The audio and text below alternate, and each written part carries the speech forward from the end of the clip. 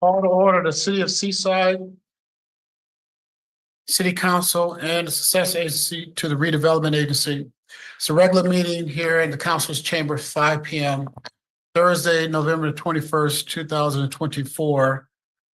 Roll call, please. Council Agency Member Miller. Here. Council Agency Member Burks. Here. Council Agency Member Garcia Rosola. Here. Mayor Pro Tem Vice Chair Pacheco. Mayor Chair Oglesby. Here. Mayor, we have a quorum. Thank you so much. Okay, next we will have item number 2, which is the invocation, and I would ask Council Member Burks to lead us in pledge of allegiance. We will have a moment of silence.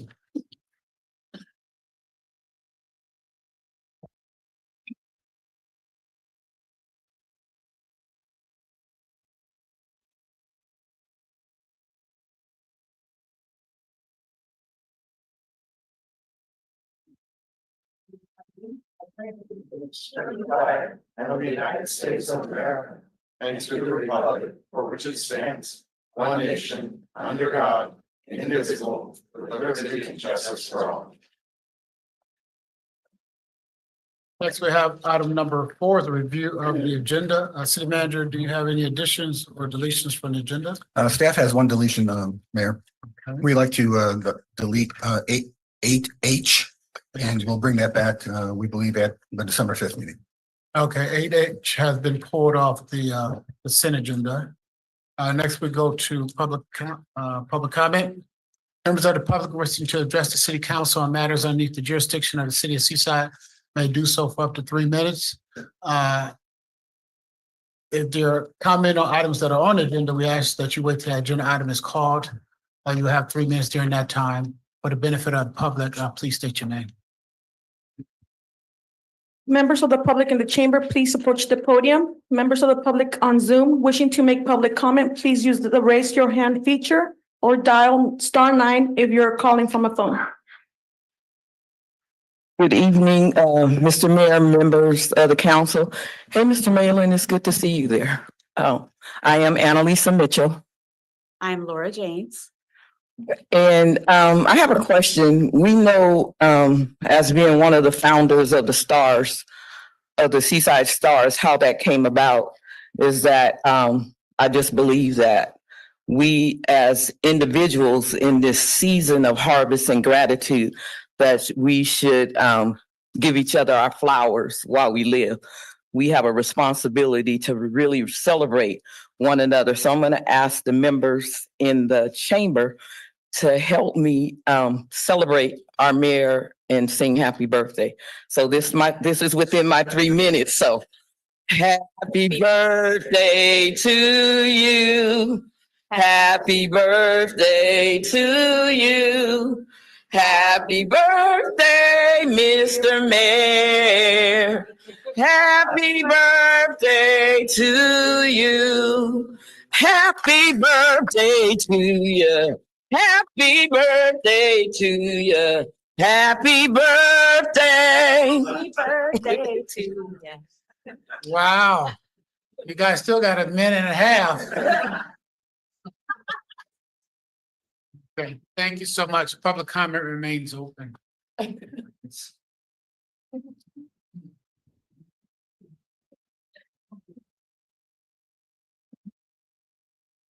And Elisa, you know he's going to get you for that later. Good evening, Mayor Oglesby, members of the city staff and city council. My name is Jonathan Amati. I am a resident of Seaside. but tonight I am here before you as a member of the board of the Housing Resource Center of Monterey County.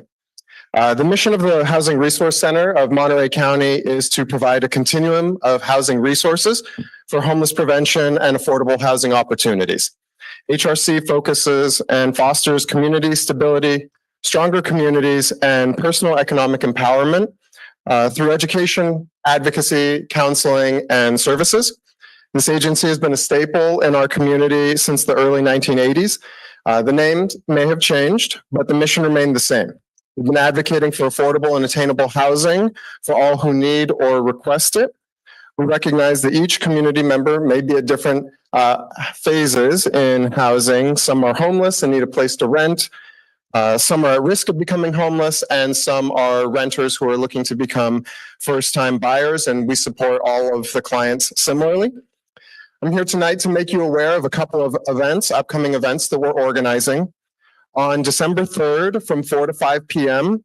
is a home share mingler at the Marina Library. That is December 3rd from 4 to 5. The intention of the event is to connect folks who have a room to rent with those who are looking for a room to rent. So if you know of folks who might be interested, please help to make them aware. We are also going to be organizing the 6th annual Hops for Housing event, December 13th from 5 to 9 p.m. at the Other Brother Beer Company on Broadway. That's December 13th from 5 to 9 at Other Brother. This is a fundraising event for HRC. It supports the Landlord Gold Standard program that financially supports landlord engagement through unit repair, rental arrears, and first-time landlord incentive funds. There's going to be housing trivia with prizes, a silent auction, and of course the delicious craft beer and food at Other Brother. $1 of every pint sold is going to go to HRC, as well as the funds from the silent auction. I hope to see you at some of those events. For more information, you can go to hrcmontereycounty.org. Thank you. Have a great night and happy birthday.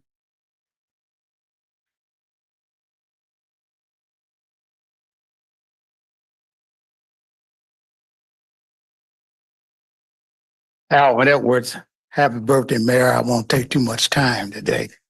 I just want to thank all the citizens for voting. You know, they close to finishing the count.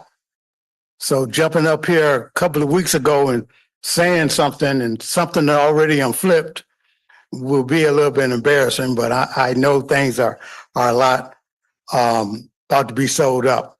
So you three gentlemen, congratulations. Congratulations. We expect big things from you to continue on. Mayor, I know you got 2 more years here.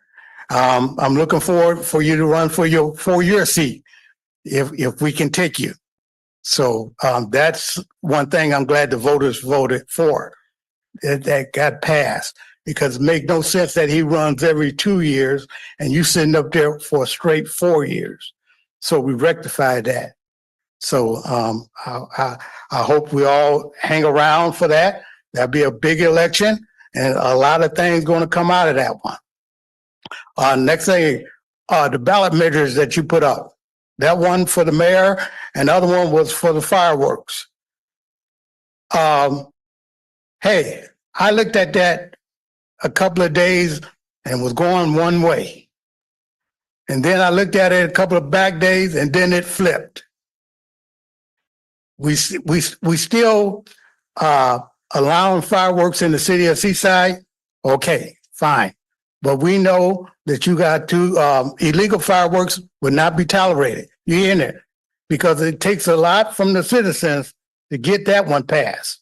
And that is, you got to come out and you got to tell the PD, hey, this person is violating the law.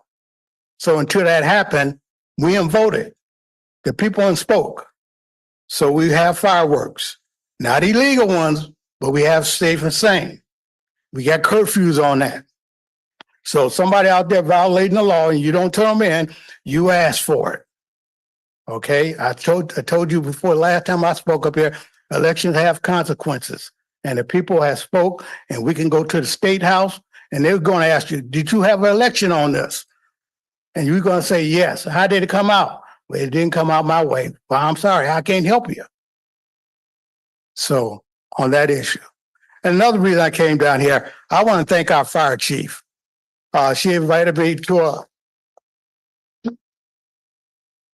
our fire chief, she invited me to a breakfast and she took care of herself out of her pocket. And she told the department and the retirees that she's about to retire at the end of the year. I have to say, city manager, you made a great pick on that one. And it took a council to follow the city manager to help him out, that she did everything that she wanted to do up there. Hey, I see new vehicle, I see staffing up, I see morale up. One thing I like about her, regardless, she'll take care of the retirees. She say, hey, come on down and help us out in an open house and help cook hot dogs and stuff. Well, she caught me on that one. I laid in my bed. I thought she was telling me to come to work. I said, no, no, no, no. But she had been a great help. She had, Yes, sir. oh, my two, Yeah. my, It's probably been a whole it's your minute. birthday. Give me a A minute. whole minute. No, but Yeah. just closing right fast. Thank you, Chief, Fire Chief, for everything you said and did up there at the fire department, and from the retirees too. Thank you.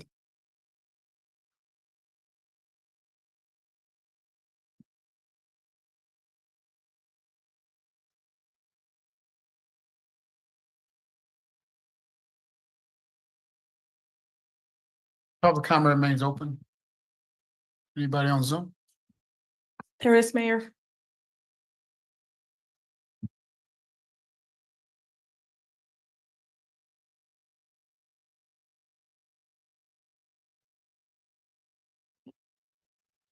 Peter Kaiser, you now have the Yes. floor to make your public comment. Can you hear me? Yes. Thank you. Happy birthday, Mr. Mayor and City Council. This is Peter Kaiser. And it is important that we do open meetings with prayer. So if I may, let us pray. Lord, we glorify you. Thank you for sending your son Jesus to die for our sins and to be with us in heaven as we surrender to him. We will hope to have an attitude of gratitude during this season. Thank you for your provision and your providence, your mercy, your love, and your kindness, even though we don't deserve it.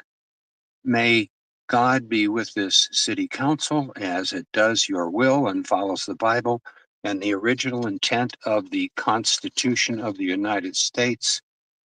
And also, thank you, Lord, for protecting the preborn children, and that there will be no more this year or any other year dying in the Planned Parenthood clinic in Seaside or any other abortion clinic, and protect any children from dangers of these hormones with transgender surgery, that would not be happening again.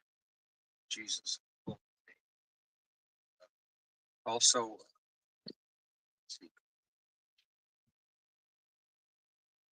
yeah, there will be a presentation by the Water Management District Director. So we would like to comment on that as we're allowed in that, because there's no public comment on that.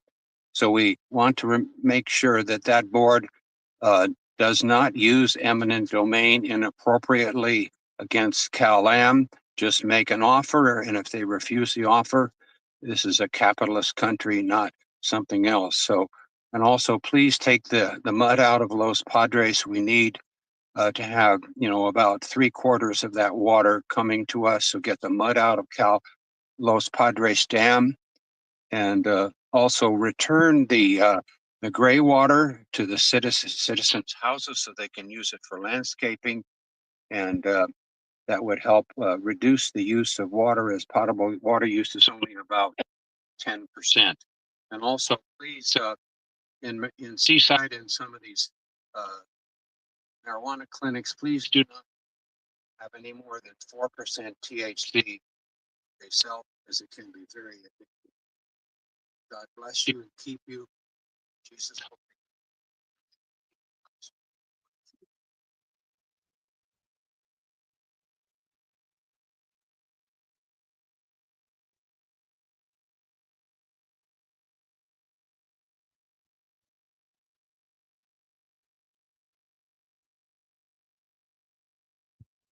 That's all. All right. Yeah. So public comment remains open.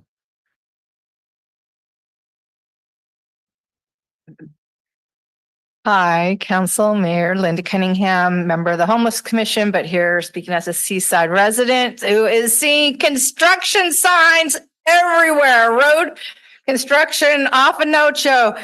There, I mean, it's gonna happen. I just know it. Grandview between Circle and Ord Grove is gonna get repaired. It's just so close. We can taste it.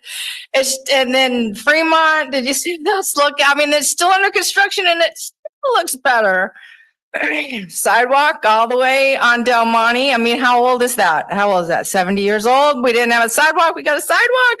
I've seen people using it. It's fabulous. I'm so grateful. The lights on the building, always so pretty this time of year. The trees, which is looking really good. Whoever's taking care of it, it looks super healthy. Those lights are going to come on it. It's spectacular. We got the, thanks to Mayor Pro Tem Pacheco, we've got our other beautiful cypress tree that I didn't even really realize we had a cypress tree there over by Broadway.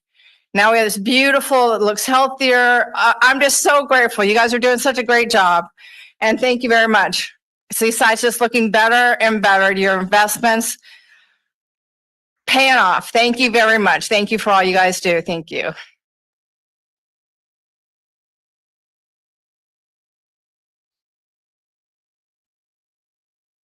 Good evening, Mr. Mayor, council people.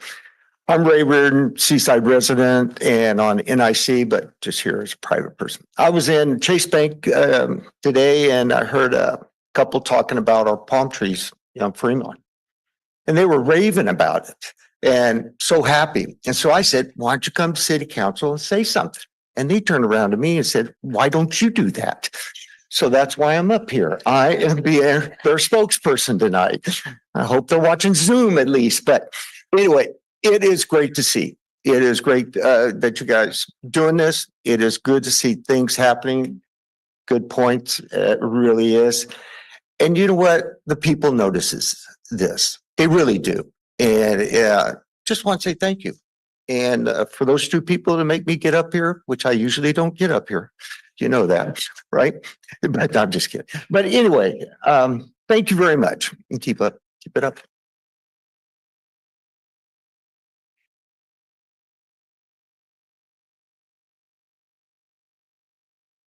Is it Diane really Neal, my turn? you now have the floor to make public comments.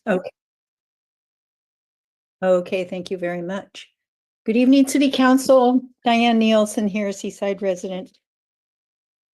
I just wanted to say that I was part of the group that was trying to get people to vote yes on Measure CC to ban safe and sane fireworks, which aren't necessarily really safe.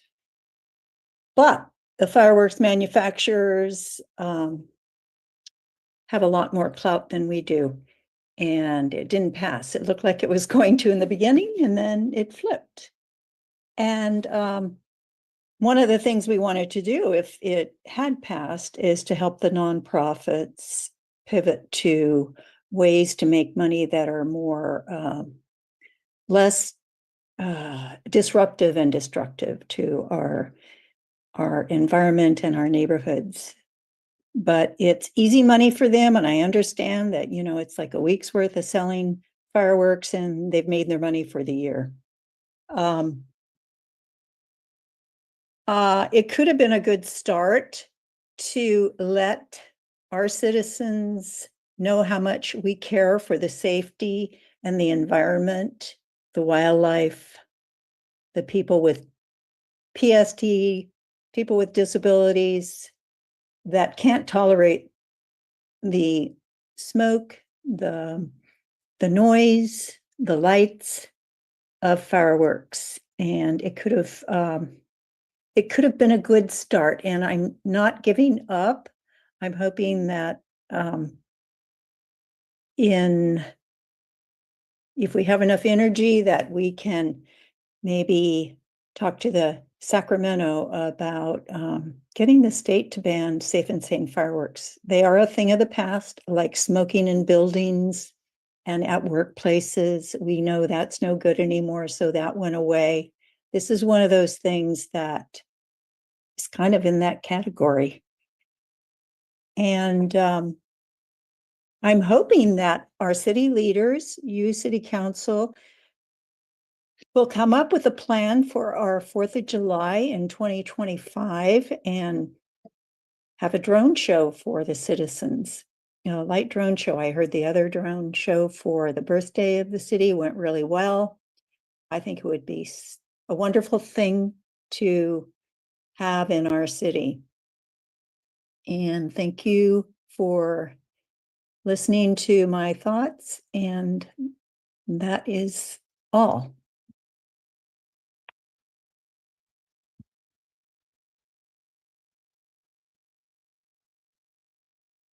Good evening, Mr. Mayor. Happy birthday.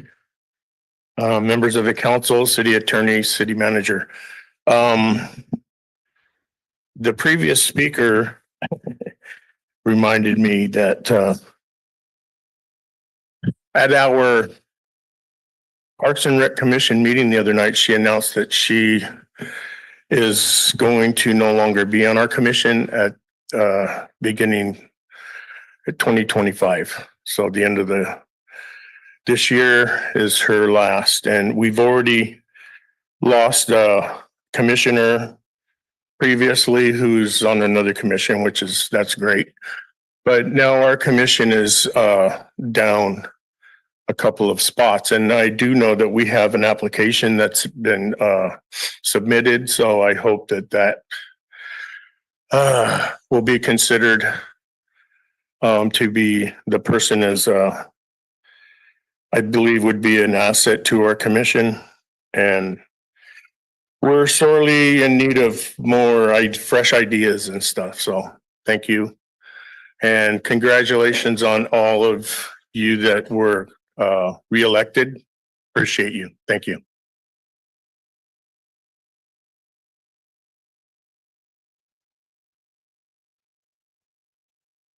Susan, you now have the floor to make your public comment.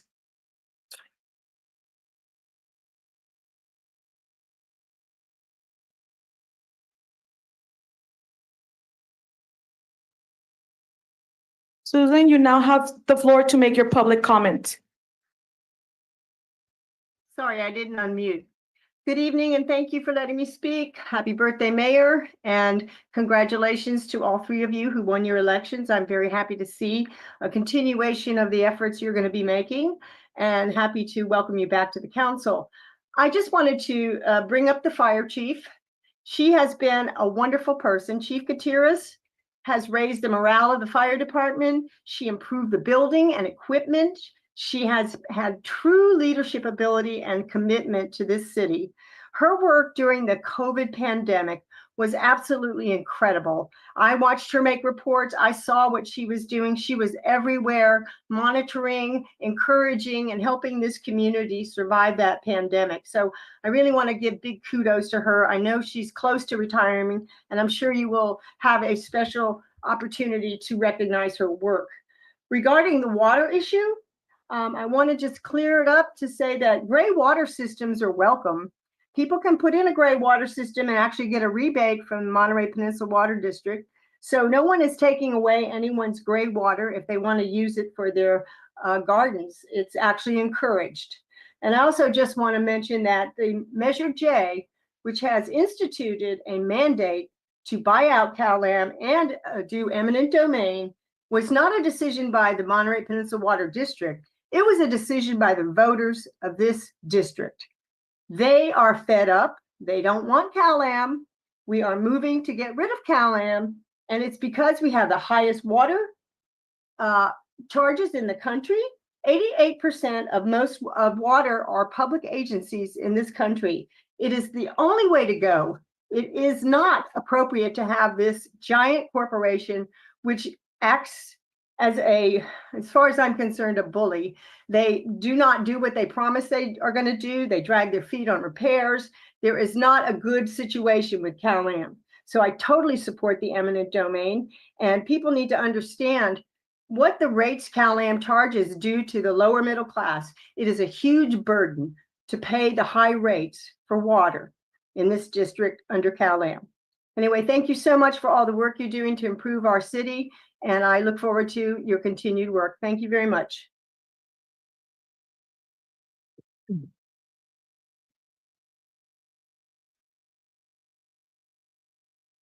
Good evening, Mayor.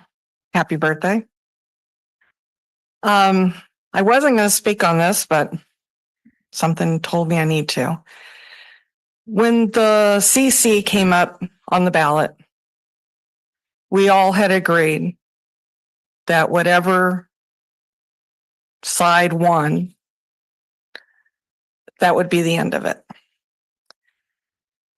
I know at the beginning, it looked like CC was going to pass, and then CC was behind, and then it was a flip flop. But now that we know that it did not pass, I think we need to move forward and stop with this back and forth on this.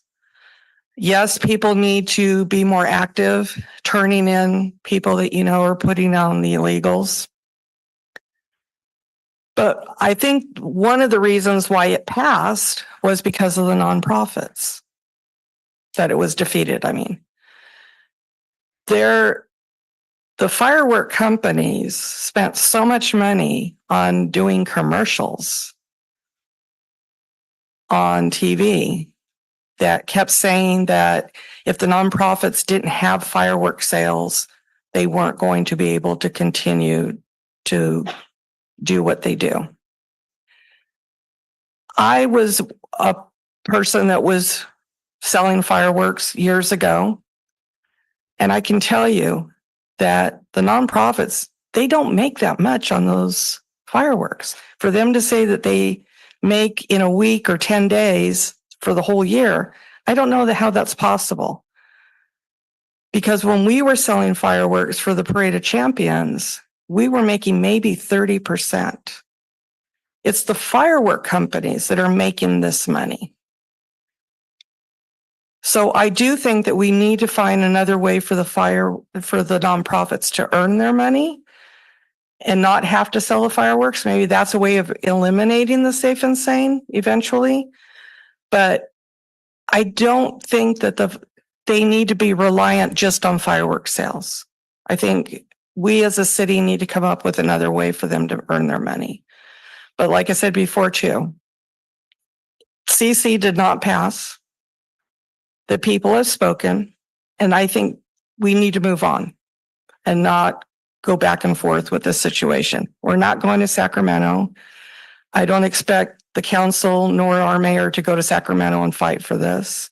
And I seriously doubt that the state is going to ban them because there is too much money out there for them. Thank you.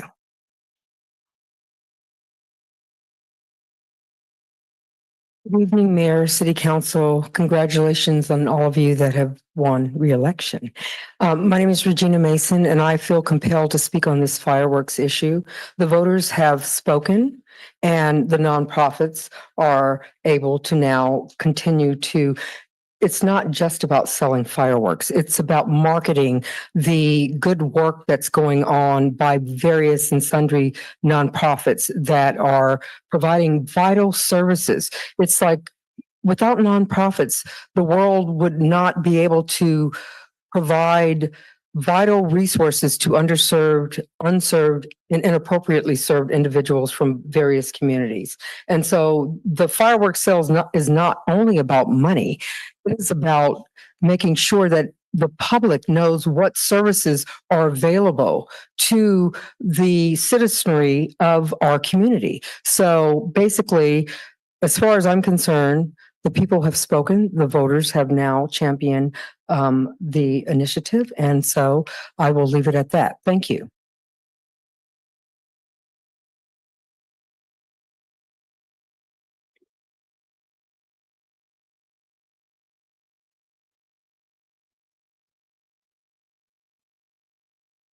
Good evening, Mayor, City Manager, City Attorney, City Council, Joe Cubbage. And I'm just here to put the word out. Haven't even opened it yet, but I formed the Seaside Library Foundation as a tool to help raise funds and provide support for the project on Broadway. So, catch my breath. I set it up because I saw a need, and I hear elected representatives in our community, in our county, talking about putting a lot of effort into this. So I just want to do what I can, put my energy into doing what I could. So I formed it, but I don't have the time to necessarily run it. And I'm looking for experienced professionals, retirees, those who might have experience in fundraising and marketing and promotions, things like this. We'll need to build a really strong board. So if anybody out there that might be viewing this now is interested in helping to build the Seaside Library Foundation from the ground up, they can reach me at info@seasidelibraryfoundation.org. Thank you very much for your help and your time.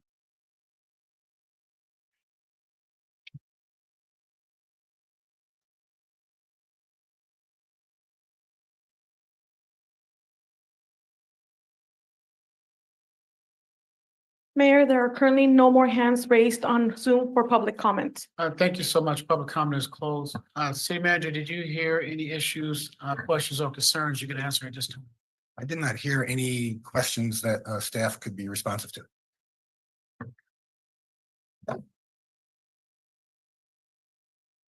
I got 2 points of just somebody said some stuff there. I do want to thank you for the birthday wishes. Appreciate that. And then also came to my mind, someone told me a little earlier, it'll be Mr. Dan Mullis's birthday on November 26th, Thanksgiving. So give him a round, give him a round.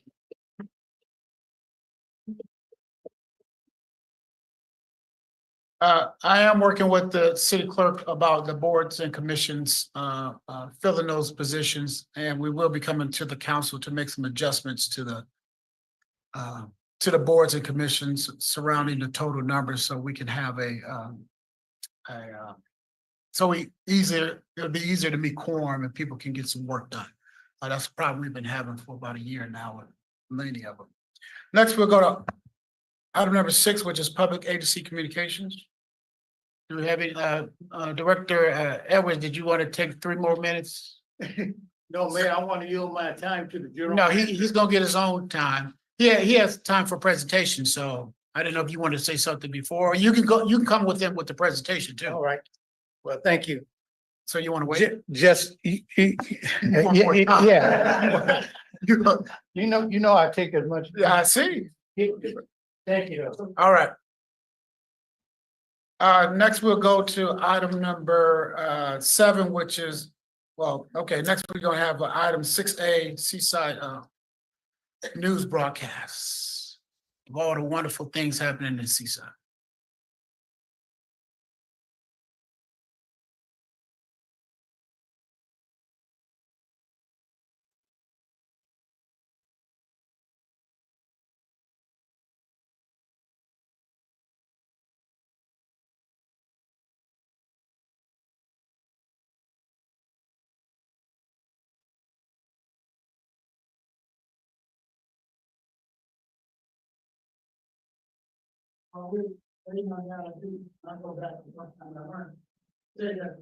Say 35 or at PW.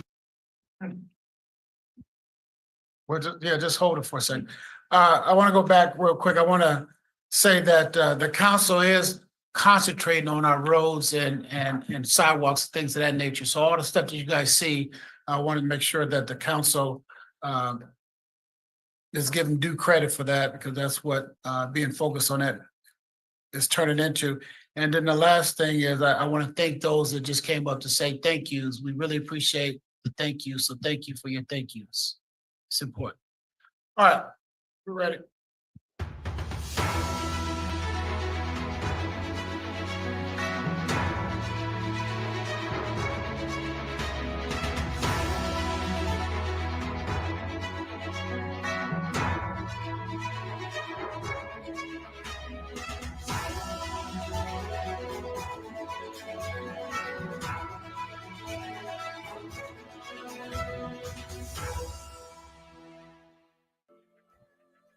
Let's dip into this week's edition of Seaside City News, covering more of the events happening this fall. Si los asistentes que se unen a nosotros hoy desean escuchar la presentación de hoy en español, inicien sesión en Zoom e ingresen el ID de la reunión. Busquen el icono de interpretación en los controles de la reunión. Para usar la función de interpretación de idiomas, deben descargar la aplicación Zoom en su computadora de escritorio, teléfono inteligente o tableta. Luego verán los canales de idiomas. Seleccionen Español. Para asistencia técnica o de interpretación de idiomas, visiten el mostrador del secretario municipal en el ayuntamiento o envíen un correo electrónico a cityclerk@ci.seaside.ca.us. Gracias. Have you ever wanted to run a daycare from your home? The Central California Small Business Development Center, in a collaboration with Nurture, has created a 12-week child care business program. Along with free online training, the course offers business advising services and a $1,000 startup grant upon completion. To learn more about this exciting program, visit bit.ly/smallbizchildcare. The City of Seaside Homeless Commission is seeking proposals from nonprofit agencies and charitable organizations operating food insecurity programs. The acquired funds will support efforts to feed homeless individuals and families in the City of Seaside. Applications must be received by January 15th at 5 p.m. For more information, visit the bid postings page of the city's website or call 831-899-6800. As part of the 2023 pavement rehabilitation project, Coastal Paving and Excavating will be paving Waring Street between Hilby and Broadway until Wednesday, November 27th. Traffic control measures will be in place, along with partial road closures and detours. Thank you for your patience as we work to improve our streets. Marina Landscape Incorporated has begun the construction of the Fremont Medians renovation project for the City of Seaside. The project construction will include gravel, mulch, planting, and irrigation improvements to the existing medians on Fremont Boulevard from Kimball Avenue to the Monterey Road Highway 1 intersection. Traffic and pedestrian control may be in place for public safety. For project updates, visit the construction updates page of the city's website. In advance of this year's rainy season, the City of Seaside has set up 2 sandbag filling stations for residents. The first filling station is located at the Seaside Fire Station at 1635 Broadway Avenue, behind the station at the Broadway entrance. The second station is in the empty lot on Canyon Del Rey between Chili's Restaurant and Laguna Grande Park. Residents may take up to 10 sandbags per household. Due to possible weather conditions and staff dispatching, city staff may not be available to assist in filling sandbags. For more information, contact the Public Works Department at 831-899-6835 or at pwinfo@ci.seaside.ca.us. The Friends of Seaside Parks Association is having several work days all over the city this November. On Saturday, the 23rd, FOSPA will be at Mescal Neal Park, and on the 30th, Beta Park. As these wonderful volunteers will tell you, this is a fantastic opportunity to feel good while doing good, so don't miss out. For more information, including future dates and locations, visit friendsofseasideparks.org. Attention pet owners. On Saturday, November 23rd, the City of Seaside sponsors a mobile spay and neuter clinic providing low-cost services for underserved communities.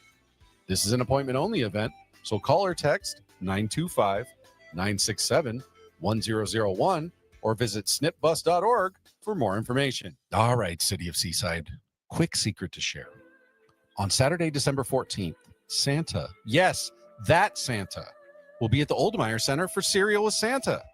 From 9 a.m. to 11, you can share your breakfast and your holiday wish list with the big man in red. The Grinch has been left off this year's guest list, but everyone else has been invited. So make sure you register at bit.ly/Seaside Rec Track or call 831-899-6800. The City of Seaside will be hosting its annual Winter Wonderland and tree lighting ceremony on Friday, December 6th at 6 o'clock. This free event will take place on the City Hall lawn and will feature snow, a petting zoo, horse carriage rides, arts and crafts, bounce houses, live entertainment, and a very special visit from Santa Claus. For more information, please call 831-899-6800. The Seaside Fire Department is excited to announce this year's toy drive. Please donate new unwrapped toys to support children in our community this holiday season. Donations are accepted through Wednesday, December 18th at the Seaside Fire Department on Broadway Avenue. Let's all help make this the happiest of holidays for those in need. On Saturday, December 21st, the City of Seaside presents the 49th Annual Community Holiday Luncheon at Oldemeyer Center. Doors open at 10:30 a.m. with lunch being served at noon. This is a free event, but a ticket is required with a maximum of 2 per person. Tickets must be picked up at the Oldemeyer Center prior to the event starting December 6th.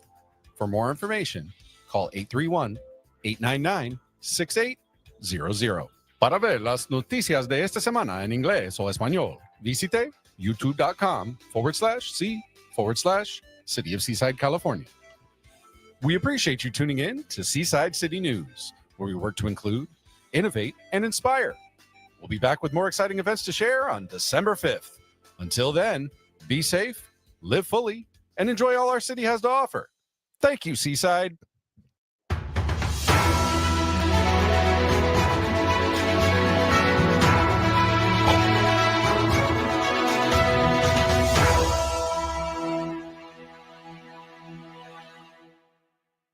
Thank you. Next, we'll go to item number 7A, which is 2024-25 water allocation process, Monterey Peninsula Water Management District.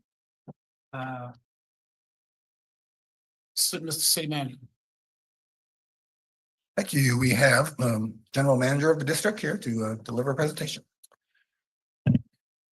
Thank you very much for having me. I can tell you that in September, your city manager, your city attorney, and your economic development and too long a title to fully remember manager attended a 2-hour session on the details of all of this.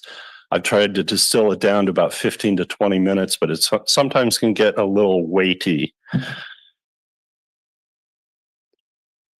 Does this work? Oh, this one. So traditionally, the district has allocated supply of water to the jurisdictions. In the early 80s, we had taken our view of all of the water supply available and allocated it to the cities. And then shortly thereafter discovered that what you think might be an unlimited supply from the river is actually limited, and an unlimited supply from the Seaside Basin is actually limited. And there was a bit of folly in that approach. So then we began to allocate new supply as it became available. And that began pretty much with the Peralta well, a new well that was drilled and made available in 1993. Our district researched the well, located the well, and then made it available to Cal-Am. But that was the discovery of the deeper aquifer under the city of Seaside in the Seaside Basin. The reason we allocate water is primarily due to the scarcity of water here. We had Order 9510 followed by the cease and desist order in 2009, but it also facilitates the tracking of water, which makes us smarter in knowing where the water is going, how it's being used, and kind of gives us an early warning system as to when we might need new water in the future. So this allocation process is basically to give the cities and the unincorporated county the opportunity to have new water in their bank account. It's not, we don't give the water to you to become water barons. We credit your account, and then you issue building permits against that, and we track that water. And as you approach zero, we would hope that you would come back to us and say, we're going to need another deposit in our account. And then we track all the deposits from all the jurisdictions, and that's the early warning system to say 10 years out, we need another water supply that we have to add. And this interacts intimately with your process of issuing building permits and our process of issuing water permits. So a developer comes to you and says, hey, I've got this idea for a project. Do you have water to support it? And you say, yeah, we think we do. How much do you need? Okay, I'm going to give you a water release form. The developer takes that to our department, our water demand division, gets a water permit, confirms that the plans check with the amount of water that's required. That's sufficient to come back to you and get their building permit. They build the project. We look to see if what was proposed is built, make adjustments either up or down based on ultimately the type of project. And you're off to the races. And this is important in job creation, but primarily all on our minds right now is housing.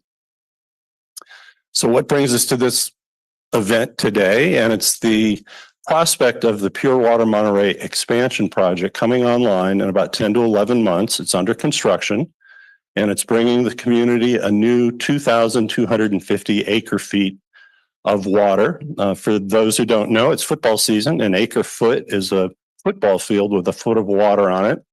Can serve about 6 homes on average here on the Monterey Peninsula, more in a multifamily setting, less in a Carmel Valley, hotter climate with a lot of landscaping setting, but generally speaking. So what we did, I mentioned a 2-hour test of endurance where some of your staff attended. That was September 12th. We're now in the process of informing the policymakers of what we are proposing. You're the 3rd city council this week and one airport board meeting. So I appreciate the opportunity to kind of let you know what we've come down to. This will be enacted via ordinance. We intend to have a first read of an ordinance in December, our December 16th meeting. I have a December birthday. You can come sing happy birthday to me at that meeting. And then a second reading in January and implementation in February. But the expansion doesn't come online until the end of 2025. So this is not really a panacea yet, in that it's only paper water until that project comes online and it becomes wet water. And it doesn't mean the cease and desist order is immediately lifted. In order to do new large scale projects, we need to set meters.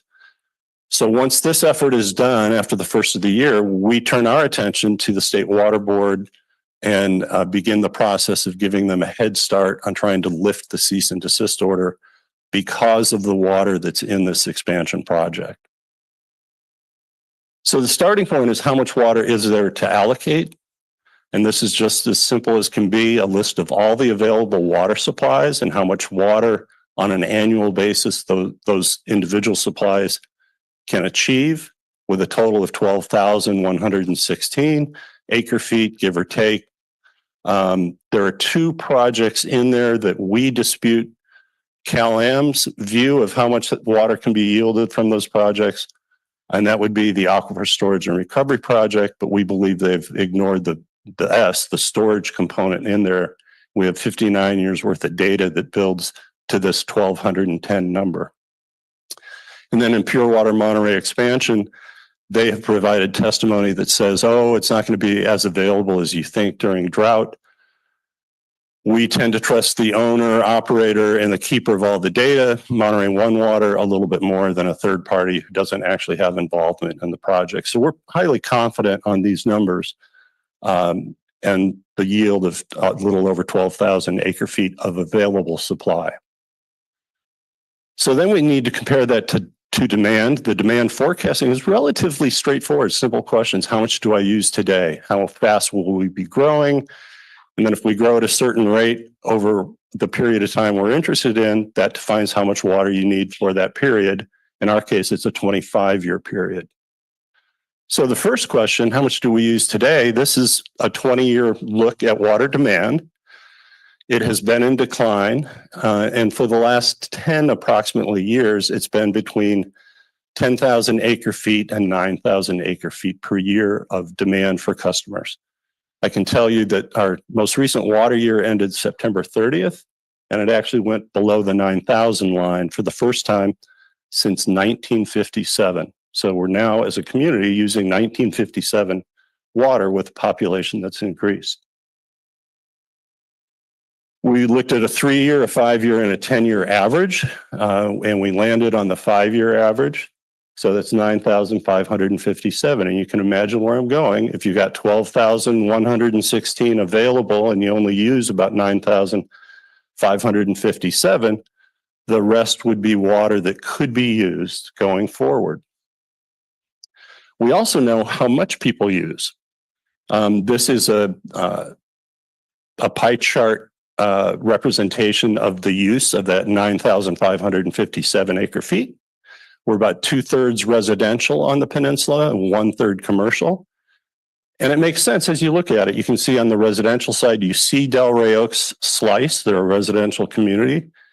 And on the non-residential, you can barely make out their orange color.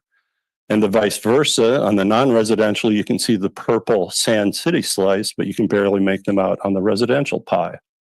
Seaside is important in both areas and significant in use.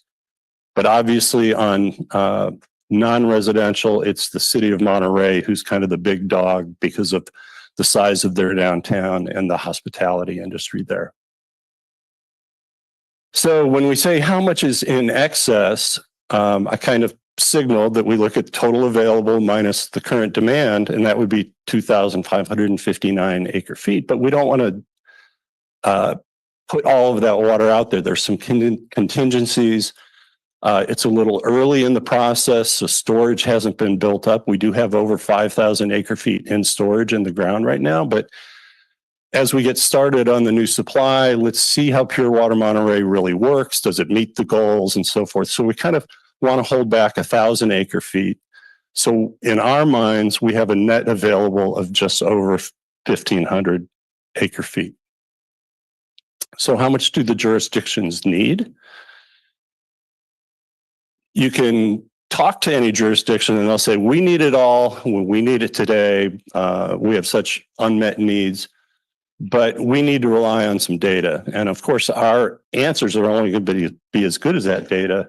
But we have turned to outside agencies to kind of answer the second question, which is how fast will we be growing? And not every city grows the same pace as the other cities. So we do have data, the tools to answer these questions. It's a little difficult to read, but basically, we've established today's water demand, as I showed you. Future demand, we can look at residential usage today and say it will grow at the pace population grows. People use water, that's the residential use of water. The non-residential piece, we can say will grow at the pace that job creation grows. And AMBAG forecasts both of these things every 4 years. They use a highly econometric model that's been multivariate tested and so forth. So we've been relying on their models as a tool for approximately 6 years now. And then for the airport, the service branches, meaning the Presidio, Naval Postgraduate School, and Coast Guard, we did surveys of their future needs, so a little bit different, no growth rate for them. So here you see all of the jurisdictions, the current demand in the first column of numbers, and you can see it adds up to that 9,557. And then you can see AMBAG's growth rates, and they are different for different jurisdictions. It's residential growth rate, non-residential growth rate, and that's averaged over a 25-year period. And then we have a column that says residential acre feet served by others. And you can see Seaside in the red line. You have a myriad of projects that are going on, and Campus Town is a very good example in your housing element that will be served by Marina Coast Water District. So from our standpoint, allocating this new California American water supply source, we need to reduce it by water served by others. And as you can imagine, Delray Oaks has that. In the unincorporated county, it's usually a different arrangement. Like September Ranch is a new development. They have their own source of supply. Carmel, Rancho Cañada Villages, same case. So we reduce those by residential served by others, which is very significant in the city of Seaside. And you get to the final column, based on population growth, 801 new acre feet. And then you would add that to the non-residential, and there's how much we see that you need for 25 years. And not just you, but the entire peninsula. Well, we said, let's just double check on the housing numbers, the regional housing needs allocation arena. even though we fervently believe that only people use water, an empty lot that can be built on doesn't use water, an empty house doesn't use water, but the people in it do. And AMBAG has assured us in their writing that all three of their major products, the regional growth forecast, a 25-year forecast, the Metropolitan Transportation Plan, a 25-year forecast of the ability to absorb the new population through transportation and otherwise, and the 8-year RENA cycle are all very consistent. And we dug into it and they're not. So what we learned is there's some inconsistencies and it's not the same for every jurisdiction. They showed Carmel growing at 35 new people over a 25-year period, but they set their RENA number as 349 new housing units. Well, we as resource planners said, if they actually built those, you're going to get 500 to 600 new people. If they don't build them and you get the population forecast, it's a completely different water forecast. And then look at Delray Oaks, 988 new people, but only 184 new housing units assigned. We found this inconsistency to be a problem. We don't have a good way to address it. And we have a stronger view that people will use water and the population forecast is better and not all the housing will get built in a timely fashion. But we needed to adjust for it just to be sure.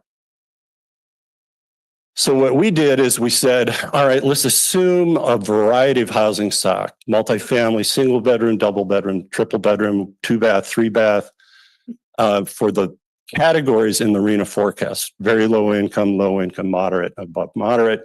And we said, if you had this housing mix and the houses got built and actually got used, how much water would those houses use? And that came out to a total of about 798 acre feet, which would then need to be added on to the non-residential water use for that 25-year period. So you can see the differences in what came out here. What we did is we took the two residential water use forecasts, one based on population, one based on houses, and we did that magical scientific method, add them together and divide by 2. So we're taking an average and it changed the equation a little bit. And so what you see now is instead of 801 acre feet, you would need just over 1,000 acre feet. And so that's what we're using as a planning number, is the higher number now. So then the question is, how much will we need in the future? And I think I've kind of pre-signaled it. It's the sum of the two, the residential forecast plus the non-residential forecast. And so for each of our cities, plus the airport, plus the defense service branches, it's that 1,039 acre feet total. Our proposal is to allocate each city 33%, but that number came out so low for Delray Oaks because they're so small. We proposed 50% for them. And then the survey respondents, the airport and then the service branches, 50%. That yields the proposed allocation. So the first step would be about 371 acre feet. Now, keep in mind at the beginning, we said our surplus is really 2,559 acre feet. So this is just a small piece of what we think the surplus available is. So this is, the starter kit. The goal is to give every jurisdiction some water to work with so they can get started. And the faster building, faster growing cities will come back and say, we need the next allocation. And we perceive that we can probably do 3 or 4 allocations through this process before making a determination that we need yet another supply. The existing allocations, some cities are blessed with still having water in their bank account, some are not. We are proposing that you get to keep that water that you've already been told you have. And so it would be the sum of the two. The existing allocation will change. It'll be the February number, not the July number that you see on this chart, because there's been some releases of water since then. And that'll be it. The proposed total allocation for Seaside will be just under 52 acre feet. I I think that's good to get started with because most of your growth is coming in the Marina Coastwater District area. But we have plenty that's being held back in the district reserve. We will not play first come, first serve. It'll be when a particular city says we need more water, we'll bring all the cities back together and we'll say, well, what's your situation? What's your situation? And so forth, and do another allocation. And those slower growers will not get a proportionately higher amount because they're not building things. So it's really then our goal was to get this water in your hands. It's not really usable very much until it's wet water a year from now, let's say. But we need now to focus our attention on the lifting of the CDO, the cease and desist order, and the setting of new meters. That's where all of our attention is going to be starting January. And with that, I'll take any questions you might have. Thank you so much. Are there any questions? And then we'll see if the city manager has anything to add. Go ahead, Mayor Protem. Just one. Thank you for the wonderful report. And can you explain to me why Monterey is so far ahead of the pipe? I'm not good at these numbers, but. Yeah, so much higher. Huge difference compared to Seaside and even PG's. Yeah, there's two drivers. Yeah. One of the drivers is the large amount of housing that you have that's going to be served by Marina Coast. So we take that out because this is a Cal-Am water supply allocation. Yeah. And the second is when you look at this disconnect between the population forecast and the RENA number, their RENA number is 3,654 new units. And when they revised their draft housing element, they moved all of it back into the city boundaries that are served by us, by Cal-Am and the district. And the buffer housing is out in the old Fort Ord. So we don't count the buffer housing. So they have this bigger need. And so when you do that, add the two together and divide by 2, it's a much higher number than it would be in your case because all of their housing is treated as being in the service area. So it just turned out they need 141 acre feet to meet those needs. They sent us a very nice letter saying, we'll take the 141 acre feet to get started. Thank you very much. So, but that's what drives it. It's just simply the numbers. And that would include the business district. Yes. And our downtown is because they've been pulled back because of water. Yeah. And Mr. Myrick had indicated to us that, you know, the densities that you've approved in the downtown are perhaps higher than AMBAG really gave credit for. And that's where we kind of say, well, this is the first allocation. And if you do grow quicker, faster, there's more water to be given. So I don't view that as a real barrier to success in the downtown. I know you and frankly, Monterey too have both upzoned. So things can change. The good news for us, if there is any good news in this, is AMBAG redoes everything every 4 years. We're also pointing out to them the disconnect in this housing versus population number. But we then update our view every 4 years based on the rerun models. So we're also, you know, we're kind of doing a spot check all the way through. Thank you. Sure.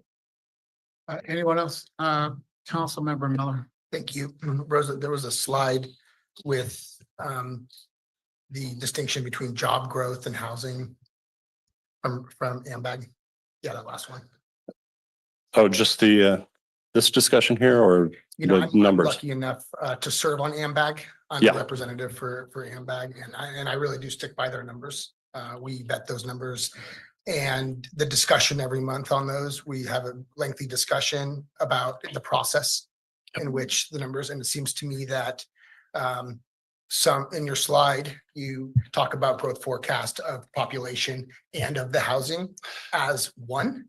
And they're really two different things. That's right. They're really two different things. And what AMBAG is saying is that not necessarily that if you need 1,000 more people, you need this many houses, but they're looking at the totality of the circumstance and how many homes the community needs in total.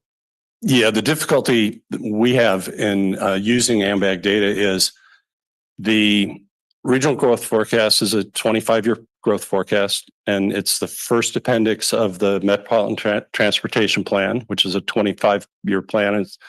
They always have a great name, like in this case, Looking Forward 2045. But in that Metropolitan Transportation Plan, AMBAG did say this plan includes the 6th cycle RENA in it, which would lead the reader to believe that, okay, whatever's in this 25-year plan includes the RENA numbers. But it was when the 6th cycle RENA was approved, that's where the numbers departed from what population would predict. And yes, they're used for different purposes, but those 3 major pieces of work were all self-referencing.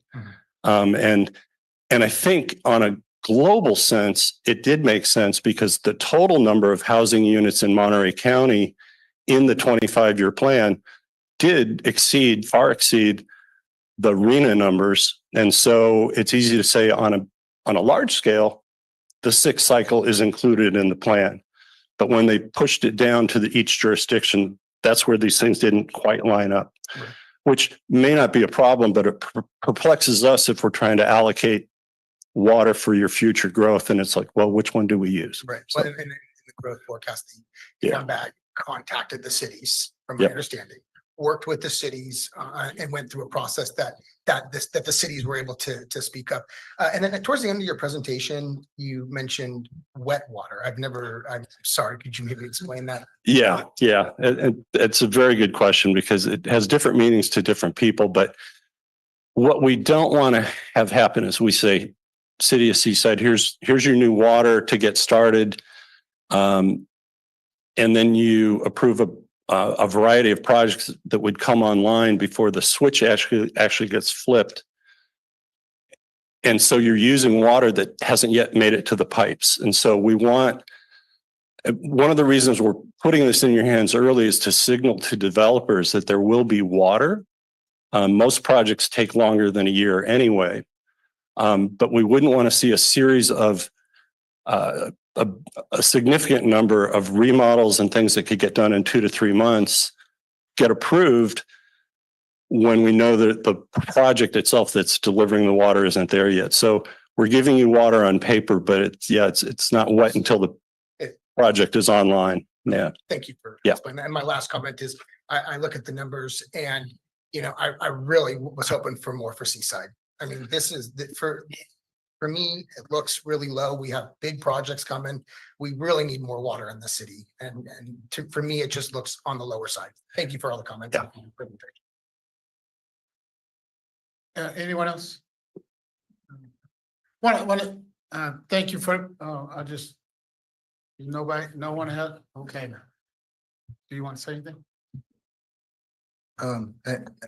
As Mr. Stoll referenced, staff saw the 2-hour version of this, and we have some questions about Council Member Miller's concerns about. We think that ultimately Seaside will need more water, and we look forward to having that conversation with the district. And that's where I come in at, and we have these discussions at the district, but you said clearly that there's more water to come. Yeah. And so just looking at that number and trying to make a decision is not fair after you have said that there's more water to come as you use the water, as all cities use the water.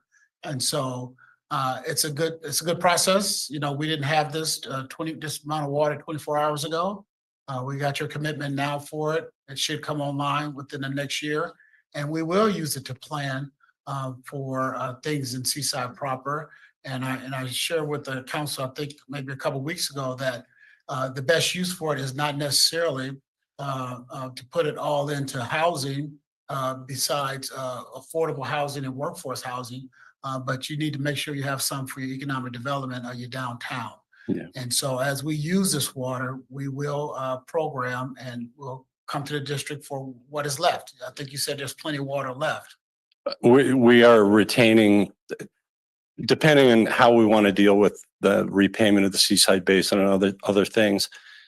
Right now, it's about 1,800 to 2,200 still retained.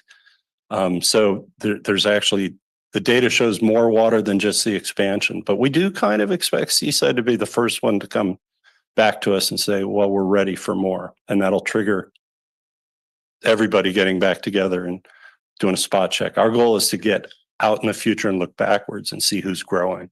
So, And the council is dedicated to using that, the water that you give us. So thank you so much. thank you. Thanks for the opportunity to present to you.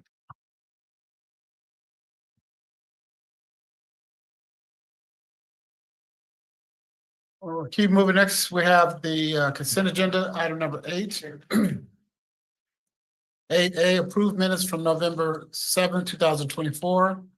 B, approve the proclamation of the recipients for the 3rd class of the Seaside Stars program. C, approve Mayor's Youth Fund contribution request of $3,000 from the Ward Terrace Elementary School Basketball Skill Development Program for costs associated with weekly basketball sessions.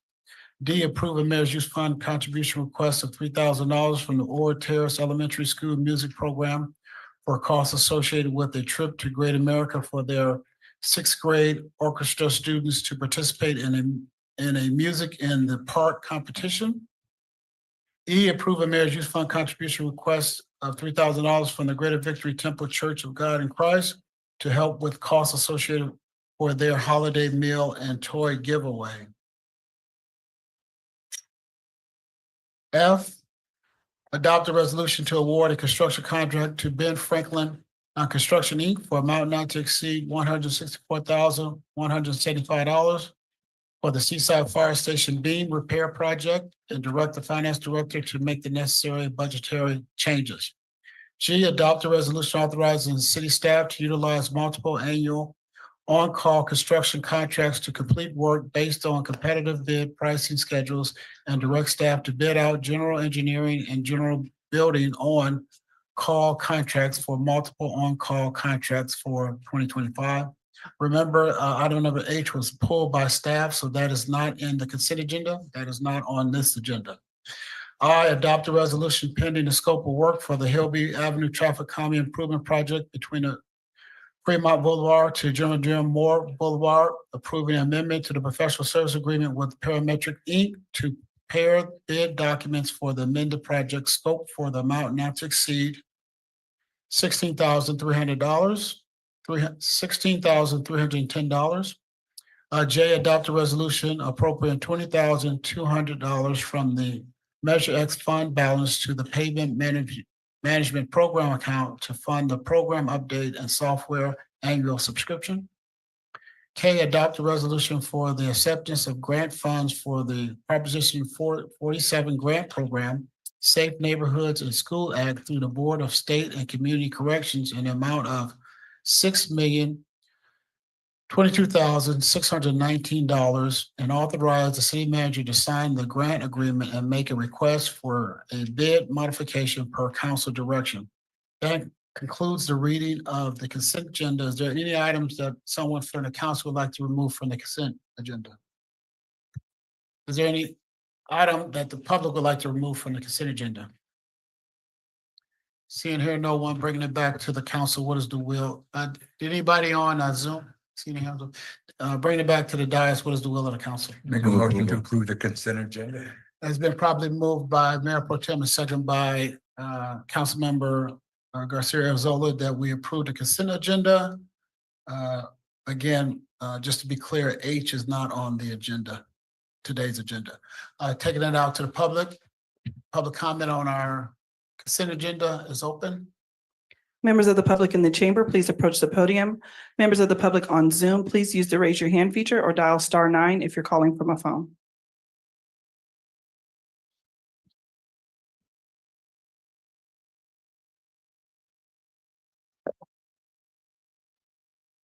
Mr. Mayor, members of the council, city attorney, city manager, Bobby Maxwell, I just want to commend the wonderful day that was on Saturday, the Seaside Stars thing.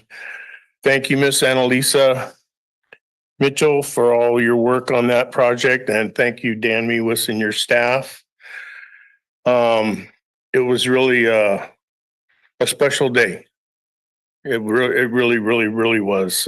Words can't really describe how I felt. So I appreciate all the hard work that went into it and appreciate all of you for attending. Thank you.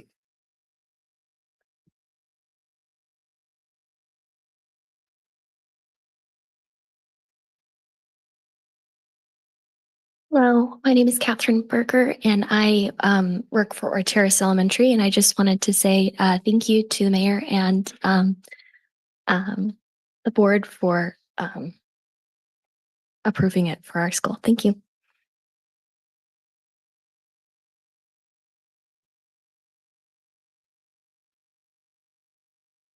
Members of the public in the chamber, please approach the podium. Members of the public on Zoom, please use the raise your hand feature or dial *9 if you're calling from a phone to make public comment on the consent agenda. Mayor, no other members of the public have come forward to make public comment.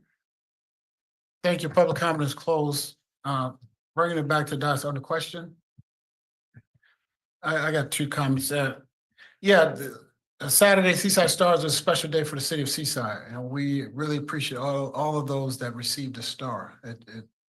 Special day for the city of Seaside, so thank you for those comments. Any other? All those in favor use the regular sign voting, which is aye. Aye. Nays have the same right. Abstentions? Hearing none, ayes have it unanimously. Item number 9, public hearing.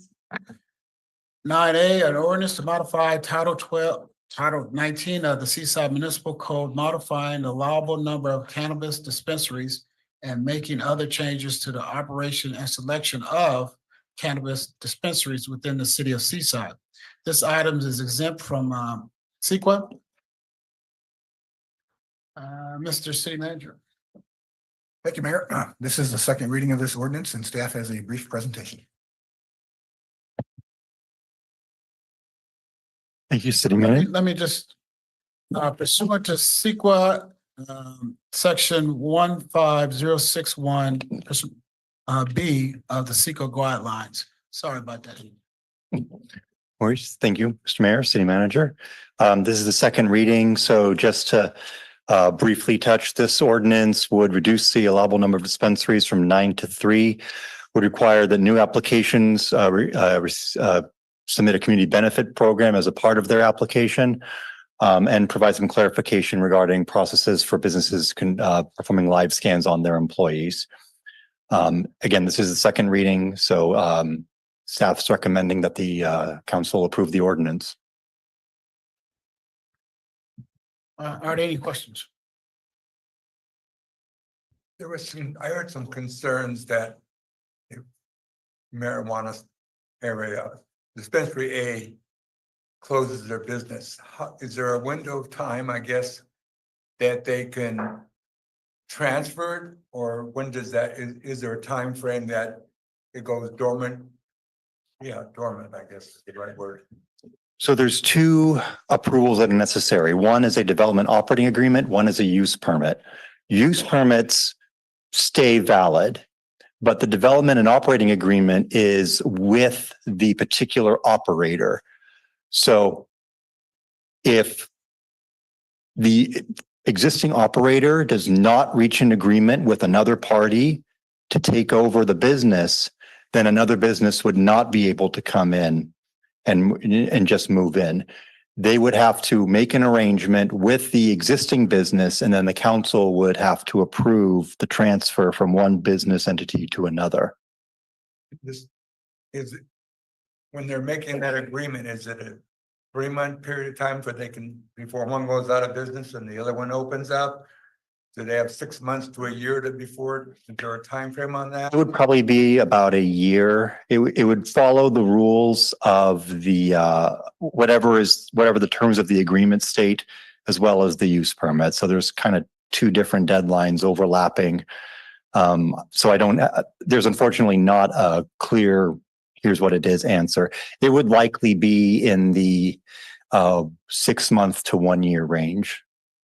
So they have it. Okay, I got Yeah, it. there would be some time. It would not be that it's the second they close, there is no opportunity to transfer the business. Yeah. That is not what would happen. Yeah, you clarified that. Thank you. Anyone else? What do you mean by the second they close? So let's suppose that a business closes on Friday at 5 p.m. and then someone on Monday, someone approaches them and says, "Hey, I'd like to buy your business." They would still be within a certain time period where they could do that. What the exact time period would be, it's an interaction between the development operating agreement and the terms therein, as well as the standard rules that apply to all use permits. So they would probably be, I would guess, around 6 months to a year, that a business could attempt to assume that development operating agreement. And if they wanted to do that, they would have to come to the council, which would have to approve the transfer. Right. We're talking about if a company went out of business, right? Correct. You know, they stop selling, just, that business model doesn't work for that owner anymore. Right? So Correct. how long do they have to possibly get someone to take over that permit? That's really what we're talking about. Right? So how long, that's what I'm looking for. That answer is, how long can they be shut down, not selling anything? It's a business, it's shuttered. How long can they hold on to that permit before? At least 6 months, possibly longer. I do not know what the development operating agreements use as a term, if they even have one. They probably don't. There are abilities within the code for the zoning administrator or planning commission to extend use permits. That's why it's hard to give you a definitive answer. Is it could theoretically be extended, but regardless, if the existing business does not enter into some sort of sale or transfer agreement with the second entity, then there is no opportunity for them to transfer or for another entity to move in. Right. But I don't, When is that time? And you just say you don't. at least 6 months Because Yeah. that's the standard for a use permit. that's what I want to get to. Yeah. We're doing all we can, but it is a standard that like it was any company, whether you're selling candies or milk, right? Exactly. Okay. Yeah. Okay. No, that's a good answer. That's the answer I was looking for. Okay. That we're doing the standard stuff. We're not getting special treatment. They're not getting negative treatment. Correct. Okay. Thank you. I think that's it for right now, unless the public has questions for you. Public comment is open.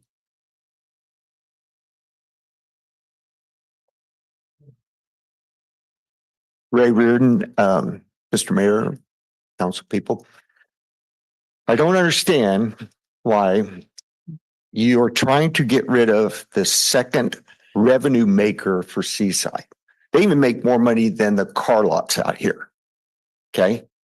Don't understand why you want to cut it off and say, we don't want your business. Because that's what you're saying. Because I guarantee you're going to say back to us, oh no, they have a chance to sell it. They got 6 months and all that. But that isn't how businesses work. I've bought a few. It doesn't work that way. So I don't understand why Seaside wants to cut it loose. There has to be a reason. Is the kids running there buying the stuff? Are the churches upset? You upset? Who's upset about this? We should be bringing the pot in because it is a money-making thing. We vote for the fireworks this day, but by George, let's get rid of that pot. Right? Let's ask the chief how many DUIs they've got off of pot smokers. Let's think this through before you do it, because it doesn't make sense to give up good revenue. I ain't kidding. I've talked to people and they said the pot people are bringing in more money to this city than the car lots. And it's going to get worse because the economy is not going to get any better. Maybe. I'm just predicting a little bit. And guess who does? Booze and pot goes up in the bad times.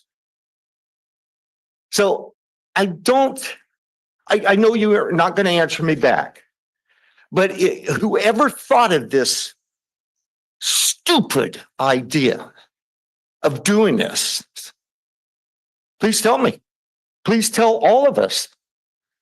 because the money is going to be flushed right down the toilet. It's going to go to Marina, where they're building all these homes. Or it's going to go over to, I don't know, Gilroy. And they're going to laugh at us.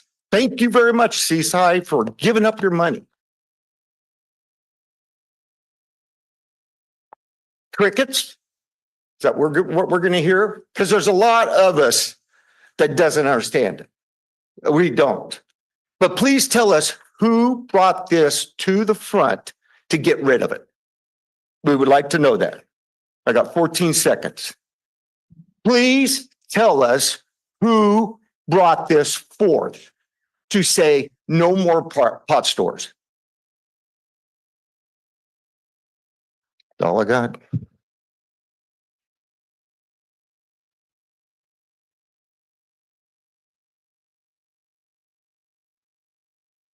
Good evening, Carla Lobo. My question is with regards to the community benefit. That was already a line item that was required when you received the permit. So I want to understand if that's being more curated to be a mandatory versus what it was before, which I thought was mandatory, but there were some permits that did not contribute to the community benefit. And when we're talking about the community benefit, I would suggest perhaps in the future, there's going to be an ordinance coming from the Parks and Recs that is considering having that revenue source come to our commission. And that's just going to be an ask to see what the council thinks with regards to that. When we're talking about permits, in the near future, if there is a business that loses their permit, is there a waiting list that we are going to create for those individuals that may want to come and do business in Seaside? So if that business does not inquire another business to take over, what is going to be the next steps for that? When we talk about how this came about, when we were transferring a permit to a new business owner, there was a lot of discussion with regards to lowering the numbers of dispensaries we have here, but grandfathering in what we have currently. So as long as, just for clarification, as long as we have our 6, I believe now, if those stay in business or they get transferred over, we will always have those 6. In the event that we fall below that, again, I'd like to ask, what is the recourse? Is there going to be a waiting list? Because once it falls underneath the 6, then we'll start implementing the new ordinance that will go into place perhaps tonight if voted on. I yield the rest of my time.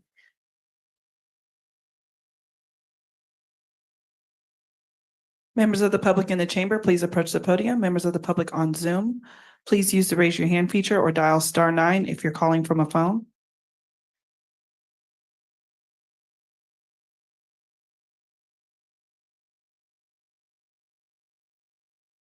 Peter Kaiser, you now have the floor to make your public comment. Hi, can you hear me? Yes, we can. Thank you. This is Peter Kaiser, and I commend the city council for having this second reading for the reduction of the number of marijuana permits allowed. I believe it's going from 9 to 3, and 6 are currently in use. I believe that the voters of California did make a mistake in legalizing recreational use of marijuana. I have sent material to this city council and also to Monterey. Alex Berlinson's article on dealing with marijuana and anger. And as we recall, he was writing this article and he asked his wife, who works at this, she's a psychologist, he works at this mental hospital prison in New York State. And he asked, well, did any of these people who are in there ever use marijuana? And she said all of them, and a bunch of them use marijuana quite heavily. And so they are actually, they had become dysfunctional. And we have to remember, if you're 30 years ago was 2% strength for marijuana. I called up one of the shops a while back and they said they're selling 30% THC strength of marijuana, multiple more than they used to. So this can be habit forming.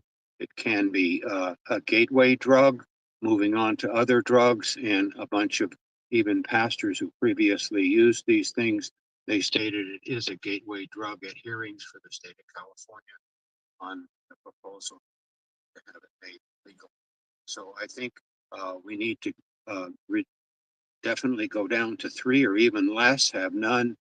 And there is no requirement for the city to have these shops. I think one county, even Mariposa, doesn't even have any marijuana sales shops because they realize the dangers of this, and we don't want to have any more people addicting to it and becoming and then some of these people indeed are driving under the influence beyond alcohol, but driving under the influence of marijuana. If you're using 30 plus strength and in the liquid form, that's 90% strength when you have a liquid form. So with the oil. So I commend you, please pass this, reduce it to 3 and even lower, but also add to it no more than 4% strength of marijuana in any shops selling it in the city of Seaside. And I think we would have fewer people addicted to it, less chance of moving on as a gateway drug, and also maybe fewer with the DUIs and other type things. Even in Colorado, they had a lot of hospital entrances for emergencies after they legalized it. So please pass this. Thank you very much. Thank you for your comments. Hi, my name is Linda Cunningham, homeless commission, but I'm here speaking as a person. You know, buying pot at a pot store is just so much safer. You don't know if you're buying, I mean, that black market of pot is bad. It was bad before, it's worse now. Fentanyl and whatever drugs the chemists are engineering in their kitchens. That's one of the nice things about these pot stores. That pot is safe. It's been tested. It sounds like we currently have 9 permits available. We have 6 shops and some have like higher levels has always, I mean, they've been open the whole time. It's not like they closed and turned over like some of the other ones. I think the Reef is by me. They've been open the whole time. These are good businesses. 9 permits, maybe too many. 3 feels like it's too small, and we can just go with Goldilocks and hit 6. Seems like a good number. It's right in the middle. 3 feels like too few. 9, I agree, is just too many. I'm going to go with Goldilocks and let's hit that center number of 6. It's good at revenue for the city. People can buy pot in a safe place. If you don't like pot, let's start talking about the liquor stores. How about that cigarette shop? You got to go stand, smell that shit when you try to go to Breakfast Club.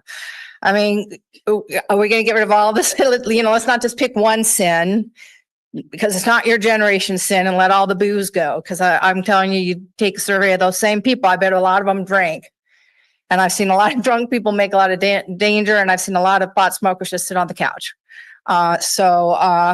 Anyhow, I'm just going to stick with Goldilocks in the center, and I am grateful that there is a safe place for the people who want to smoke pot where they can buy pot that they know is safe and not contaminated with fentanyl or other things. Thank you.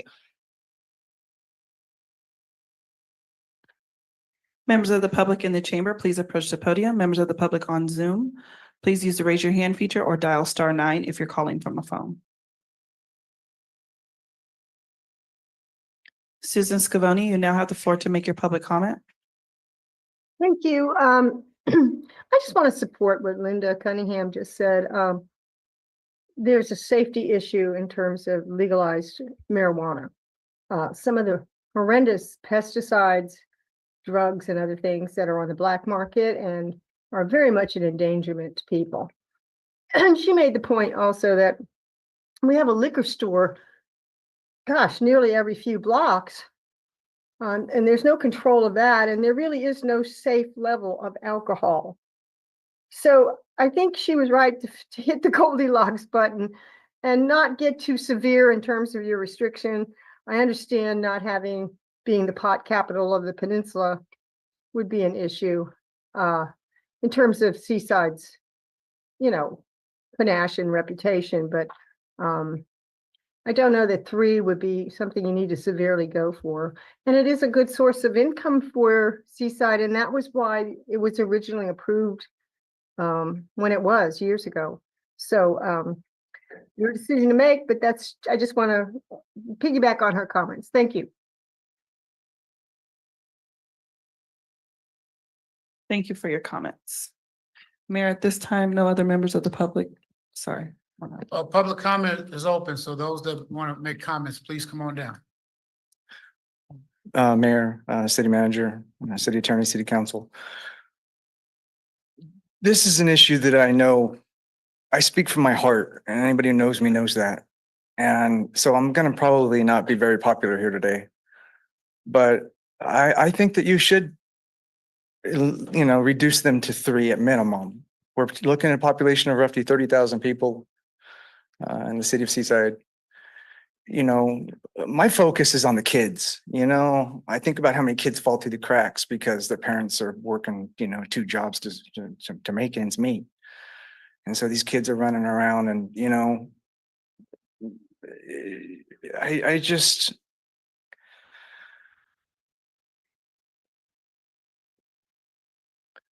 I think that we need to think about the health and the welfare and the long-term stability of this community and the children, the message that we're sending to our kids. And we also have to think about the business owners. And, you got to pay rent, you got to pay insurance, marketing and advertising, promotions of your product, sales and services. You got to, and, if you're looking at 30,000 people in the community, there you go. It gives you an idea of how many potential customers you might have if you have 3, let alone 6 or 9. I do understand just through, basic hearsay in the community that the cost of cannabis is coming down.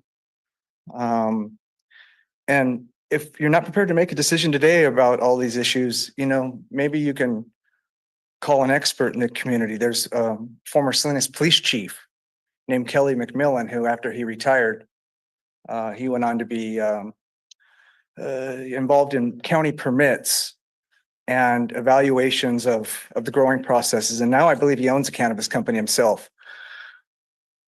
When I hear people talking about things as fact, when I hear smoke mirrors propaganda associated with the data statistics that I've, for example, heard today about, pesticides and carcinogenic cancer-causing compounds that, are either in or not in the cannabis that our residents might be using. I believe that there's not a greater security measure in place specifically associated with the pesticides by buying it at a cannabis shop versus, other means. I do know that there are pesticides that are used. And so for somebody to say that the legalized industry is not using carcinogenic cancer-causing pesticides to grow a product that, yeah, it has a beneficial relief. It alleviates nausea and vomiting in 12 out of 15 patients receiving chemo. It alleviates nausea and intraocular eye pressure in glaucoma patients. It helps people with post-traumatic stress disorder, to find a grounding again. But most importantly, it's the kids that we need to protect. And thank you for your time.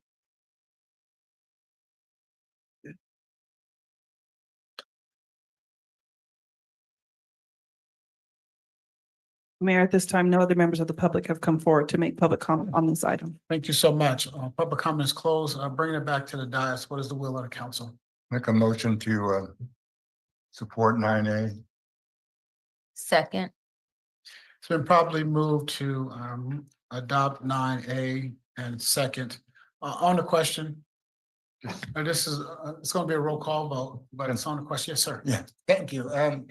Just to put it up front, I was part of the team that I believe erred in going from 3 to 6. That staff recommended to 3. Initially, we moved to 6. Since that time, there have been numerous businesses, dispensaries throughout the Monterey Peninsula, to include Salinas. I think, to be clear, I believe, that auto dealerships is number 1 in revenue for the city. I believe, without looking at the numbers, hotel is probably 2, and I would assume that property tax is right up there with 3. I also believe that marijuana sales in Seaside are, and probably the peninsula, are going down. They're not going up. And just to be sure, How do you know that, to say that? because I looked. Don't respond to that. You can't be, Oh, I'm sorry. well, I'm sorry. we know that. I'll speak the truth. Well, if you keep bursting out, you're gonna speak it outside, Yeah. right? So let's respect everybody and, you know, no matter what side of the issue you're on, the council is speaking now. So anyway, I believe the sales are going down based on what I've seen. And we are, and I think that this is really important. We are not canceling dispensaries. I think they will continue on supply and demand, just like any other business. If there's a need for continuation, somebody will jump out and continue that service because they see the need in making profits. So I just want to be really clear that I was part of that team and I want to be upfront with you as saying that that was part of my recommendation to go to 6. I think it was an error, and I think 3 is something we can manage. And we are not canceling. I'll make this perfectly. We are not canceling any of the 6 that are out there. And if they do well, they'll stay in business. And that's a good thing. And if they don't do well, a new business will come in and that will do well. So I just want to be clear of that. Thank you. Anyone else?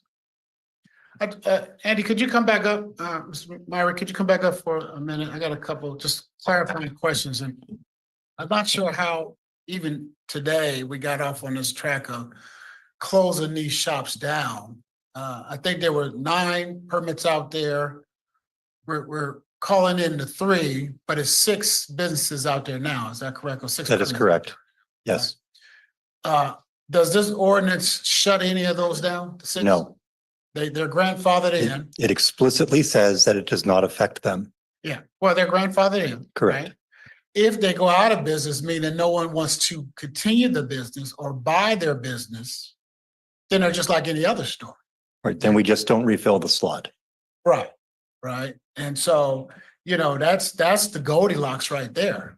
You know, that's the Goldilocks. The 3 remaining will, you know, be successful as they can be. And we will be doing what the citizens asked us is to take back some of those permits. But technically or realistically, those 6 can go as long as what?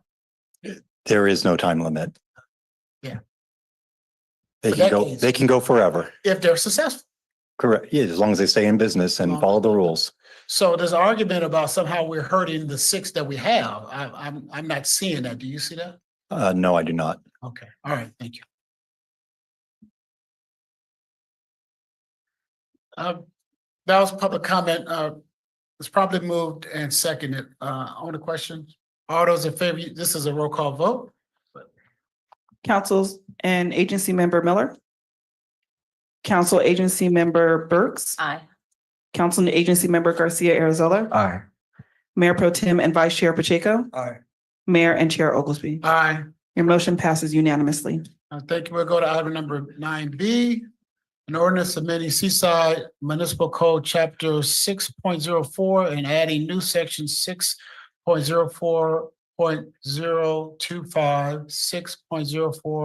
6.04.115, 6.04.156, and 6.04.157, 6.04.158, requiring sprayed and neutering certifications for unadulterated animals, breeding permits, and violations. This is a second reading. Mr. City Manager. Thank you, Mayor. And you said this is a second reading and Chief Borges has a brief presentation.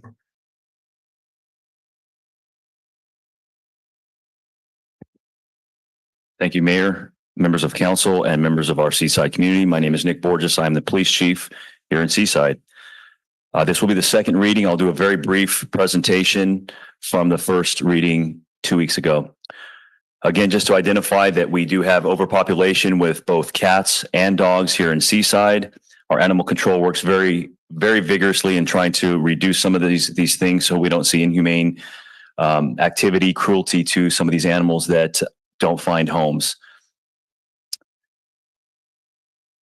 We have the same issue with cats, feral cats, as well as dogs.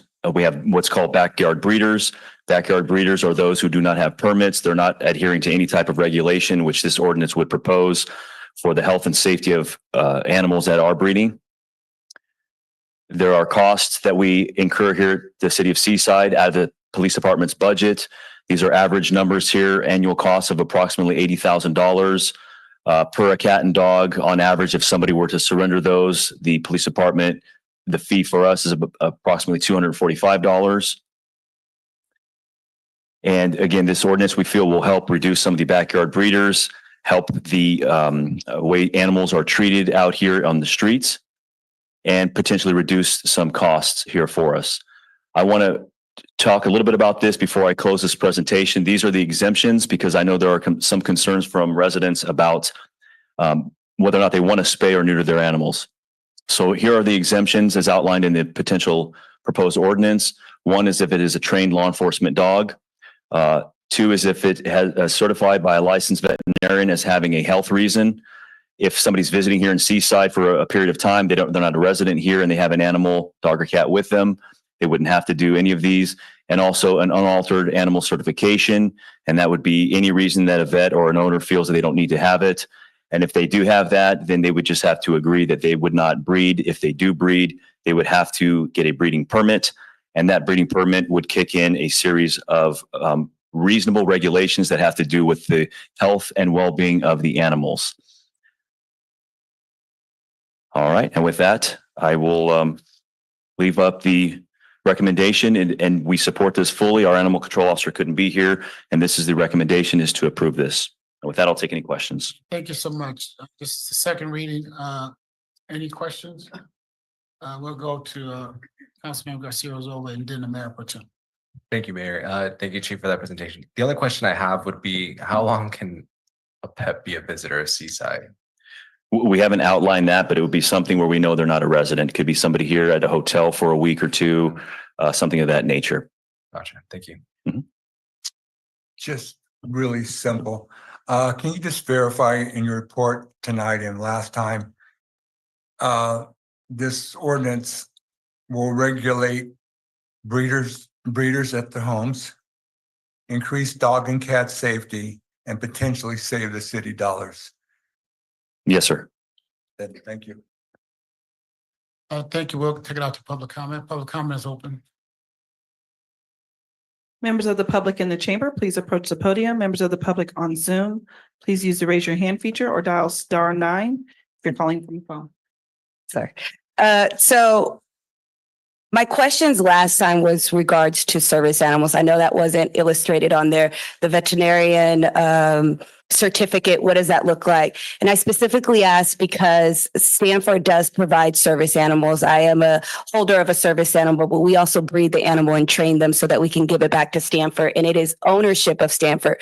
So what area would that fall under? Because we wouldn't be able to get a certificate of not being able to neuter or spade the animal, but also what is our time period in order to get those documentations to the proper authorities enabled for us to continue doing that within the city of Seaside. And also when we talk about the period of time, I know it says 5 months. So if there is health conditions with the animal, what is the extended time that you are allowed? That wasn't mentioned. Also, I wasn't preview to understand if the 5 months is for kittens and dogs. As we know, kittens begin to reproduce at a very young age. So are we waiting for 5 months or is that, are those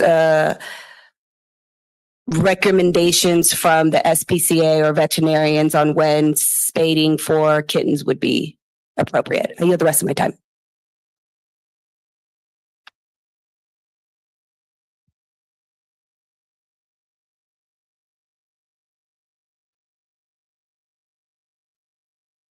Mayor, City Council, we do know that we have primarily a cat issue in Seaside. In fact, one of my neighbors in front of me, I've had to have the animal control come there repeatedly and trap these cats because the kittens, they do reproduce at a very young age. And we have people in Seaside that just feed all these feral cats. And when the animal control officer shows up, they go, well, it's not my cat. It is your cat if you're going to start feeding this animal, because that animal is only showing up at your house because you feed it. So I need to know, in support of the animal control, he's doing a phenomenal job, but he needs help. And I need people to realize the issue in Seaside, and you need to report your neighbors.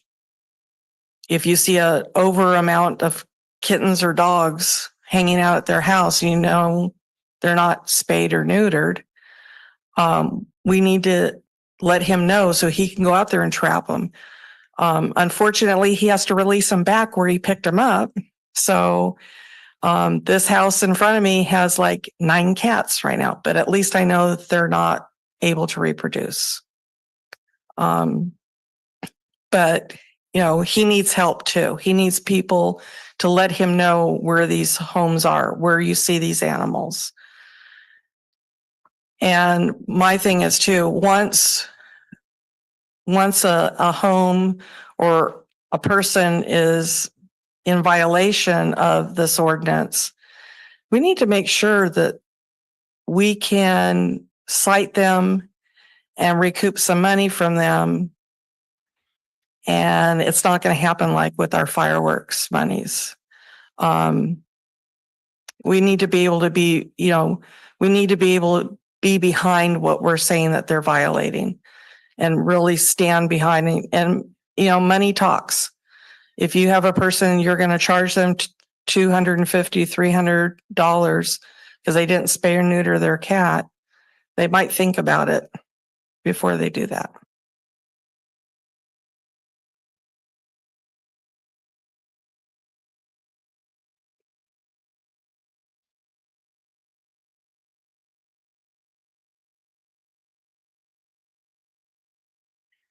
Hi, Linda Cunningham, Homeless Commission member, here speaking as not only a resident of Seaside, but a cat trapper. And I'm all in favor of this. It's a tool in our animal control officer's tool belt. I don't think anybody's going to be doing a pants check on everybody's dog and cat. I think it's for when there's situations that need handled, that you can actually take care of these situations. I heard the young lady speaking, and maybe the breeding permit can have an option for service animal breeding versus breeding animals that you're selling for hundreds or thousands of dollars. Some of those puppies go for $3,000. If you are breeding animals, I think you should have a breeding permit. You are a small business. If you're breeding them to sell them, you're a small business. I'm proud of your small business. You should be proud of it too. Get your breeder's license. You're doing everything right. You don't have to worry about meeting the requirements for that. And I think you should register as a small business in Seaside and pay your taxes, because those tax dollars support your business. We have streets, we have police officers, we have lights. There's so many things that make it possible for you to have your small business in Seaside. And I think that if you are a small business breeding these animals, that you should be a small business and get that license and get your breeder's permit. And I did look around a little bit, and one of the concerns were people who might lose their dog or cat and then not try to get their animal back because they didn't get it spayed or neutered and they don't want to get in trouble, or they don't have to pay some XYZ. So then you end up breaking up that pet person family. I didn't know if there's some way that, I would just hate for animals to end up at the SPCA and not get picked up. Literally, when I first moved here in 94, 95, the lady who cut my hair, she couldn't even go get her dog that got out because her when she lived up outside of Watsonville, her dog and her brother's dog killed a cow. So she was on parole for her dog's attack on livestock. And then when her dog got out in town, she couldn't even go do her dog because she'd end up in jail because she was on parole for her dog killing a cow with her brother's dog. I mean, things get complicated quick, and I just would like to make sure that, and I don't know what all the permits say, but it would be nice if people, I'd hate for people to not get their pet back from wherever their pet ended up, like SPCA, because they didn't get it spayed or neutered. And I don't know what the city can do. We already have 25, and what an investment Seaside's made in the SNP bus. $25 is all it takes to get your dog or cat fixed with the SNP bus when it comes to Seaside for Seaside residents. I mean, what a blessing. Thank you very much. I hope you support this ordinance.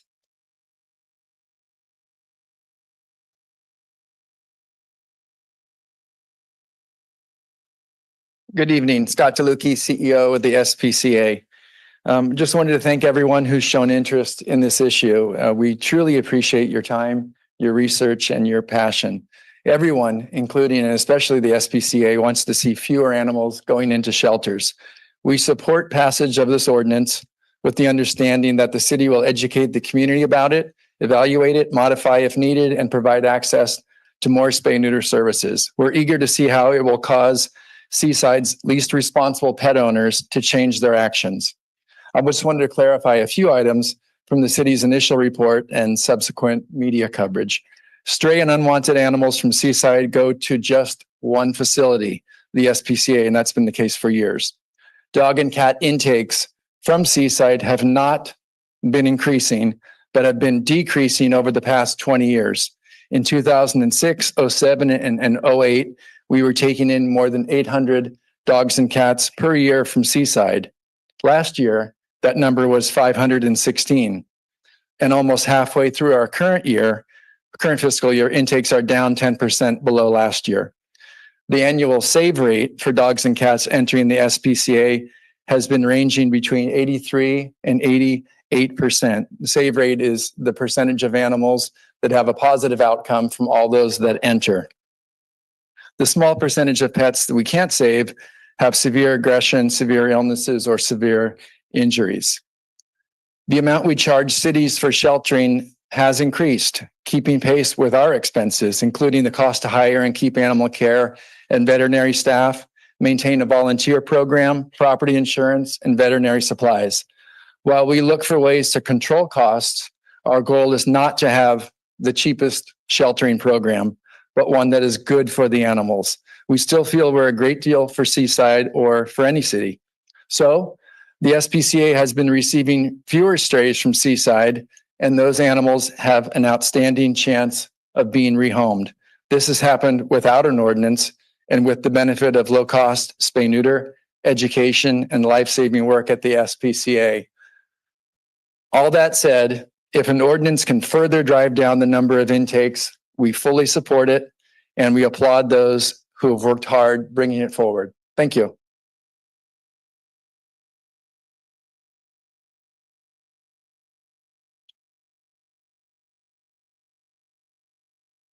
Thank you, Mayor, Council, City Manager, City Attorney. I wholeheartedly urge you to pass this ordinance. I support it immensely, and the SNP program does work. The SPCA does a wonderful job too with what they get, but the money that we save by doing other things would be a benefit to the city. I know that there are some special circumstances that were mentioned by a previous speaker where there's a medical facility that owns an animal. And that needs to be considered a little different than the norm. But I do urge this council to pass this ordinance. Thank you.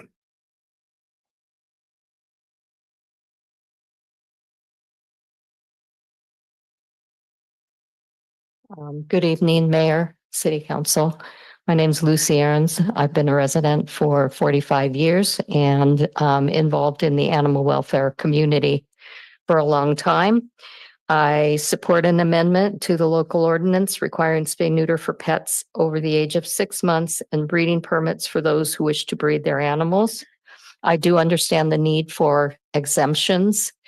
And I also want to say that Alex, I've had the opportunity to work with him on some situations, and he always comes into the situation with an attitude of compassion and diplomacy. So I've never seen him act punitively or anything like that. He always comes into it with the goal of solving the problem diplomatically and compassionately. Thank you.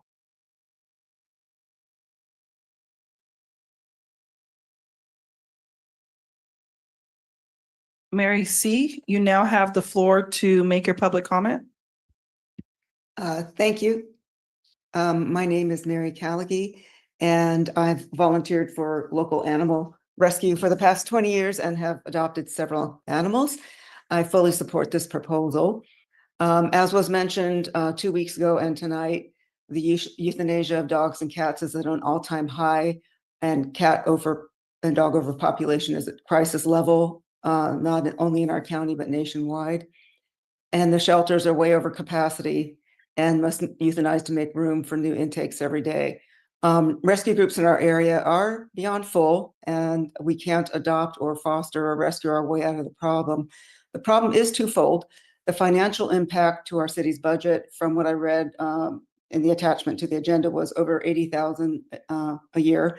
And as the CEO of SVCA mentioned, maybe the intakes have gone down, but the costs have gone up like everything else.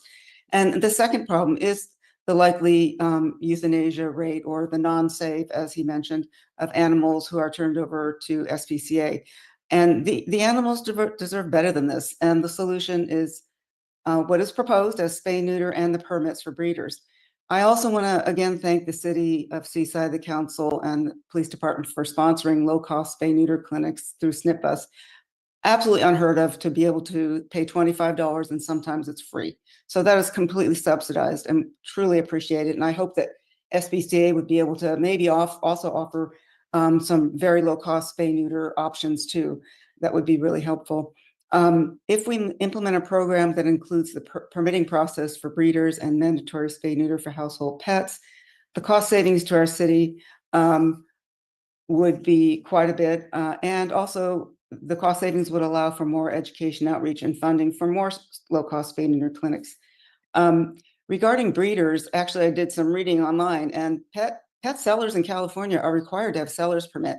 They have to register with the California Department of Tax and Fee Administration for a seller's permit if they're engaged in the business of selling dogs, cats, or other animals which are considered non-food animals. That's from their website. The exception is if they sell no more than 2 pets during 1 year period. So breeders in Seaside who are selling more than 2 dogs or cats a year without a permit from CDTFA are doing so illegally.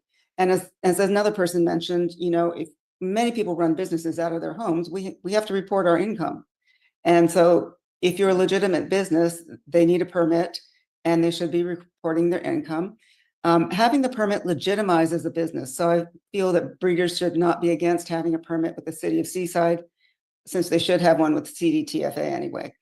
A breeder who is not licensed with CDTFA has no oversight and is more likely to abandon unwanted litters that do not sell, which is one of the big problems we have now. The cost to our city and to the life of the animal is great.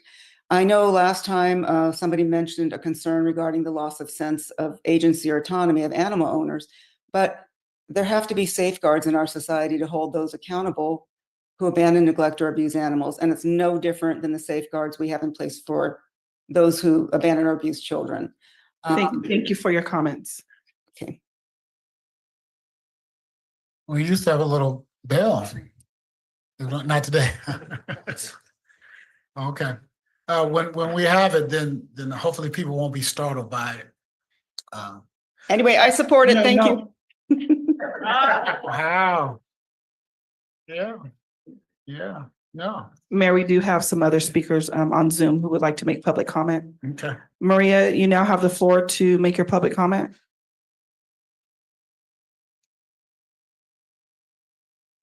Hi, can you hear me? Yes, we can. Okay, hi. I'm sorry, this issue makes me very emotional. Um, so I'm gonna do my best, but I am not a resident of Seaside, but I help run an animal rescue. And I got my most recent dog that I adopted from a case we did in City of Seaside.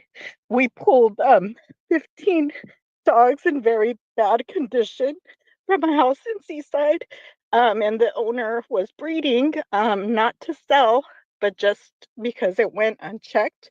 Lots of males, lots of females having babies. And when we got them, they were in terrible, terrible condition.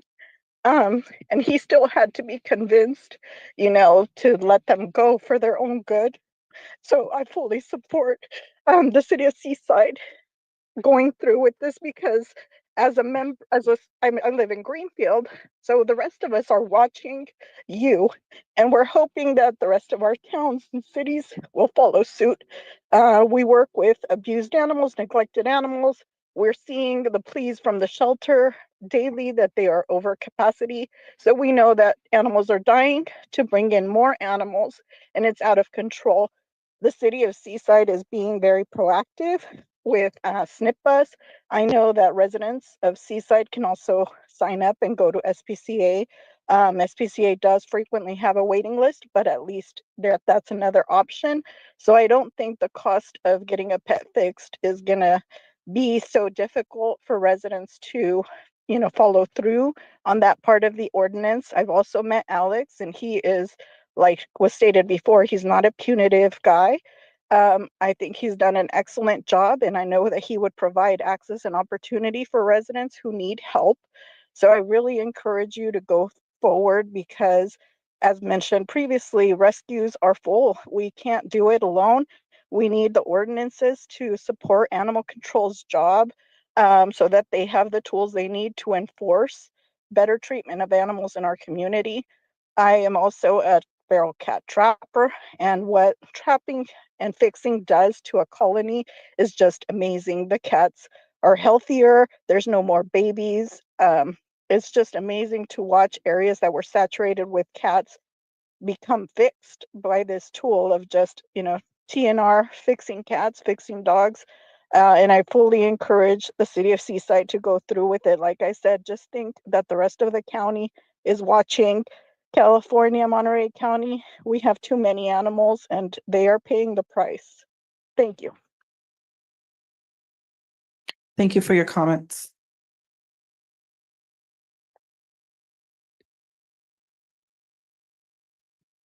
Hi there, Mark Sears. I'm a 15-year resident of Seaside and I love living here. I've also dedicated half my life to animal rescue, and as you can see, that's probably a pretty long time. So I want to live in a city where every pet has a loving home, where shelters aren't overwhelmed, where no animal suffers neglect or abandonment. And this vision starts with something as simple yet powerful as spay and neuter ordinance that we're doing here in Seaside.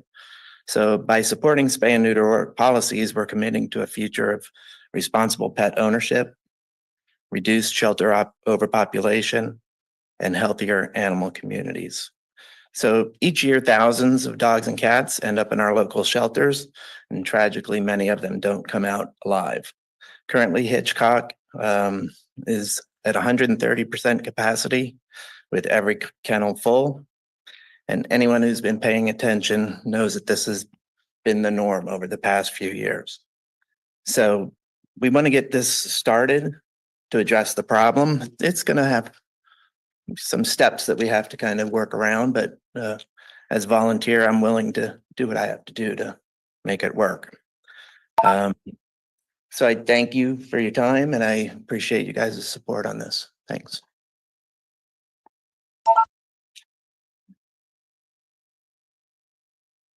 Susan Scavone, you now have the floor to make your public comment. Thank you. Yes, I just want to reiterate my support for this. And also, when you say 6 months to have them fixed, I may be wrong, but I think cats can reproduce at about 4 months. So I think you better check into that one on the feline side to be sure that it's 6 months.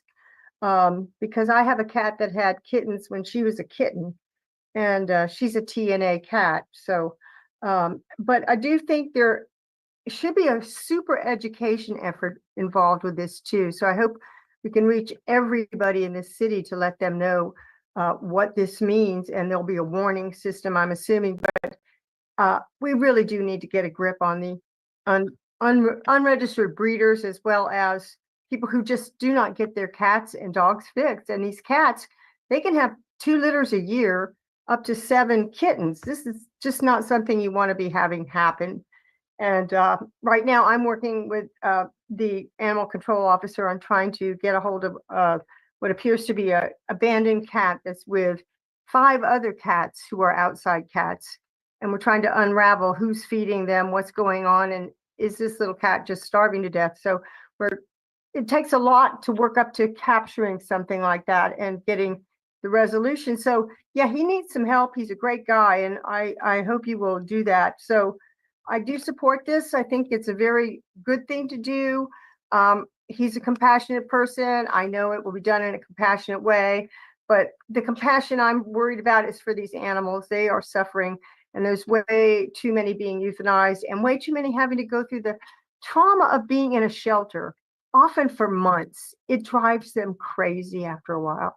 So I really, the whole issue of this animal overpopulation thing should be addressed. And I really thank you and commend you for going forward with this. It's a real pioneer thing, not done too many places, but it should be the law of the land in my book. Thank you very much. Thank you for your comments. Angie, you now have the floor to make your public comment.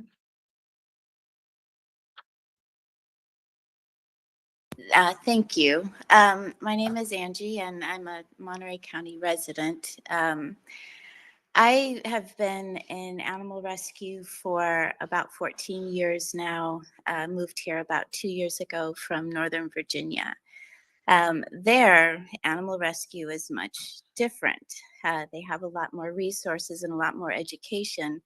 And the private rescues tend to focus on grabbing or getting animals that come up from the southern states, like North Carolina, South Carolina, Georgia, even southern West Virginia, where resources are limited. When I moved out here to Monterey County, California 2 years ago, I thought, oh gosh, we'll probably have the same situation where we'll be able to take in animals and then find them homes. We won't have to send them places. I was completely surprised to find out that the rescues here in Monterey County, California are overrun, completely overrun. We don't have time. We don't have space. The shelters are overrun. This is a problem in the community with education and resources. And it just amazes me that in 2024 in Monterey County, California, we can't keep up with our dogs and cats. There's something wrong with that. This ordinance needs to pass because we are spending money that doesn't need to be spent on trying to clean up after other people's messes because they're not being responsible. And they're trying to make a quick and easy buck. And it's just, it astonishes me. And now I'm trying to help. I'm trying to do this and advocate for animals. And it's just really amazing that I have to do this. We have to do this in Monterey County, California in 2024.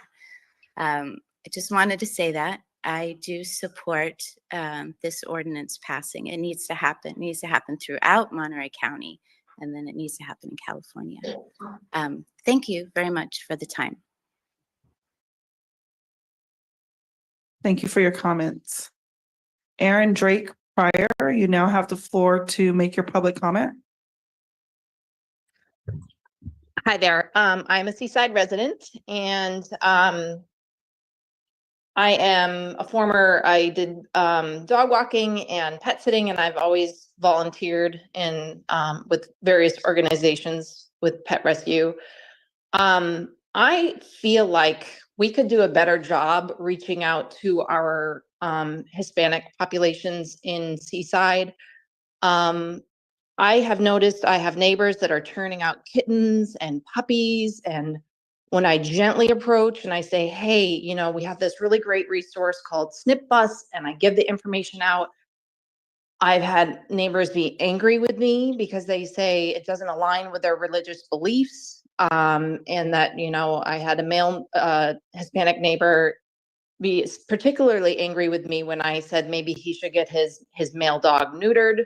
And I was trying to be very gentle in my approach, but I was, you know, unfortunately, it ended up being very controversial. And so I just feel like we could do a better job with outreach as far as our Hispanic population here. I have people across the street churning out kittens. There's a person on the corner from me churning out puppies. You know, I see unneutered male dogs all over the place.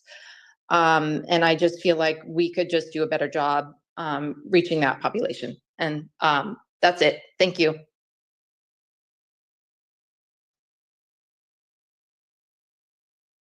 Thank you for your comments.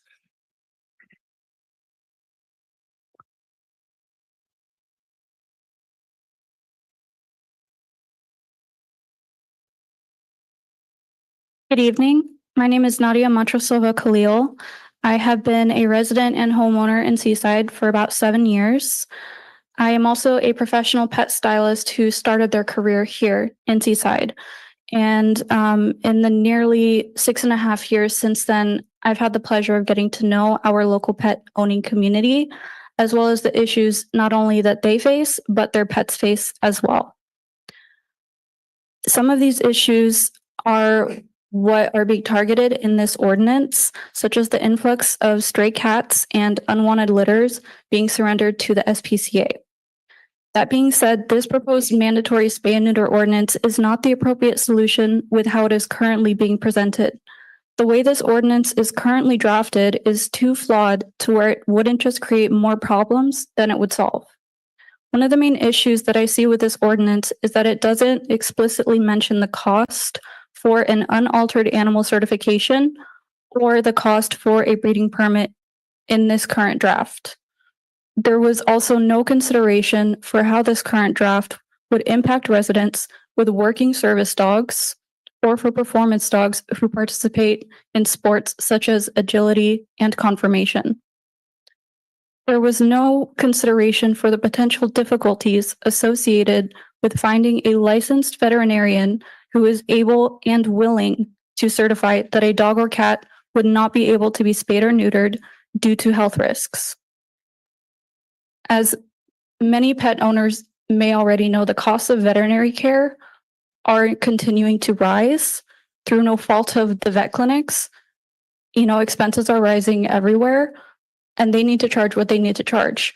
But it's extremely concerning to me that there was no higher outreach to the veterinarians in our community to try and establish a relationship for how residents would go about getting something like an unaltered certification, or even just a letter stating why they would not be able to receive a spay or neuter for the health of their pet.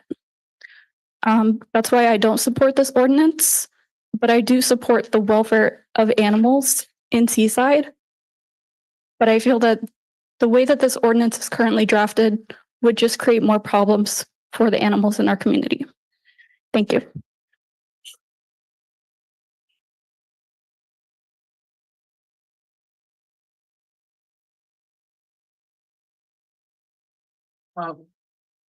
If there's anyone else that wants to come up for public comment, they need to come down. Come on down. Again, Mayor, City Manager, City Attorney, City Council, I came down here specifically for this issue. Both of my dogs have been spayed with the Snip bus program. And I think that everything that has been said tonight, as well as in previous meetings here, kind of, stand for themselves. I think this is a good opportunity to continue to be innovative, to set new trends, to be a first, and all the things that the City Council is so proud of. And I've already expressed, that where I live in Seaside, I feed a couple of cats who still have their business, and they're a little too old to be taking them down to get fixed. So I just care for them, and until their days are done. But we can prevent this from happening again in the future. And I always like to, to point out things from a security perspective. Actually, I think Chief Borges is doing a great job. So a couple statements that were made by previous callers. One of them mentioned the Hispanic community being targeted for education purposes, and I really believe that because I've been in dozens and dozens and dozens of countries, and I do understand cultural differences.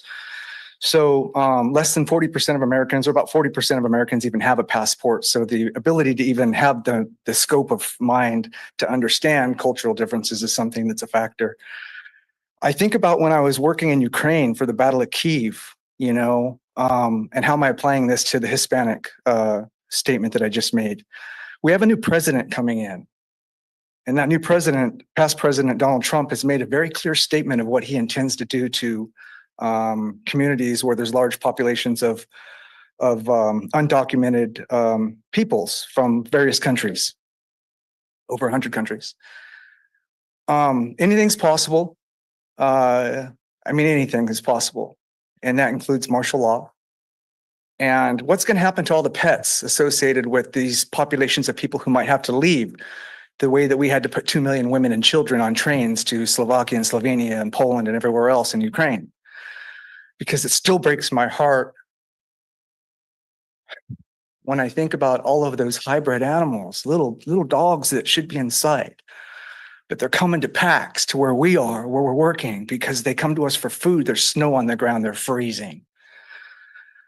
These are hybrid animals bred specifically, to be members of the family. But things happen that we don't see coming, whether it be COVID, whether it be the battle in Ukraine, whether it be the Middle East and what's happening in Lebanon. Things happen. Large populations of people are affected. And I'm greatly concerned for my Latino friends in this community. And it sounds like I'm also concerned for their pets in the event that they might have to leave, without notice. So I only bring these things up not to light fires, but to actually maybe, create some thinking in terms of those who are forming this program and thinking about another measure. How are we going to prepare for possibly housing and dealing with a mass of animals? Maybe not a mass, but animals that might be left here, without notice as a result of new policies that are coming under the next president. That's really all I have to say. Thank you very much for your help and your time.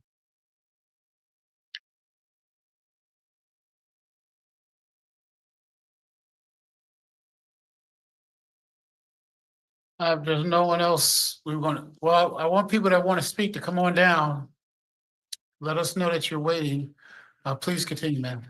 Good evening. My name is Kathy Schramm, and I've been a resident for Seaside for the past 7 years. I'm here to voice my strong support for the amendments to this ordinance.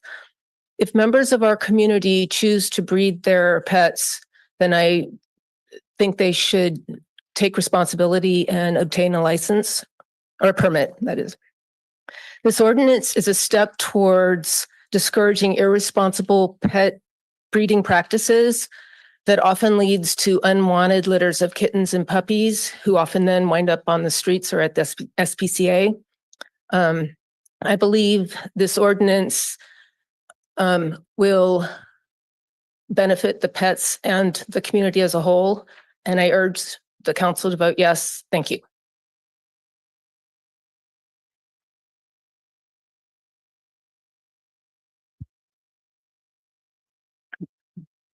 Hello, Mayor, City Council. I'm Lisa Sears. I've been a resident of Seaside since 2009, and I'm here today to present my firm belief that we should implement stronger breeding requirements for pets in Seaside. Statewide, our loose legislation regarding animals permits the indiscriminate breeding of companion animals, despite the taxpayer burden that exceeds hundreds of millions of dollars annually just to house and potentially euthanize many of these dogs and cats that are in excess. There are not enough homes for all of these animals. This is not fiscally sustainable to the state nor to Seaside. We cannot keep throwing dollars at sheltering these animals, which is just the effect of animal overpopulation, but does not address the root cause. Mobile spay neuter is the best and fastest way to get our overpopulation of dogs and cats under control. I want to thank you for being leaders in our county on this issue. You were the first city to consistently fund SNP bus and bring these services to your citizens for $25. I also want to thank the SPCA. 2 months ago, they brought their bus to our city and did a feral cat clinic for us for 30 cats. I hope that this will continue with this partnership and them wanting to bring their bus back to us more often to see this ordinance be a success. The result of this is not to penalize people. It's going to be better as a fix-it ticket where we are saying no harm, no foul for not having your animal fixed. It's just a fix-it ticket to go in and get this service for very low price. You back up low-cost spay neuter with breeding permits and regulations on spay neuter, and it's a win for us taxpayers. If we do that, the euthanasia rates at the shelter will drop and the number of sick and injured dogs and cats in the streets will go down and animal cruelty can be more easily addressed. The goal is to ultimately reduce the volume of animals entering the SPCA from our city. The ordinance will surely result in positive changes that benefit the community and animals that live here. Our ACO, Alex, is the best in the county, and he's worked to increase our spay neuter services to our citizens. He does trap, neuter, and return himself. He educates and provides resources, and now he needs the support to set guardrails to help more people in our community learn how to treat animals with compassion. Please vote yes on passing this ordinance. Doing so will make you leaders in our county by being the first city to pass and successfully implement such progressive safeguards for the animals of Seaside. Thank you for your incredible leadership.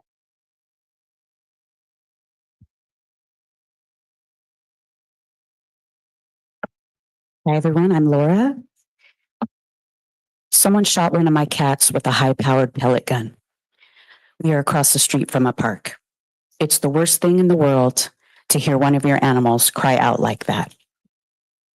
Animal overpopulation is a problem in our county, including right here in Seaside. The only way to prevent euthanasia in our local shelters is to prevent them from being born with spay and neuter. I could tell you which neighborhoods have the most kittens. I could tell you which most neighborhoods have the most cats. I could tell you who's dumping puppies. I can tell you about our owner surrender numbers. I can go on and on. I'm here tonight to ask you to vote yes on this ordinance so that puppies who haven't been sold don't get dumped on the street or the local shelter. Unfortunately, some people use inhumane measures to eradicate cats with poison, pellet guns, BB guns. They run them over, they stomp on them. In fact, in 2018, there was a story about a cat who was shot not just once, twice with a pellet gun right here in Seaside. I want to share a story with you about Twinny. Twinny was a feral cat and he lived in the streets with many of his feline friends. Slowly, the cats there started disappearing. First White Feet, then Fluffy Girl, then Funny Girl. Pretty soon, all of them just disappeared. One night, I saw Twinny lying on the ground. He didn't run. Anyone that knows a feral knows that their look don't touch. When I picked him up, he gasped. So I ran him to the vet, and I was told he had fleas, and they sent me home. He crashed the next day. I took him to another vet. I asked them for an x-ray. They did a blood transfusion, discharged him. He crashed. I took him to a third vet. I said, please, can you do an x-ray? There's something wrong with him. As I waited there, everyone spoke in hushed tones. In the veterinary office, they pulled me into one of the rooms, and they showed me his x-ray. He had a bullet lodged under his rib cage, and his lungs were full of fluid. The vet told me, you need to put him to sleep. And he asked if I wanted to see him, and I said yes. As he was walking out with Quinny in his arms, Twinny died before he got to me, and I cried. I cried because Twinny was so strong. He lived through 3 vet visits, so I could learn what happened to him and the other cats there. Someone shot one of my cats with a high-powered pellet gun. We're across the street from a park. It's the worst thing in the world to hear one of your animals cry like that. And there isn't one single stat that anyone in this room can say that makes that okay.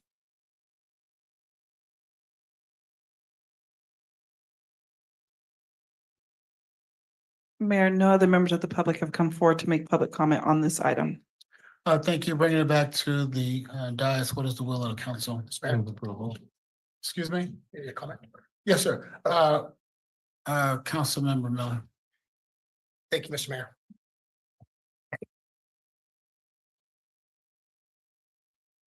Nine years ago, when I first ran in my first election, I met the people of Snip Bus and was so inspired by the work that they're doing. I didn't even realize that we had a cat or dog issue in Seaside until it was brought to my attention. And over the last 9 years, I've looked at the issue and now I notice it. And I notice it in my city, in my street, in my area of town. I notice it in other areas of the city. And we're lucky that this council was gracious enough to bring the Snip Bus here every month. I don't think it's fair that we have a spay and neuter ordinance without an option. When I got my dog neutered, it was over $800. So to have an option for the Seaside residents, I think is really crucial to this ordinance and this ordinance working. I believe the next one is coming up in a couple of days on the 25th or the 26th. It was on the news, on our Seaside News. And it's extremely important that we adopt this, change our code, become visionaries in solving the problem. I understand that there's no cost of the breeding permit in this proposed ordinance. But if we did that, every time we wanted to change the cost, we'd have to change the ordinance. So I think that I trust that when we do our fee study and our fee schedule, it will be appropriate fee. So with all of those comments, Mr. Mayor, I am pleased and honored to make a motion to support this ordinance. Second. It's been probably moved in second. On the question? Anyone else had any questions? Okay, all those in favor use the regular sign of voting, which is aye. Aye. Yeah, it's been 30 minutes. It's been roll call. Council and Agency Member Miller, Yes. Council and Agency Member Burks, Yes. Council and Agency Member Garcia Arizola, Yes. Mayor Pro Tem and Vice Chair Pacheco, Yes. Mayor and Chair Oglesby. Your Aye. motion passes unanimously. Yes, before we go on, we're gonna, staff needs to take a recess, so we will be in recess for a few minutes.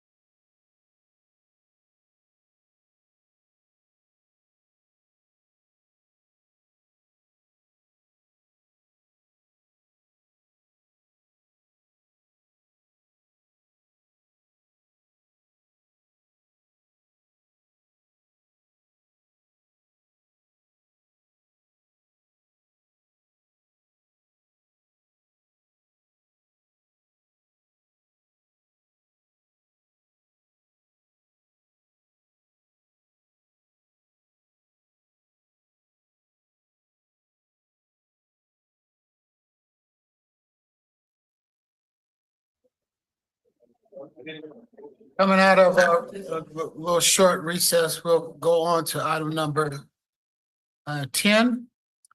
Business item 10A, update on pending code enforcement actions at the Seabreeze Apartments. Mr. City Manager. Thank you, Mayor. Our code enforcement officer, Mr. Soto, has a presentation, and we have some other supporting staff for him and translators as well. Good evening, Honorable Mayor, City Council, City Manager, and City Attorney. My name is Alfred Soto. I'm the Seaside Code Compliance Coordinator. And here to help me translate tonight is Pete Roque. Pete is the Code Enforcement Director with Four Leaf Inc. and is considered a technical expert in the field of code enforcement. Tonight, I will be providing an update on pending code enforcement actions at the Seabreeze Apartments. Buenas noches, honorable alcalde y miembros del consejo. Mi nombre es Alfred Soto y soy el coordinador de cumplimiento de códigos de la ciudad de Seaside. Aquí esta noche ayudándome a traducir soy yo, Pedro Roque. Soy el director de Four Leaf y también soy un experto en técnica en códigos. Aquí hoy estamos para una aceleración sobre la acción pendiente de aplicación del código de los apartamentos Seabreeze. So tonight we will be using two screens here in the council chambers. The screen to my left will be in English. The screen on my right will be in Spanish. Esta noche vamos a hacer dos presentaciones. Una en la izquierda va a ser la presentación en inglés y en la derecha va a ser la presentación en español. Go to the next slide. The Seabreeze Apartments are located between San Pablo Avenue and La Salle Avenue at Baker Street. This apartment complex consists of 12 buildings. Within these 12 buildings, there are 121 living units. Los apartamentos Seabreeze están ubicados entre la avenida San Pablo y avenida La Salle en la calle Baker. El complejo de apartamentos consiste de 12 edificios dentro de 121 unidades de habitación. To date, the city has received 46 complaints regarding substandard conditions within the living units. A vast majority of the complaints are related to cockroaches, with mold being the second most common concern. And lastly, there were other minor concerns that tenants had. These minor concerns involved items such as peeling paint, worn kitchen items, and issues with wall heaters in the units. A esta fecha, la ciudad ha recibido 46 quejas relacionadas con condiciones deficientes dentro de las unidades habitacionales. La mayoría de las quejas están relacionadas con cucarachas, siendo el mojo la segunda preocupación más común. Y finalmente hubo otras preocupaciones menores de inquilinos como pintura descargada, artículos de cocina desustadas y problemas con los calentadores de pared en las unidades. The complaints came in groups. The city began inspections the same day that we received the initial group of complaints. When the second group of complaints came in, the city realized that our existing code enforcement staff was not capable of efficiently responding to the complaints. It was at this time that the city hired outside bilingual assistance from Four Leaf Inc. La ciudad comenzó las inspecciones el mismo día que recibieron el primer grupo de quejas. Cuando llegó el segundo grupo de quejas, la ciudad se dio cuenta de que el personal existente de aplicación de códigos no podía responder de manera eficiente. En ese tiempo, ellos utilizaron la asistencia externa bilingüe de oficiales de la compañía Four Leaf. Subsequent to the inspections, the city sent notices to the property owner requiring action to address the violations. The tenants also received a copy of the notices pertaining to their unit. We were quickly sent an email from the property manager acknowledging receipt of the compliance notices, and this acknowledgement created an electronic dialogue to efficiently exchange information. La ciudad envió avisos al propietario para tomar medidas para abordar las infracciones. Los inquilinos también recibieron unas copias de los avisos correspondientes a sus unidades. Poco después, el administrador de la propiedad envió un correo electrónico reconociendo la recepción de los avisos de cumplimiento, lo que creó un diálogo electrónico para intercambiar información de manera eficiente.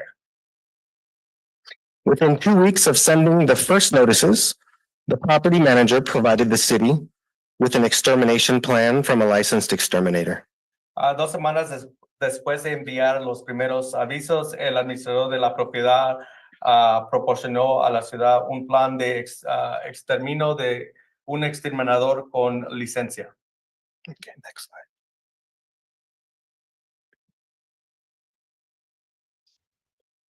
This is a map that staff created to visually show the 10 buildings at the south side of the property. At the bottom right are color codes that show the status of each unit within the building. Este es un mapa que el personal creó para mostrar visualmente los 10 edificios en el lado sur de la propiedad. En la parte inferior derecha hay códigos de colores que indican el estado de cada unidad dentro del edificio. A green unit means that the city performed an inspection and verified at least one violation. Una unidad verde significa que la ciudad realizó una inspección y verificó al menos una infracción. A red unit means the city received a complaint, but for whatever reason was not able to perform an inspection. The occupants of these units have either withdrawn their complaint or have been non-responsive to staff's attempts to schedule an inspection. Una unidad roja significa que la ciudad recibió una queja, pero no podía realizar una inspección. Los ocupantes de estas unidades han retirado sus quejas o no han respondido a sus intentos de programar una inspección. A gray unit indicates that the city received a complaint, performed an inspection, and did not observe evidence of violations. Una unidad gris indica que la ciudad recibió una queja, realizó una inspección y no observó evidencia de infracciones.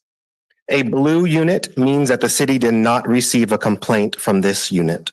Una unidad azul significa que la ciudad no recibió una queja de esta unidad. Next slide. This map shows the 2 buildings at the north side of the property, closer to LaSalle Avenue.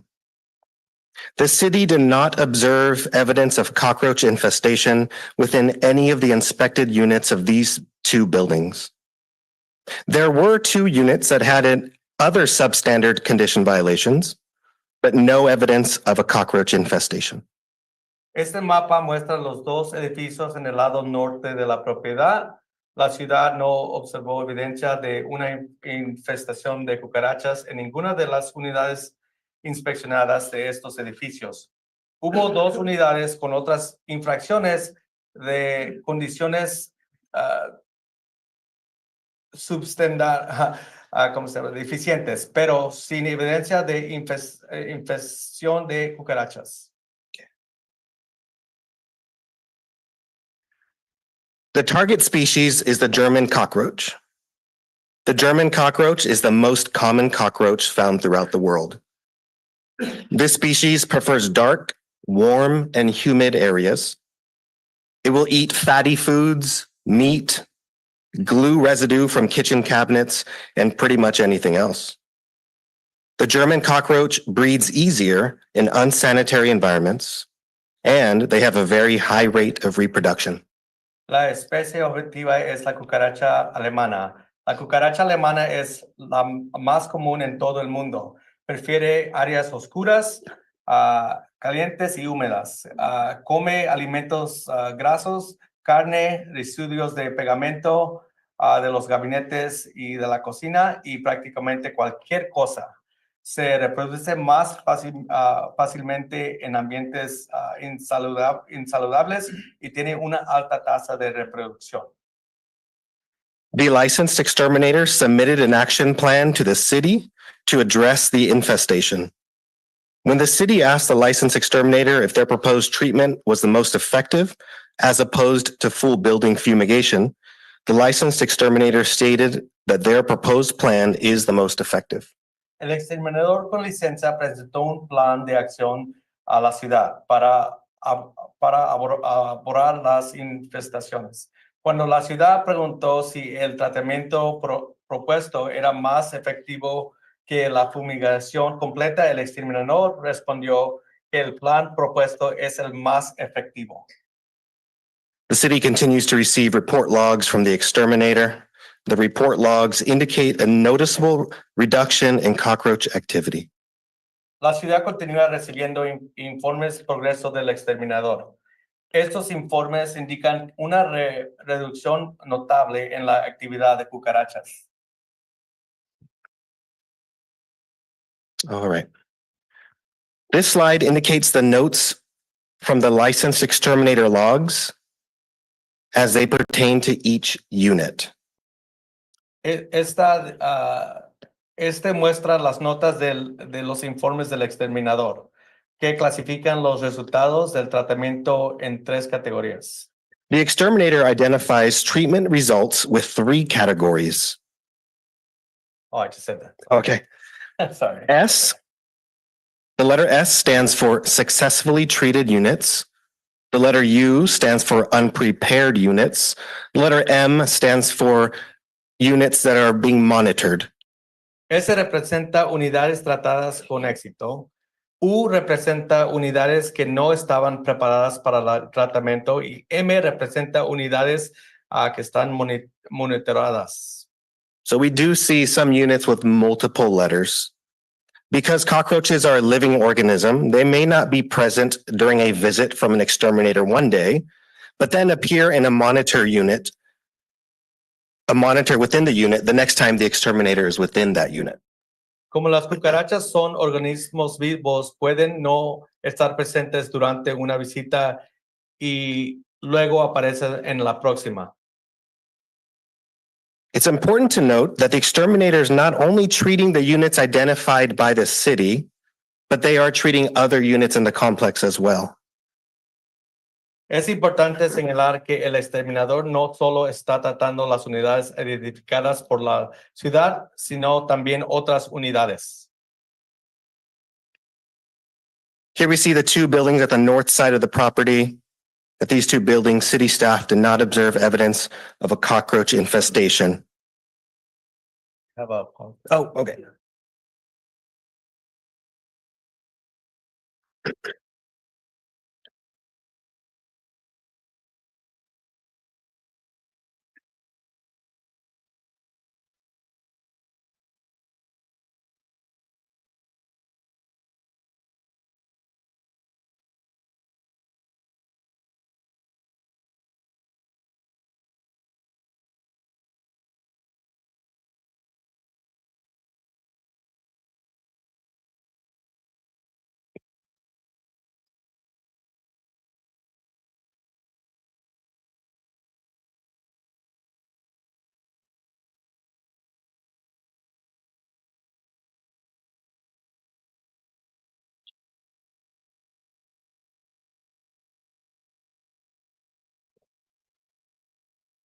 Okay, aquí vemos los 2 edificios en el lado norte de la propiedad.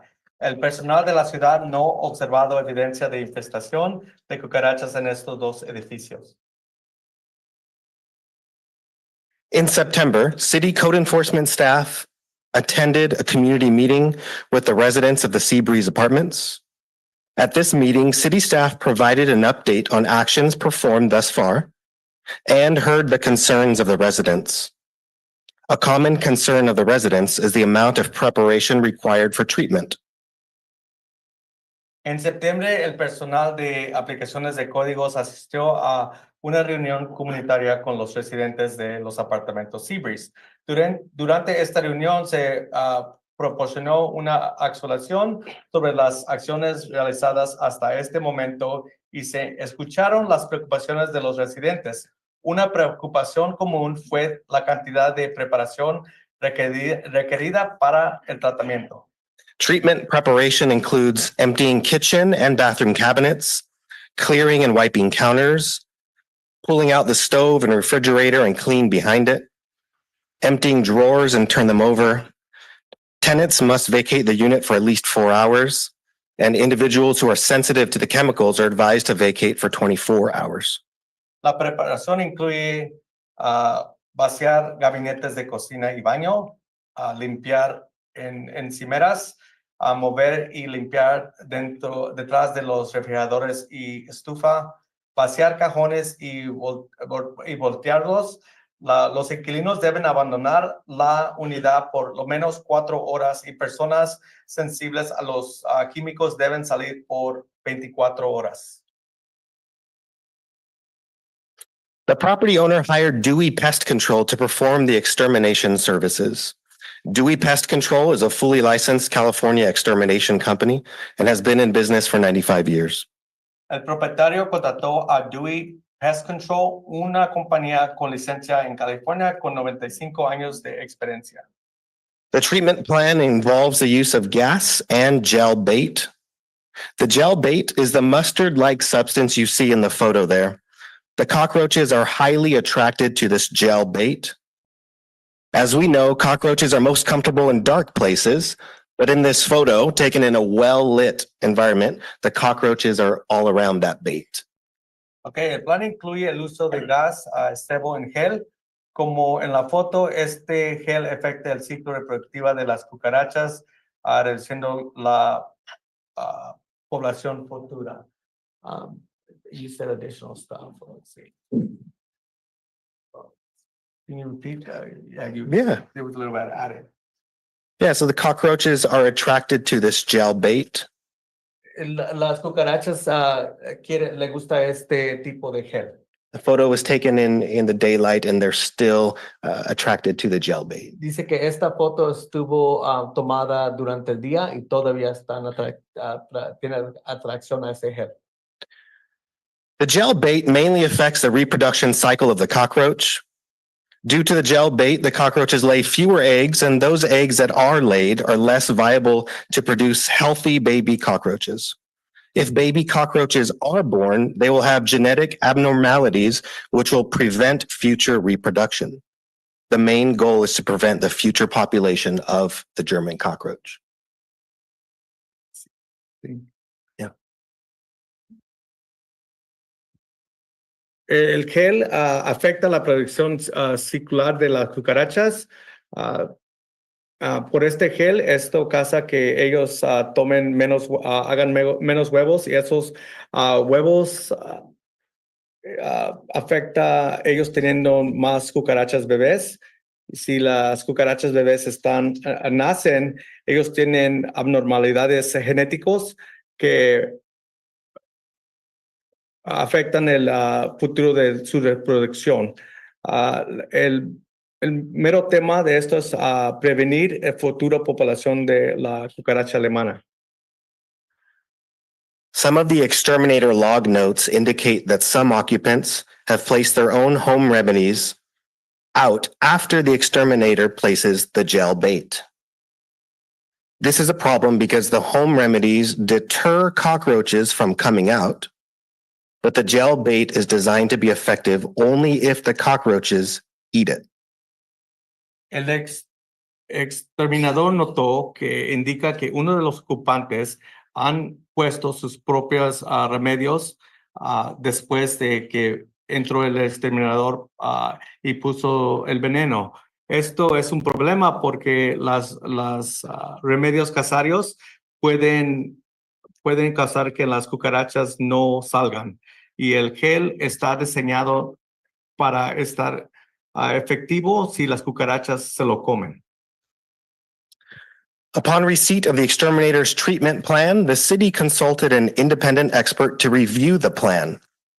The independent expert confirmed that Dewey's approach aligns with the best current practices and also indicated that full building fumigation would not be superior to the current plan. En recibo del tratamiento del exterminador, el plan del exterminador, la ciudad consultó con un experto independiente para mirar el plan. El experto confirmó que lo que está haciendo Dewey alinea con los mejores prácticas en exterminación y también indica que una fumigación completa no es superior al plan corriente.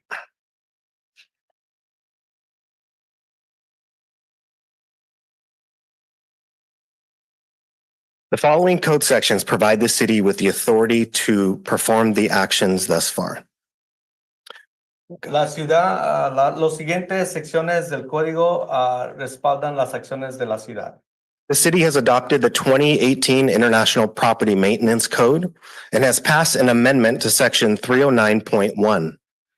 La ciudad ha adoptado el Código de Mantenimientos Internacional de Propiedades de 2018, sección 309.1 y hizo unos cambios.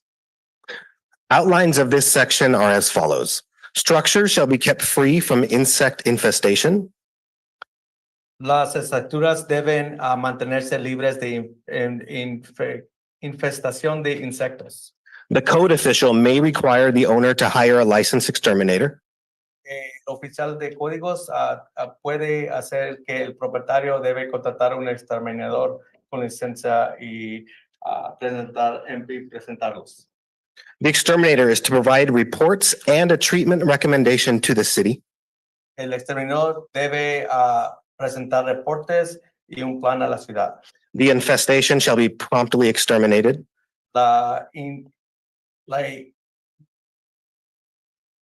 La infestación necesita estar exterminada pronto. And a post-treatment report is to be sent to the city. Y un tratamiento posterior, un reporte necesita presentarse a la ciudad. IPMC 309.2 is outlined as follows.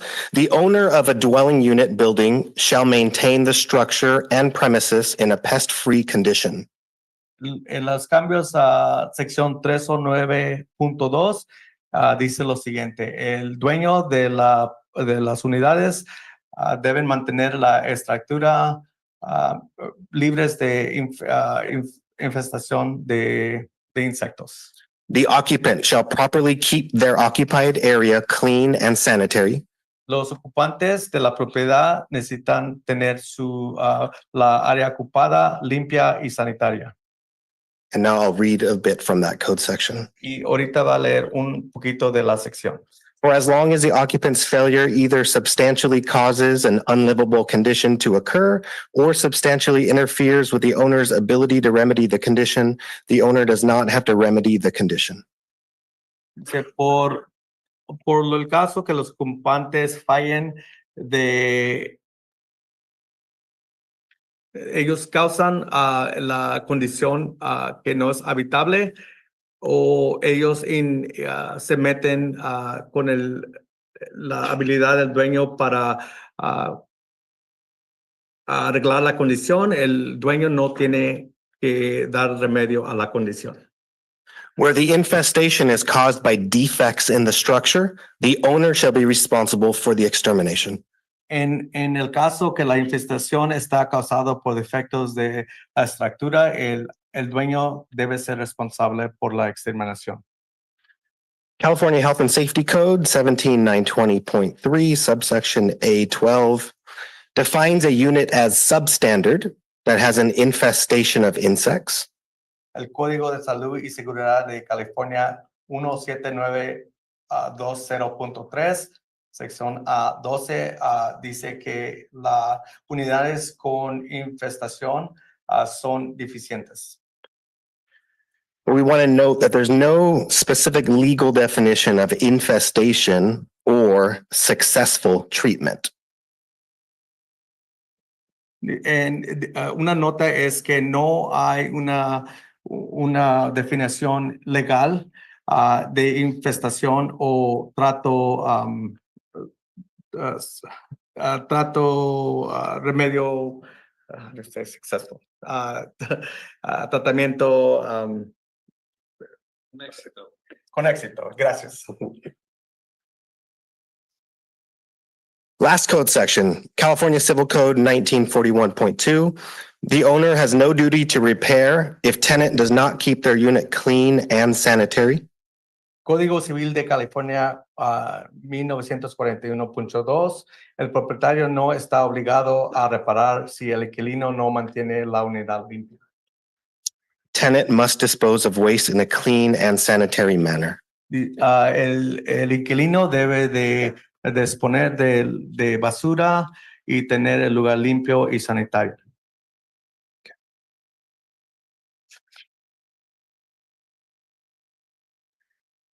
Everyone here tonight has a part to play in eradicating the cockroach matter at the Seabreeze Apartments. Todos aquí en esta noche tienen una parte en jugar en eliminar las cucarachas, el lío de cucarachas en los apartamentos Seabreeze. The city's responsibility is to focus on compliance with health and safety laws and regulations. La ciudad asegura el cumplimiento de las leyes de salud y seguridad.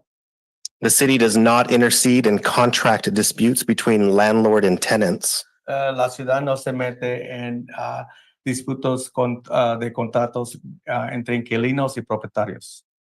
The property owner has a responsibility to provide the minimum living standards within the dwelling units. El propietario proveer condiciones mínimas de habitación y mantener las propiedades libre de las plagas. The property owner is also responsible for maintaining the buildings and exterior premises as pest-free. El propietario tiene responsabilidad de tener el interior exterior del edificio sin infestaciones de insectos. The occupants have responsibility to maintain the sanitation of their unit. Los inquilinos tienen la responsabilidad de mantener sus unidades limpias y cooperar con las instituciones del tratamiento. To communicate with the property manager regarding pest activity, and to fully cooperate with treatment instructions. Los ocupantes tienen la responsabilidad de mantener lugares sanitarios de sus unidades y comunicarse con el propietario sobre actividades de infestaciones y cooperar con las instrucciones del tratamiento. This is still an active and ongoing investigation, and the city's code enforcement team continues to receive updates and exterminator logs. We are in communication with the tenants and have begun post-treatment inspections to verify cockroach extermination. Esta es una investigación activa y en el curso el equipo de aplicaciones del código está realizando inspecciones posteriores al tratamiento para verificar la eliminación de las cucarachas. This concludes the presentation. I'm available if there are questions. Esto concluye la presentación y estamos abiertos para preguntas. Thank you for that. Any questions? Mayor Pro Tem. Just two real simple ones, I think. There appears to be 8 units unable to inspect. Cannot the property owner enforce inspection requirements? And can the cockroaches expand if unexpected units are infested with cockroaches? Hay dos preguntas. La primera es, can you repeat the first question, sir? Yeah, this is a two-part. There appears to be, I believe, 8 units unable to inspect. Dice que hay 8 unidades que no se pueden inspeccionar. I'm sorry. Cannot the property owner enforce inspection requirements? That's part A, I guess. El propietario no puede, la pregunta es que si el propietario no puede hacer que estas inspecciones sigan. And then,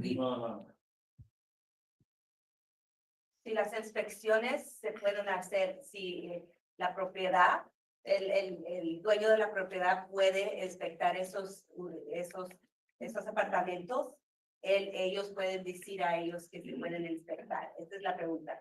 Si el dueño puede decirle a esos apartamentos que van a entrar a inspectar. Y es mandatorio la inspección. I think, let me ask him, if you answer the first question, I'll go ahead and answer that answer. So to answer your first question, we're gonna have to gather some information and then I said if there's eight. Yeah. Then maybe I, Yeah. okay.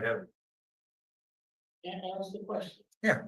There appears to be 8 units unable to inspect. Cannot the property owner enforce inspection requirements? That's part 1.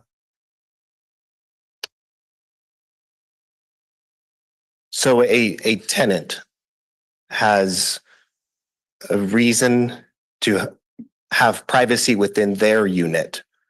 The owner would not be allowed to require an inspection inside of the tenant's unit. If the city has a reason to believe that there are violations of the code within the unit, we can move forward with our process to get an inspection. And that's something we can consider for these units. Can I translate real fast? Okay. So I got a little bit of, sorry. So you're about to explain that? I was going to explain what the question was and what the response was. So the question was from Mayor Pro Tem, and correct me if I'm wrong. If the inspections have not been conducted, can the property? Oh, sorry. Disculpe. Okay. La pregunta fue de el alcalde Pro Tem que si las inspecciones no han hecho conducidas, el propietario no puede hacer que hagan la inspección. El inspector contestó que los propietarios tienen derechos de privacidad y si no quieren, y ellos no quieren, pero la ciudad tiene preocupación que si hay algo, ellos pueden mover sobre con su proceso para inspeccionar. No, we're not doing that. We're not going back and forth. Did you explain it all? Yes. Okay. So what I explained. No, I got it. I know it's some people that are challenging your translation, and that's okay. We'll get to the answers, but what we're not going to do is everybody holler out what they believe you should be saying and not saying. Thank you. Okay. I know the city attorney wanted to chime in on the legalities of the property owner actually going into the unit itself, so. En este momento, el abogado de la ciudad quiere dar una clarificación sobre los derechos de los inquilinos. Thank you, Mr. Mayor, members of the council, members of the public. The property owner's ability to enforce inspections of the units is going to be guided by the terms of the lease that they have as between the landlord and the tenant. Dice que todas las inspecciones pasan por guía de sobre el contrato de los propietarios y los inquilinos. I'm just saying, he asked the question, so he needs to be satisfied with it. Mayor Pro Tem, does that answer your question? Yes, let's keep it simple. Let's go with yes. And then, because I didn't mean to this to be this hard. And the second part of that was, can the cockroaches expand if uninspected units are infested? Does that make sense to you? So if I have an uninspected unit and there's cockroaches there, can they, I don't know, go to the next unit? I think so, but I just wanted, so it's important that my goal is that it be inspected. I don't know, I assume it is, but. Preguntó que si hay unas unidades que no son inspeccionadas, si el problema puede crecer a las otras unidades. I believe we may have a licensed exterminator available to answer. We're debating about whether a cockroach will go to another apartment and back and forth. We're not sure that they do that. I'm serious, right? I'm serious. And so do we have a licensed person here? Is that what we have to do? We do have a person online. Okay. I also can give some expertise if needed. Well, I think it's just, if you think you can help us answer it. Sure. Yeah. So currently, there's new legislation, AB 548, that states that if a code of officer believes that the infestation can go to other units, then the code official can make a determination to actually inspect the other units. Hay un código AB 548 que dice que si hay razón que el inspector cree que el problema puede crecer, ellos pueden hacer por policía una inspecciones a las otras unidades. So I'm a simple kind of guy. Sure. Can they expand to other units or not? The answer would be yes. Yes. So then a follow-up to that would be, then if they're never inspected, those units, they can continue to expand and the problem is never resolved. Is that what I'm hearing, or am I just a little slow? That's very correct. That's a correct assessment. So. Okay. But, All right. Okay, they said they got the expert there. Okay. Ask him, turn him up a little bit, let him speak or something. Okay. Dave, you now have the floor to respond to the questions. Okay. Good evening, sir. Mayor Pro Tem, yes, cockroaches do frequently travel apartment to apartment. As I was telling your city attorney, a wall is only a wall to us, but when you're a tiny critter, it's a pathway to other apartments. It's a more porous surface to a cockroach than it is to a human. So in the nut, and I didn't mean to go with this far. So the problem will never be resolved unless all the units are inspected and, for lack of a better word, clean, because if not, they're going to continue to expand because they're never inspected. Does that make sense to you? And I apologize in advance for these simple questions. No problem. That is a very, very correct assumption, sir. If you have an apartment that is infested, it is likely going to impact the neighboring apartments continually. And that includes whether or not those apartments have been treated, because they will continue to return when it's safe for them to come back. Can I translate real fast? Sure. So thank you, David. It's good to see you. Good to hear your voice. El alcalde pro tem preguntó si los unidades que no están inspeccionadas, la pregunta fue si puede causar problemas a las otras unidades. El experto contestó que las paredes nada son paredes para nosotros, pero para los insectos y cucarachas ellos pueden ir a las otras unidades y si no están tratadas las cosas pueden ser inefectivas. Are you done? I just have one more question. Una pregunta más. And this is hopefully a lot simpler. If a resident has to leave for health reasons and can verify, is the landlord responsible for housing for that resident? Because the burden is on anyway, I won't go there. I'll just leave it that simple. La pregunta es que si hay en condiciones que no es saludable, ¿es responsable el propietario para relocar a los inquilinos? If I may defer to the city attorney on this one. Thank you for that question, Mayor Pro Tem. I'm not sure there's a really fabulous answer to that question. My understanding is that the property manager, where that issue has been brought to their attention, they have used the alternative treatment and not the gas treatment. So it's my understanding that the gas treatment, the Actisol, is what is requiring the residents to vacate the premises. And so where that issue has been raised, rather than treat that apartment with the gas treatment, they have been liquid baiting and dusting, using the other methods that have been outlined to attack the problem. And those, the secondary treatments, lack of a better word, is healthy for health conditions, I guess, of the resident. As much as we know. As far as I know, and I'm not a licensed exterminator, but it's my understanding that those methods do not require the same level of vacation, of leaving the apartment, that they can be used while the apartments are inhabited. That would be correct. Okay, so I need to translate that, so I need a little bit more simpler answer.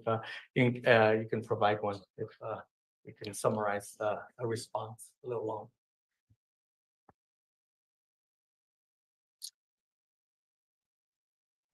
The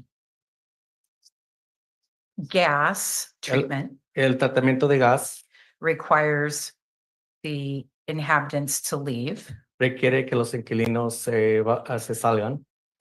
and it is my understanding Es su entendimiento that when that issue has been brought to the attention of the property manager, cuando esto vino a la atención del propietario, the direction to the exterminator has been not to use the gas, la dirección al exterminador es no usar gas, but to use the other treatments pero usar el otro tratamientos that do not require leaving the units. que no requieren que el inquilino salga de las unidades. Any other questions? No other questions. I know, okay, I'll try to wait to see if Council Member Alexis Arizona is coming back. I had a couple, I guess.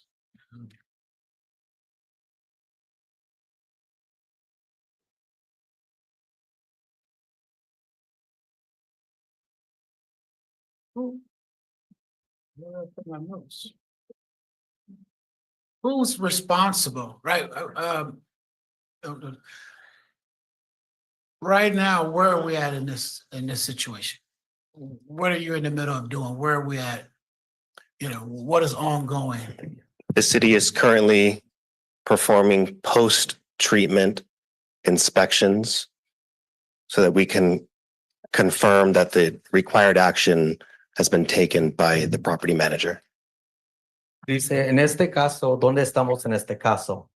El inspector contestó que están haciendo tratamiento posterior para agarrar los so you said post-treatment updates? Post-treatment inspections. Inspecciones posteriores. Okay. Has the extermination plan been effective? El plan es efectivo. Based on the logs that we've received, there are some units that have been successful as they indicate. Other units still have activity and they're continuing to treat and monitor. En la información que han visto, han tenido éxitos en unos lugares y en otros han visto están mejorando. This afternoon, I was in a unit that had verified infestation and there were no live cockroaches, no cockroaches on the monitor either. Dice que en este viernes hicieron una inspección donde había cucarachas en inspección, no miraron cucarachas. How long will we continue to monitor? You know, how long we will continue to go back and see if it's been knocked down? Cada cuando van a ver si hay más éxito. We don't have a time frame. We're continuing to receive treatment logs from the exterminator until there are no live activity, no cockroaches on the monitors. Van a seguir recibiendo reportes del exterminador hasta que no haya indicaciones de cucarachas vivas. So am I right if I say you will continue to monitor as long as you continue to find cockroaches? Está correcto que vamos a seguir agarrando progresos con que no miramos cucarachas. So the city has the authority to enforce when there's an infestation. La ciudad tiene autorización a seguir enforzando si hay infestación.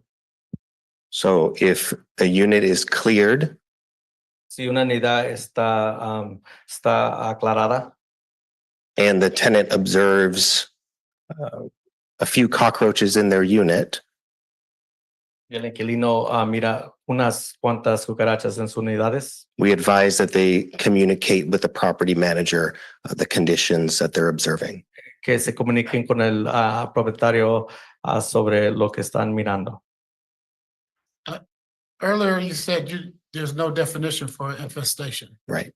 So Hace tiempos dijiste que no había definición para infestación de cucarachas. so you say you will continue to your oversight and investigate as long as there's infestation. La pregunta es que si van a seguir con que haya infestación.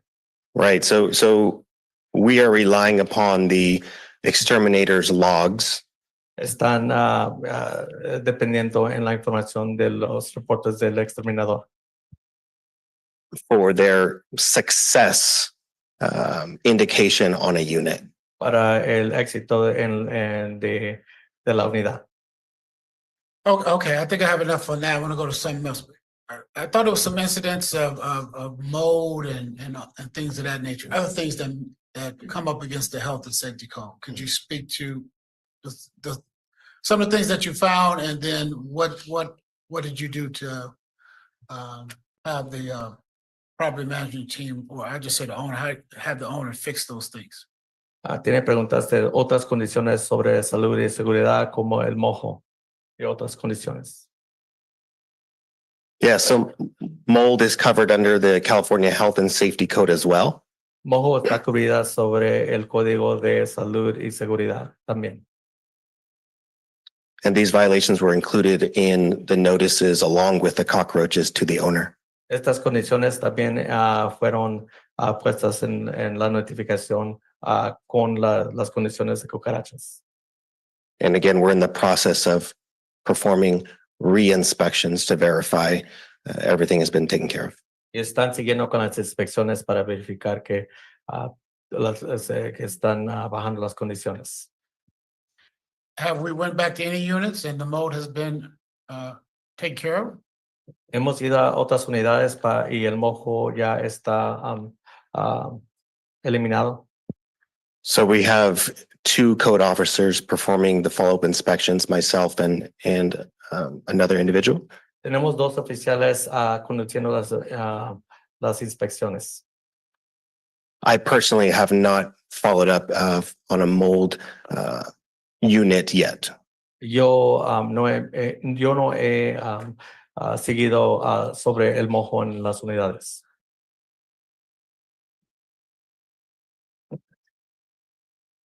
I just have one more. Let me just.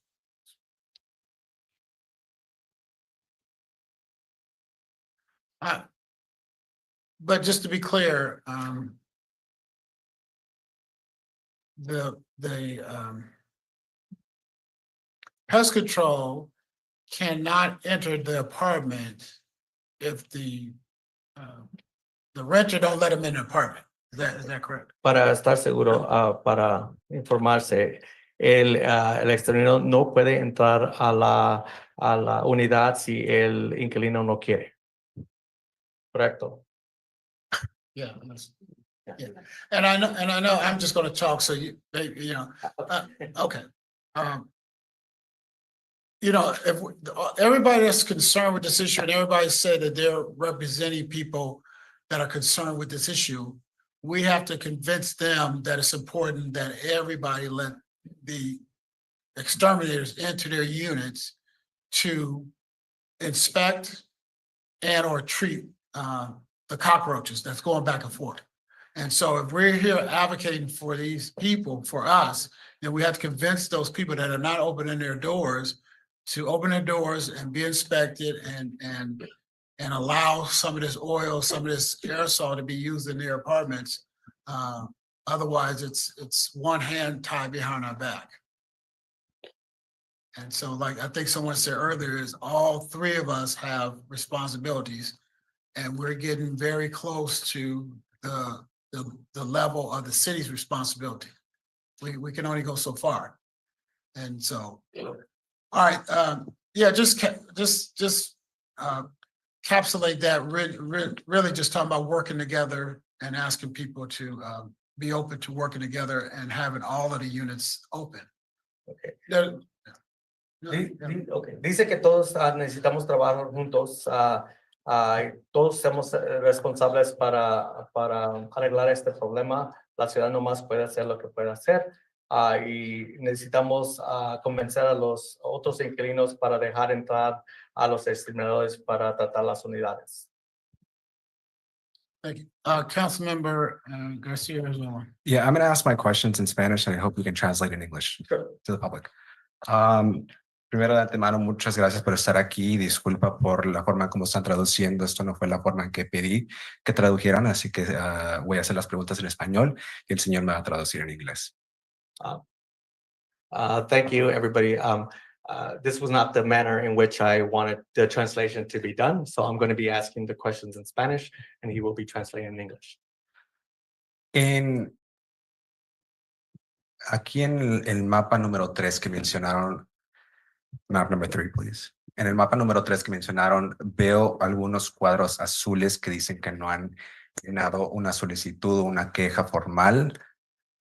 ¿Estoy leyendo eso correcto, que los cuadros azules son las personas que no han hecho una queja formal? Is this correct? In the blue squares, are these units that did not receive a formal complaint? Correct. Correct. Me acaba de decir que fue correcto, que no han hecho quejas. ¿De qué manera estamos asegurándonos de que las personas en esos cuadros azules hagan las quejas? In what way are we ensuring that people are actually making complaints? How are we ensuring that the people with the blue squares are filing a formal complaint? Yeah, so the complaints that the city received, You want to translate? the complaints that the city received have been submitted in groups by way of Mr. Robert Daniels, an advocate for the tenants. Me acaba de decir que las quejas que ellos han recibido hasta el día de hoy fueron por parte del señor Robert Daniels en los formularios que llenaron. And that's how the city has received the formal complaints. There were a couple that upon staff performing an inspection within a unit, that other residents have seen city staff and have asked for us to come in and we inspected their units that way also. Y a menudo que los inquilinos están viendo que el equipo de la ciudad de Seaside está haciendo las inspecciones, ahí es donde están haciendo las quejas formales con el departamento de Seaside. But my question was, how are we ensuring people that haven't been reached out to file a formal complaint? La pregunta es, ¿cómo nos estamos asegurando de que las personas que hasta la fecha no han llenado una solicitud, llenen una solicitud? So the city attended the community meeting back in September. We brought formal complaint forms, which would allow the residents to submit complaints to the city that way. Me está diciendo que en septiembre hicieron una junta y en esa junta trajeron más formularios para que la gente pudiera llenar los formularios y hacer sus quejas formales. I guess you're not understanding my question. My question is, while we're doing these inspections, are we actively doing outreach to other neighboring to the other units to ensure that they can also file a formal complaint. La pregunta que le hice es, creo que no me está entendiendo. Le estoy preguntando que si estamos yendo a las diferentes unidades a decirles que pueden llenar un formulario. Thank you. No, we're not actively visiting the other tenants to inform them of their right to make a complaint. Dijo que hasta la fecha no están haciendo ese tipo de alcance comunitario. Are we going to do that? ¿Lo vamos a intentar? That's something for the city manager, because you're asking them to go out and solicit those complaints. So we have to get at it at a better way. Well, maybe the city manager can answer that then. or- Yeah, this might be a city manager, city attorney response from city manager.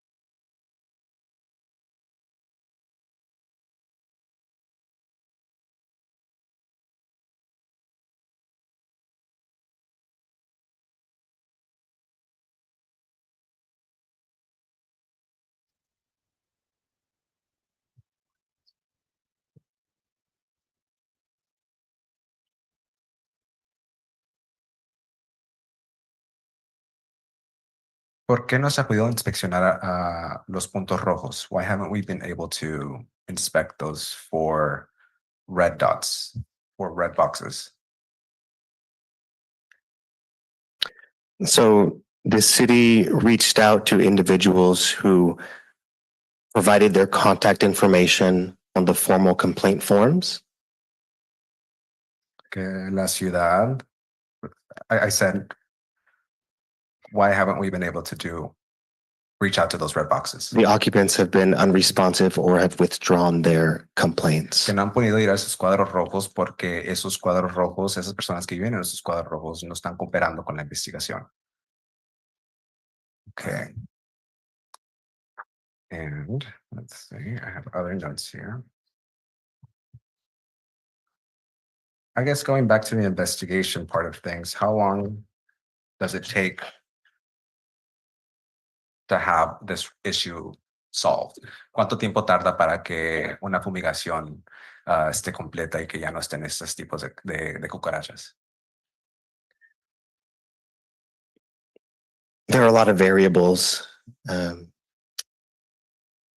As we've talked about, there's been some units that have been successful. Other units were unprepared when it was their time to receive the treatments. And there are instances where a unit could be successful one day and then the next day they'll find evidence of the cockroach activity. It's an ongoing matter. Esto puede variar ya que en algunas unidades puede ser que un día estén las cucarachas ahí y desaparezcan y al otro día regresen y se pueden mover de apartamento en apartamento. También es muy difícil el poder abordar este asunto ya que algunas de las personas no están preparadas para la fumigación el día de o no tienen dónde irse y es muy difícil dar una cifra o una fecha límite para averiguar cuándo es que eso se puede completar. So I know the mayor asked one of the questions, but I don't think it got answered adequately or translated adequately in Spanish when he said, is the property owner being notified about the mold and other code violations within the building? La pregunta que le hice es que si le estamos dejando saber al dueño de la propiedad sobre el mojo y otras violaciones que hay dentro de esas unidades. When city staff has observed violations of health and safety code, property maintenance code, we have issued notices to the owner about those violations. Cada vez que alguien de la ciudad va a inspeccionar las unidades, estamos haciendo notas sobre todos los tipos de violaciones dentro de estas unidades, ya sea mojo o otro tipo de violación. Les estamos haciendo notas y también les estamos dejando saber al dueño de los apartamentos sobre estas deficiencias. Okay. And you mentioned that you have 2 code enforcement officers. Around how many units can 2 code enforcement officers observe on a daily basis? Lo que le pregunté es que hay 2 miembros de inspecciones de códigos que están en en este complejo de apartamentos y mi pregunta es aproximadamente cuántas unidades pueden completar en un solo día estas 2 personas. It is quite the task, yes, which is why we're grateful that we were able to bring on assistance when we were conducting the initial inspections. And if it turns out we need additional assistance, we'll look into that when we perform, as we continue to perform the post-treatment inspections. Que es una labor muy grande y es por eso que han adquirido otro asistente para que los ayude con este esfuerzo para poder inspeccionar las unidades lo más pronto y eficaz posible. But, okay, that's fine. I think Councilman Brooks had a question. That's on my call, my questions. Son todas mis preguntas hasta ahorita. So my question, Hold on, yeah, like he said, that's not his call. oh, sorry. Councilmember Burks, you have the floor. Okay, so we clarified that the exterminator can't go in without permission to some of these units, right? But is there a point where you can decide to enter? Because apparently we all know roaches are going through. It's going to be clear one day and not. Like, at what point are we able to then, or is there anyone that can mandate entering a unit that hasn't been entered? Yes, you go ahead. En algún punto de la investigación podemos básicamente enforzar que podemos revisar estas unidades sin que la persona nos dé autorización.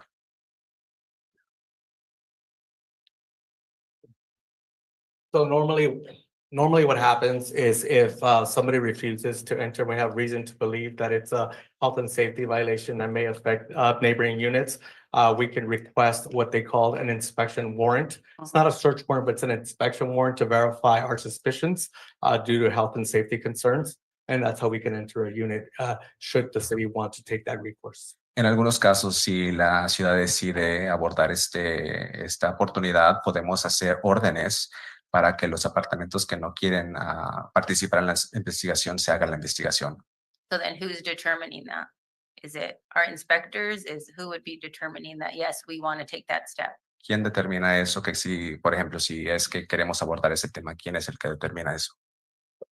I can answer that. We have a contract here at the city. I serve as a code enforcement director for various jurisdictions. Normally we set policy on what the merits are for us entering, whether it's maybe 1 or 2 notices of violation and maybe a request to enter the unit. It just depends on what the jurisdiction would allow. Can I translate? Translator is going to answer. Yeah. You want to wait for her answer? Maybe to go together. Let me just translate what he said, just so it doesn't get lost. Todo puede variar en la forma en cómo la ciudad decide abordar el tema, ya sea puede ser una modificación en el código de la ciudad o también hacer una conversación inicial para poder ver si quieren participar en la investigación. Pero la abogada va a contestar un poquito más concreto. Thank you. In other cases where we've had code enforcement issues that have required inspection warrants, and we have had other situations like that, that is usually a conversation between code enforcement, city manager, and the city attorney's office. And the city attorney's office is usually the one who's applying to the court and to a judge to have them issue the warrant back to us for that inspection. So it'd be the inspector that decides to come to you too. Yes, the direction from the city manager's office is we should be operating at the very limits of our legal authority. Que todo eso tendría que venir del administrador de la ciudad y es una conversación que se tiene que hacer entre el administrador de la ciudad, la abogada de la ciudad y nuestro director de códigos para poder ver qué es que se puede hacer, ya sea una orden como la que mencionó ahorita, pero esa orden tiene que pasar por una corte y dependiendo de la corte y si la autoriza, ahí es como pueden entrar a estas unidades para poder dar tratamiento necesario. Want to jump in there real quick to just pull that thread to the city manager. That's what I'm getting to is our fullest extent. But again, you know, you have to communicate that to the residents that are not opening up their unit. That just strengthens our ability to go to the judge, the court, and get that inspection warrant. And some of them really don't want us in their units, right? And I'm just putting that out in the ether. When that happens, I don't want people saying, well, why did they come in there with this warrant inspecting my unit? It's because your neighbors need that unit to be inspected so we can keep doing what we're doing. Because at the end of the day, if they're just going back and forth, now we're just spinning our wheels. And so, yeah, that was it. But you got that? Yeah. Okay. Lo que acaba de decir, Let me, yeah. I'll come back, but say that and then I know Mayor Pro Tem had something. Just real. What? I'm sorry, I thought you had Kim then. My fault. Lo que dijo el alcalde es que por eso es importante usar todo nuestro poder que tenemos colectivo para poder decirle a las diferentes unidades que es importante que participen en la investigación, que es importante que llenen un formulario para quejar formalmente, porque al rato ya sea que hay una orden de un juez para poder entrar a estas unidades y dar tratamiento, la gente al rato no esté que porque vinieron a mi unidad o no me notificaron a nosotros. Entonces, si queremos hacer el tratamiento más eficaz y darle más seguimiento a esto, es importante que los demás inquilinos estén por lo menos de acuerdo o tengan la información necesaria para poder llenar una queja formal. And if I may, in code enforcement, with each one of our cases, voluntary compliance is always the goal. An inspection warrant is usually reserved in matters where we've exhausted all other means. So just voluntary compliance is always what we strive for. Yeah, we know that, but we're trying to get you to solving the issue, which is, you know, we all understand if they're going from unit to unit back and forth, then we probably need to look into all the units. You know, and the city manager, and I don't want to say too much. I'm writing it down. Go. But my only point is, you got to get to a point where we have to take efficient efforts and not just go around and around. And the city manager knew what we were looking at, and so if that's an option, then we may have to discuss that. This Can I translate that real quick? Oh, I'm sorry. I thought. Lo que acaban de decir el señor Soto es que siempre en este tipo de investigación lo preferible es que todo sea de manera voluntaria, ¿no? Que el inquilino llene un formulario formal y se comience la investigación, que ambos partidos estén de acuerdo.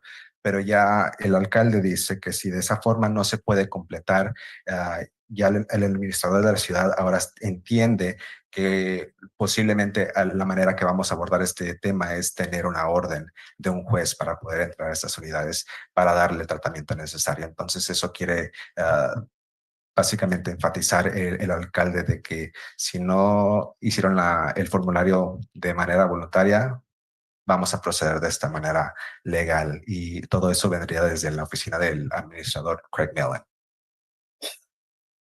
Thank you. I'm just gonna keep it simple. Yes, sir. Chop it up a little bit so. Okay.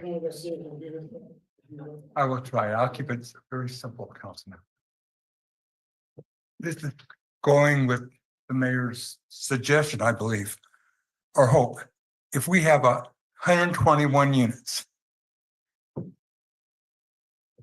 and 120 are perfect, you're going to spend, and the termites can, or the cockroaches can grow, right? They can go into the little units. You're going to be spending the rest of your career, the next 20 years, inspecting those units, because until that one unit is solved, they're expanding, it appears. Should I continue, or you got that? It's pretty simple. Lo que el concejal Dave Pacheco menciona o quiso dar a entender es que si hay 121 unidades y 120 de ellas están en condición perfecta, se puede decir que no van a parar hasta que esa última unidad esté limpia o ya no hay cucarachas adentro. And then I guess my question would be, if that's okay, you're a very busy man, and I'm sure you're very busy, and you have many duties. Is that a correct assumption that if we have one unit uninspected with cockroaches, you're going to spend the rest of your career doing that? And I'm keeping that tongue in cheek, but it's kind of reality. Se puede asumir que, como mencioné, si hay 121 unidades y una unidad queda con todas las cucarachas, no van a parar hasta que esa última unidad ya no tenga cucarachas. We will operate. Pardon me? We will operate at the very limit of our legal authority. Vamos a operar hasta el límite de nuestra autoridad legal. I totally respect that and appreciate that. I think I'll just leave it there. We got to solve the problem, and that's a problem, and there seems like a solution. You know, it's only a couple of things we can do, and the city manager said he's willing to do his part, and the council is going to do our part. Any more? Translate that, if there's no more questions. Dijo el alcalde que tenemos que abordar este tema de la manera más eficaz posible y que el administrador de la ciudad creo que ya tiene un entendimiento de lo que el concilio quiere y se va a proceder de esa forma. I'm sorry, I don't want to interrupt, and I know that there is a process, but I do want you guys to be cautious that we do have residents here who need to attend to their kids. And I know that you guys are used to having the longer session and stuff, but we also want to be cautious of them wanting to speak. And we are. And we are. But what we have to do first is get our understanding of the issues. And the thing is, we're going to listen to everybody that wants to speak, but we still have to do what we're doing here, is to figure out how we're going to react to what they're saying. And what they're saying, we already know. They don't want cockroaches in their units. Period. We know that. And we're going to do everything that we can to eliminate that. But we have to draw the questions out. So if there's any more, translate that and then we'll go to public comment. Dijo el alcalde que entiende que ya es tarde, pero que es importante que tengamos esta discusión para poder ver qué es lo que se va a solucionar. Nosotros como concilio queremos ayudarlos y que ya no hayan cucarachas, pero antes de que los dejemos que hablen, es importante para nosotros saber las medidas que uno va a tomar, que este concilio, este cabildo va a tomar para poder ayudarlos, porque lo que queremos es ayudarlos y asegurarnos de que ustedes ya no tengan esas cucarachas, y de antemano les disculpamos por la tardanza.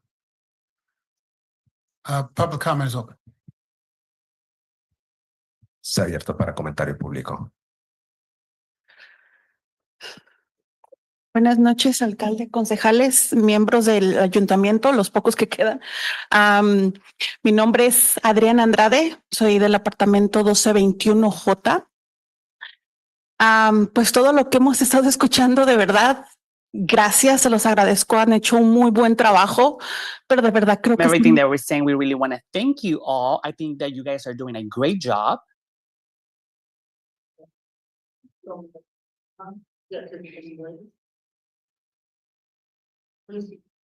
Okay. Okay, thank you. Estamos cansados de todo lo que está pasando. Yo entiendo su posición, créame, pero entré hace 7 a 8 años y entré con cucarachas. No se trata de limpiar, se trata de que ya estaban ahí. Discúlpeme, pero nuestros hijos están cansados. Tenemos adultos, tenemos pequeños. Yo sé que muchos apartamentos no quieren, pero créame, de verdad, necesito que nos ayuden a hacer algo. Porque es mucho. Disculpen. Es larga la espera. Mi hija está esperando hablar. La tuvimos que sacar porque siente la necesidad ella misma de hacerlo porque lo ha vivido en carne propia. Los animales no nos dejan. Si las demás habitaciones no quieren, de verdad se lo pido que lo hagamos legal, que voten para que lo hagan. De verdad, necesitamos cerrarlo por completo porque no se va a hacer si no cerramos eso. De verdad se lo pido. Y lo dejo en sus manos. Discúlpeme por mis palabras, pero estoy atacada de lo que estoy escuchando. Yo los entiendo, pero de verdad necesitamos soluciones, no palabras, soluciones. De verdad. ¿Quieres hablar? Ok, espera. Thank you. Edgar, you can now unmute to translate. I want to let you guys know that I understand. I really understand your position, but I want something to be clear. I came in 7 years ago and the roaches were already there. There were existing roaches in there. And I understand that there's a lot of apartments. I really do, but we need to speak. There's a lot of us here. My daughter is here. We had to take her out because she desperately needed. She wanted to speak for herself that this is what we're going on. We have animals, we have kids, we have elder people living in these situations, and we really need your help. I really apologize, and I do understand, but if other people do not want to cooperate, I say we take the legal route. I say that if this is the way that it's going to fix it, then I say we take the legal route. It is very unfair. And like I said before, we need solutions. We do need solutions, not just words. Thank you so much. Thank you, Edgar.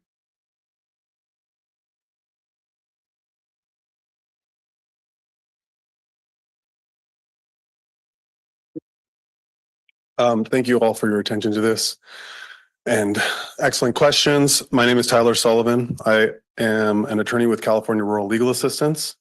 To be clear, I am the attorney that sent the letter.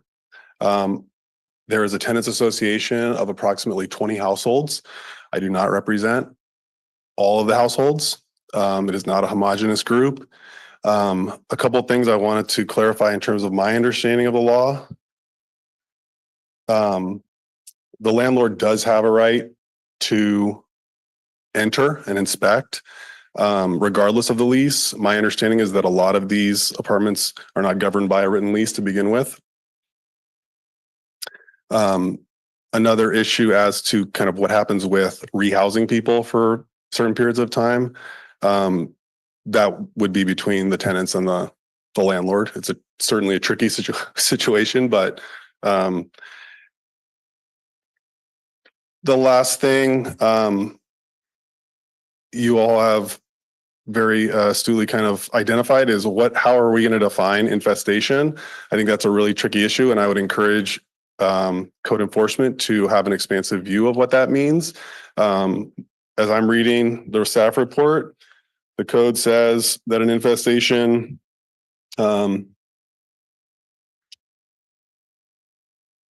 it uses the word building. I think it's a relatively vague statute as to the situation here where you have buildings with many, many units. But I think it's worth thinking about if we're going to clear an individual unit and release the landlord from being under that order. I think it creates a problem for that tenant because now they don't have the city in a position of authority with them anymore. And we know that there are probably still roaches next door. So again, I would encourage that in terms of expansive view, I would go there. or I would hope that we would go there. And again, just what is the goal? What is success? Is success not having roaches, or is success having no roaches in the entire building for months on end? I think that's a really pivotal question that I encourage code and the city manager to think about in the situation. Lastly, I just want to acknowledge that this is a really tricky situation. My understanding is this infestation has been ongoing for probably over a decade. The solution is not going to be quick. My understanding is that there have been past efforts by tenants and by previous owners to deal with this. The owners need to be a part of this. And if the city is continuing to ask and require and create leverage for the tenants, okay, the tenants will have a better chance of getting this done. And I would also say that there's a lot of energy right now at this moment. It may not be here in a couple months. You have great organizers, you have a lot of tenants who I've talked to, and my organization is also trying to lend resources to this problem. So, you know, now would be a good time to try to keep the momentum going. Thank you. Thank you so much.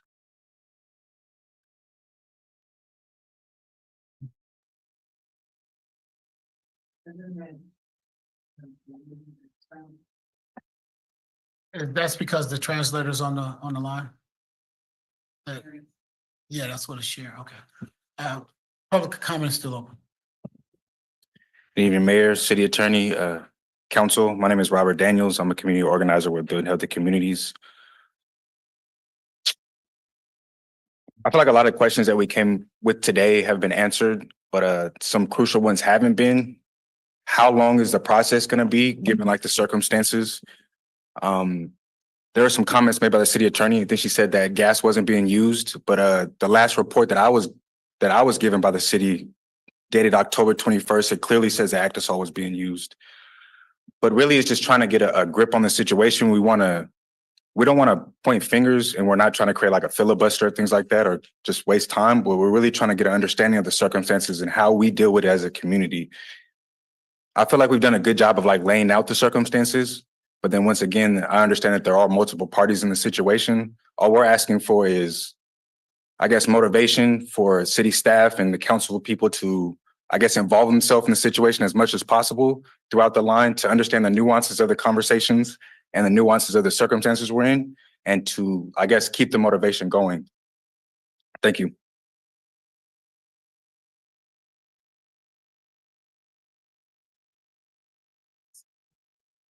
Good evening, City Council, Mayor. Also, happy birthday to you.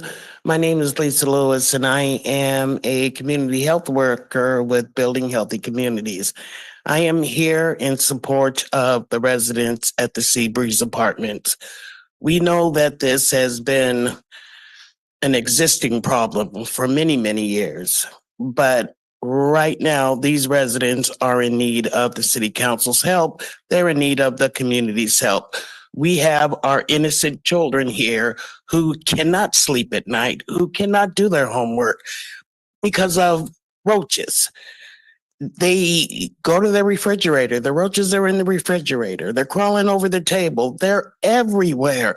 So if we who we say we are, as a community, as a council, as people who care, then we are obligated to help these residents in any way possible to rectify this problem.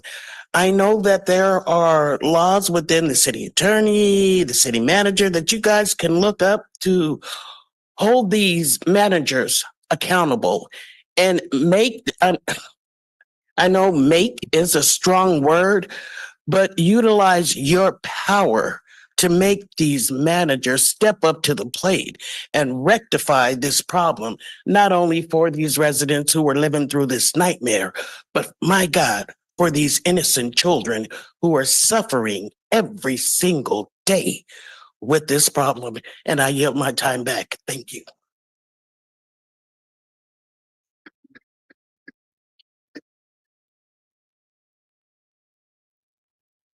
Buenas noches a todos los presentes aquí. Soy Celina Robles Vázquez y vivo en el 1225, apartamento H.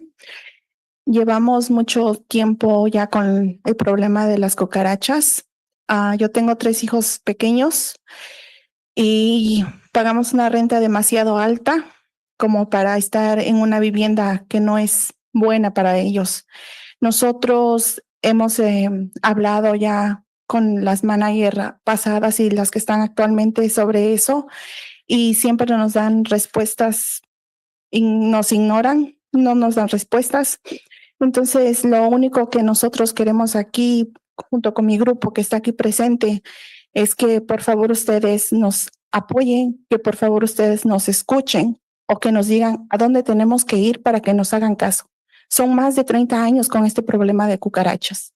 Es tan difícil llegar a tu casa y en vez de comer, matar cucarachas o encontrarte las cucarachas en el refrigerador o en los trastes. Mis hijos se llevan las cucarachas a la escuela en las loncheras. Se burlan los niños de ellos y les dicen que viven en los apartamentos de las cucarachas. Yo creo que los niños no tienen que sufrir bullying por nuestra culpa. Nosotros estamos ahí porque tenemos la necesidad de buscar un lugar donde vivir, pero tampoco es justo. Y tampoco es justo que aparte de las cucarachas, el drenaje se salga afuera donde juegan los niños y que los propietarios tampoco hagan caso, nos ignoran. Aparte de eso, los perros donde quiera hacen del baño y los niños salen a jugar.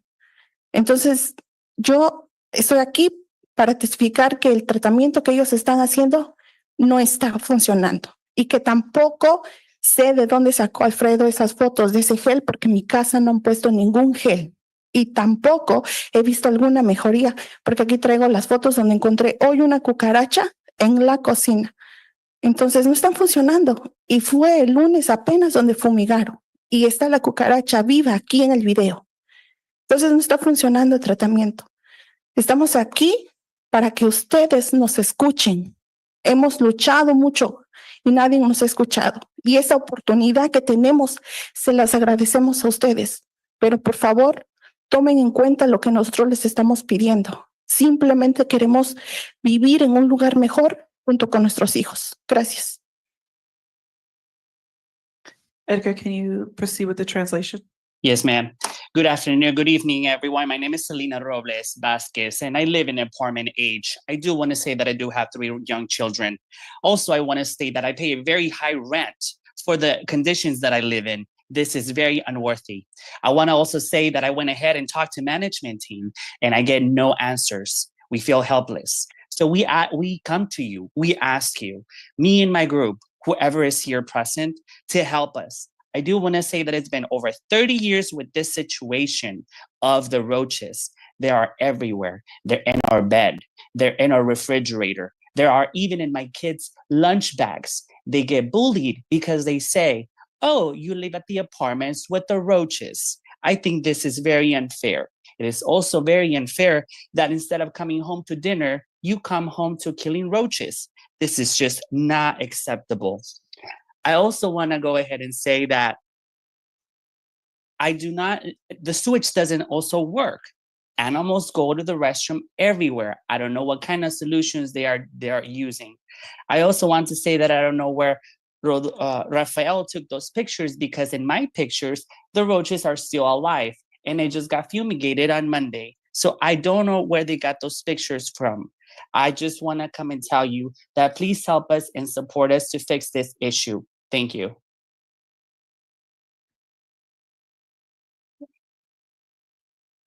Buenas noches para todos y cada uno de ustedes.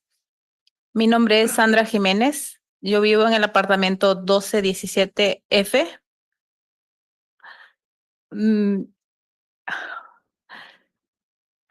La verdad, yo vengo aquí, es primera vez que yo me presento en un lugar así como este. La verdad, no sé cómo expresarme, pero yo vengo a decir que desde septiembre empezaron a fumigar, pero decía en los papeles, dice que gel. Desde septiembre hasta la fecha de hoy, ellos no han puesto ninguna clase de gel en el apartamento. Siempre es líquido el líquido no está funcionando en partes, todo lo que está en la cocina, en el baño, todo se está yendo para los cuartos. Los cuartos, ellos dicen, vamos a fumigar una fumigación profunda en todo el apartamento. No lo están haciendo. Yo les dejé papeles para saber la hora, a qué horas iban a fumigar, para yo saber, para limpiar. Nunca me hicieron caso. Yo puse cámaras en mi casa para ver qué es lo que está pasando cuando ellos van. No fumigan los cuartos, solo fumigan la cocina y el baño. Es todo lo que hacen. Me hacen mover todo cuando no hacen el trabajo que ellos tienen que hacer. Tengo mis niñas, tengo 3 niñas. Mis niñas han sufrido de mordedura de cucarachas. Aquí tengo a mi niña presente, de que ella duerme y se tapa los oídos. Ella a veces está llorando porque dice que no quiere dormir, porque debajo del colchón salen demasiadas cucarachas. En el carro de uno andan las cucarachas. La comida de mis hijas se llena de cucarachas. Ahorita todo lo que están haciendo, quizás van a decir ellos que está funcionando, pero ahorita es tiempo de frío. Cuando hace frío, las cucarachas se esconden. El tiempo de calor, salen demasiadas, de donde sea salen. Estás comiendo y no puedes comer a gusto porque andan en tu comida. Andan en el refrigerador, como dice la compañera. Yo estoy cooperando con ellos, pero no me están gustando las cosas que están pasando. Hace 15 días fueron a fumigar, dejaron la estufa prendida, el gas, fumigaron a las 9 de la mañana, hasta las 3 de la tarde se quedó encendida la estufa. Si yo no llego y mis hijas llegan antes, ¿qué va a pasar ahí? ¿Ellos me van a responder por la vida de mis hijas? Claro que no. Ahora llevaron un gel, dejaron una jeringa tirada en el piso. A mí no se me dijo que le iban a poner gel. Yo tengo la foto donde dejaron tirada la jeringa. Si llega una de mis niñas y la agarra y ellas no saben qué es, ¿qué voy a hacer yo? Ellos no dicen nada, no avisan lo que van a hacer. Y la verdad me da coraje porque yo estoy pagando mucho de renta, soy madre soltera y yo creo, lo siento. That's all right. I control the time. Edgar, can you please proceed with translation? Yes, ma'am. Good evening, everyone and everyone who is present. My name is Sandra Jimenez. I do live in apartment 1217F. This is my first time here, so I don't really know how to speak, but thank you for letting me speak. This has been going on since September. This started since September, and I do want to say that whatever they said that they're not using any gel, they're using some kind of liquid. They say that they do everything, but in reality, what they do is just the kitchen. They said that they're going to do a deep fumigation, but in reality, they don't. I've asked them from time to time when they're coming, and they just have not been very responsive. I went ahead and also put cameras in my house, and the only thing that they fumigate is the kitchen and the bathroom, and that's all they do. I also want to say that I have 3 little girls and they've been bitten by these roaches. One of my daughters sleeps with her ears covered because she says that these roaches are under the bed and they're everywhere. I mean, they're under your food, they're on your food when you're eating, they're just everywhere. And it's just really bad. Everyone right now knows that it's getting cold. It's just really cold. They hide, but then they come out when you eat. And I mean, it's just unbearable. I mean, I don't know what else to tell you. Also, I want to say that 15 days ago, they went and they fumigated and they left the gas on. Can you imagine? They left the gas on from 9 a.m. all the way to 3 p.m. when they were fumigating. What would happen if my daughters would have come home before I did? Are they going to be responsible for my daughters' lives? What's going on here? I also want to tell you that they left the needle in the apartment and I had to pick it up. What if one of my daughters would have picked up that needle with the gel or that plastic thing that they used to apply the gel? So are they going to be responsible for that? I mean, I just don't know what to do. Well, like I said, I just pay a lot of rent and it's just not worth it. Can we get any help? Thank you, Edgar.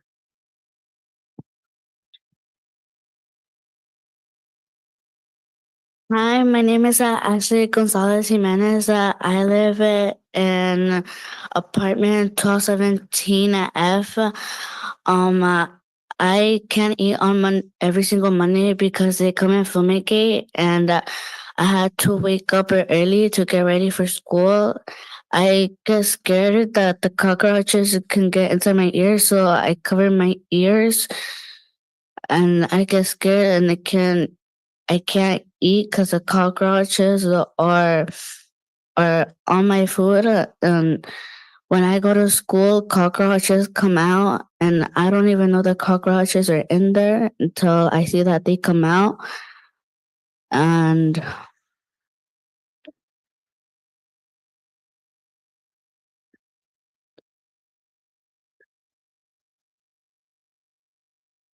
and my mom's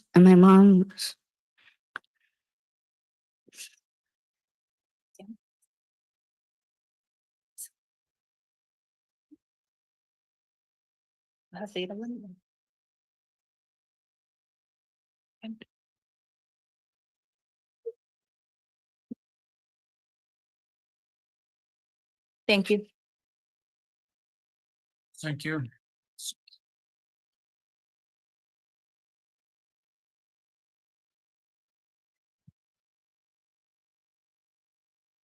Hi, my name is Amanda Aguilar. I live in the apartment J1221. When I went to school, cockroaches were in my lunch bag. They were making fun of me. They were saying, haha, you have cockroaches in your backpack. They've been bullying me a lot. I couldn't eat. There was a lot of kids over there in the cafeteria eating. And one of my friends came with me, and then she's like, what's wrong? That kids were making fun of me because I had cockroaches in my backpack, in my lunchbox. They were on my food. And they were making fun of me for years and years. My mom, she's like, she doesn't want to live there anymore. She wants to get in another place. Like, they had to remove all the stuff from our room. They fixed the floor, but they let the old carpet there. They didn't take it off. So they just put everything like new. So we had to take everything out from my room. When we're in there in that club, they were still doing it. They were in another apartment. And they finished, but my mom, she had to fix the bed. And then she didn't have enough time to sleep. She had to do the floor. She had to do everything. My auntie, she had to sleep 1 at a.m. and then she had to wake up at 1. Then how's it fair that she has to get up in 1? And last time she went early at work.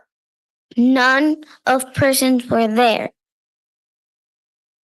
She was suffering for the apartment. She's keeping us safe, me and my sister. She's trying to protect us.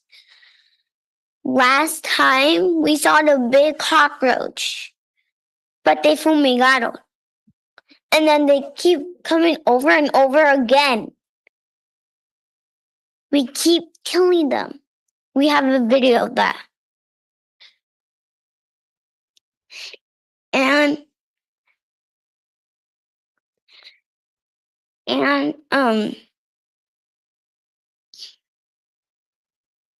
the office, when we're over there, she's like stuck in her phone, like saying, no, I can't help you.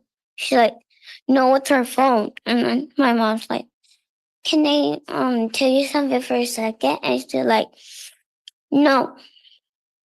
At her lunch break is at 1. It was 2. She's like, I can't do nothing. I'm on my lunch break. But her lunch was on 1, not on 2. And she's like stuck on her phone. And then my mom said she can have a talk with her for a minute. Just one thing. And she said no, so rude. And then my mom said, okay, nicely. Thank you. Thank you. Wow. I mean, I don't know how you can follow her. Wonderful job. Wonderful. Wow. Lo primero, felicidades, How Council. you- ¿Qué edad how tiene? you- 7 añitos. Oh my gosh, she's gonna, Thank watch you. out, she's gonna be running for office. That's why I had to check. Mr. Mayor, Council, City Attorney, City Manager, les quiero felicitar. De verdad que tienen mucho valor lo que ustedes están haciendo. I want to congratulate them because it takes a lot of courage. Especialmente ustedes, los jovencitos, de verdad que me quedé impresionadísimo, ¿eh?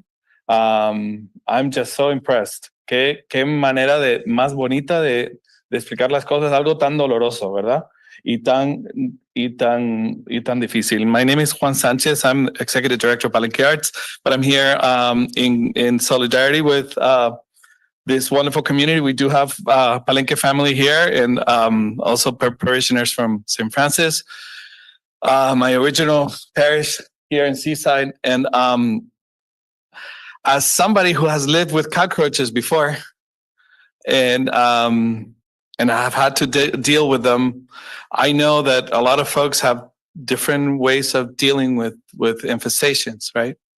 And you can do it the cheap way, or you can do it the right way. Who is Mr. Myrick was telling me either fast, correct, or cheap, right? Yeah, choose two, right?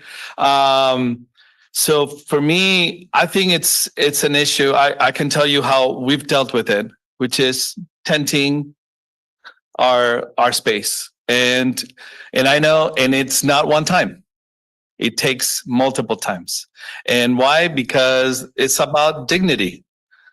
Tenemos que tener dignidad. Y en mi caso, I've lived with cockroaches. Yo he vivido con cucarachas, desgraciadamente, and we had to fight them, bomb the house multiple times until we finally got to figure it out. It takes a lot of effort. I am so glad that you're talking about this in council and taking the time to listen to citizens. And I hope that somebody in your staff can say this is personal, because if you don't make this personal, forget about other stuff. This is an issue that I hope that you take it personally. Espero que se lo tomen algo personal, porque lo que han hecho estos niños, este ejemplo, sacrificio, es algo impresionante. De verdad que sí. So, muchísimas felicidades a ustedes. Estamos en la lucha con ustedes. Estamos en solidaridad. We are in solidarity with you. I know that the council wants to do right.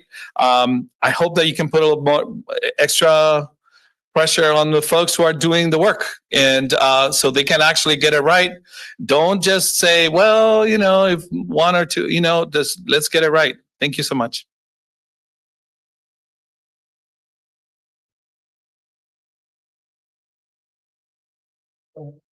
Seeing no one else, public comment is, we got two. Oh, no. Hola, buenas noches. Mi nombre es Mónica Cepeda. Vivo en el 1219, apartamento C. Igual que todas mis compañeras, el problema de los animales. Estamos cansadas. Hemos gastado mucho dinero nosotros mismos también en comprar productos para acabarlas. Las personas a veces nos contestan de las oficinas en mal plan, enojadas. Nos empezaron a mandar unos papeles diciendo que si no dejábamos que fumigaran, nos iban a cobrar 750 de multa. Creo que es demasiado. Ahora, todos los que estamos aquí hemos estado en disposición para acabar eso. Ahora nos están mandando papeles de que no estamos listos para la fumigación, a lo cual estamos listos cada 8 días. Como dicen otros de nuestras compañeras, de mis compañeras, no fumigan las recámaras y en los papeles están de que van a fumigar cuartos, baño, cocina y sala, y nada más fumigan sala, cocina y baño. Antes hemos sacado siempre las cosas de los gabinetes y no fumigan los gabinetes. Yo dejé de sacar mis cosas de los gabinetes porque es mucho estrés. Sacar, limpiar, meter, es mucho estrés. Cuando ellos me dijeron que tenía que sacarlos, yo le respondí, ¿para qué si ustedes no fumigan? Y su respuesta de ella fue que sí fumigan, pero nosotros no vemos el químico. Claro que tenemos que ver el químico cuando nosotros guardamos y no hay ningún químico en los armarios ni en los gabinetes. Pero ellos dicen que sí fumigan los gabinetes y eso es mentira porque no lo fumigan y en los cuartos no se meten para nada. Para nada se meten y ahora están, creo que todos los que estamos aquí presentes, solamente a nosotros nos mandan los papeles para fumigar. Los que estamos yendo constantemente a las juntas. Solo a nosotros nos van a cobrar 750 de multa. Y ahora salen que no estamos preparados, a lo cual siempre estamos preparados. Porque yo he movido el refrigerador y la estufa para que fumiguen atrás de ellos. No sé qué es lo que más quieren los de la oficina que nosotros hagamos. Si hemos estado estamos preparados y dispuestos a seguir con ellos para combatir esos animales, pero también que ellos hagan algo. Ahora del moho, en mi apartamento, el que está presente aquí fue a tomar las fotos y él vio cómo estaba mi apartamento del moho. ¿Qué fue lo que hicieron? Solamente ir a pintar. Ya volvió a salir el moho, volvieron a ir a pintar. Ahorita otra vez está saliendo el moho. Van a volver a ir a checar y van a volver a ir a pintar nada más porque no están haciendo nada para combatir el moho. Y en mi apartamento sale mucho moho en este tiempo. He tirado muchas cosas, muebles, ropa, todo. Y ellas no hacen nada. Y muchas gracias por ayudarnos. Edgar, can you provide the translation, please?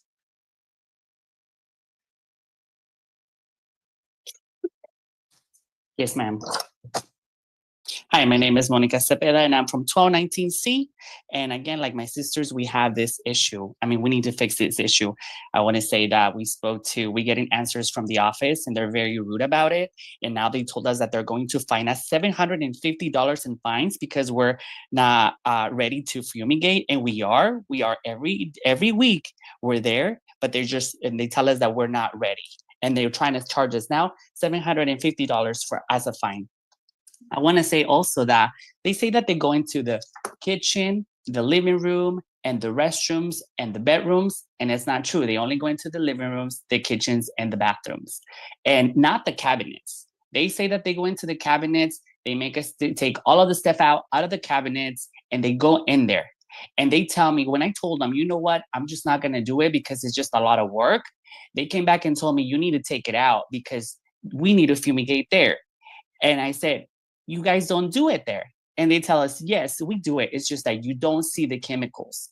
And how are they supposed to tell us? Of course, we're going to be able to see the chemicals. So I don't know if they're doing it or not, but I just think that they are not.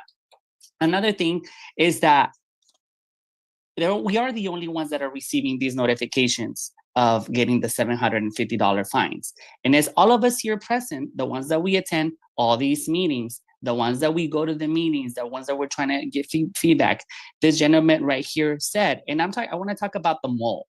This gentleman right here went to my apartment, he went to my unit, and he saw the mole situation that I had. What did they do? They just painted over. And guess what? The mole is back. And I want to say that in my apartment, I get a lot of mold. I have a lot of issues with mold all the time. It's everywhere, to the point where I had to throw away a lot of stuff, such as furniture, clothes, a bunch of things. And it's just not right. So we really need your help. Thank you very much. Thank you, Edgar. Mayor, we do have 2 members of the public on Zoom. Oh, sorry. Buenas noches, mi nombre es Beatriz Aguilar, vivo en el departamento 1221J. Ellas dicen que el líquido que se está usando para fumigar, que no se puede ver. Entonces, ¿de dónde sacaron esa foto que dicen que el jelly, que están las cucarachas ahí? ¿De dónde salió esa foto? Si ellas dicen que están poniendo eso. Yo hablé con el lunes que fueron a fumigar, yo hablé con el que fue a fumigar, dijo que iban a poner como un líquido así, que dijo que jelly o aceite, algo así. Cuando terminaron de fumigar, nosotros revisamos, no se miraba nada. Entonces se tuvo que haber visto allí el jelly o lo que pusieron, como están mencionando en la foto, y no había nada. No sé en qué forma es que están fumigando ellos, porque nosotros no hemos visto nada. Y tal vez las personas que no quieren participar en esto que estamos haciendo es por miedo también, porque otras veces ya también anduvieron haciendo este movimiento, pero otras personas que ya tienen tiempo viviendo ahí dicen que lo que hacían era que las personas que se empezaban a levantar, lo que hacían era que las corrían, las sacaban de los apartamentos. Por eso muchas personas ahorita tal vez les da miedo venir acá a hablar o andar en esto, por el miedo, el temor de que lo avienten a uno para la calle y no tener uno a dónde vivir. Por eso tal vez es entendible de que mucha gente no quiera, ¿verdad? Por el temor de que lo echen a uno a la calle, y si tiene uno sus niños chiquitos, ¿qué va a hacer uno? ¿A dónde se va a ir? No está uno cómodo ahí con eso que está pasando, pero pues es lo que podemos pagar, que no es cualquier cosa lo que se paga ahí. Como están los apartamentos, es mucho lo que nos están cobrando. Es mucho. Antes no nos cobraban la basura ni el agua, parece. Ahorita ya nos están cobrando todo. Todo nos están cobrando. Entonces no nos tienen día gratis ahí. Estamos pagando. Entonces deberían de ayudarnos ellos también. Y nosotros estamos cooperando, pero ellos dicen, no estás lista, no estás lista. Cuando ellos dicen que van a fumigar, nosotros estamos ahí,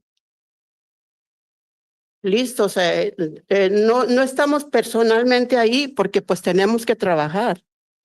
Tenemos que trabajar, no nos vamos a quedar ahí a esperar porque pues tampoco no nos va a caer el dinero del cielo para pagar todos los gastos que tenemos, ¿verdad?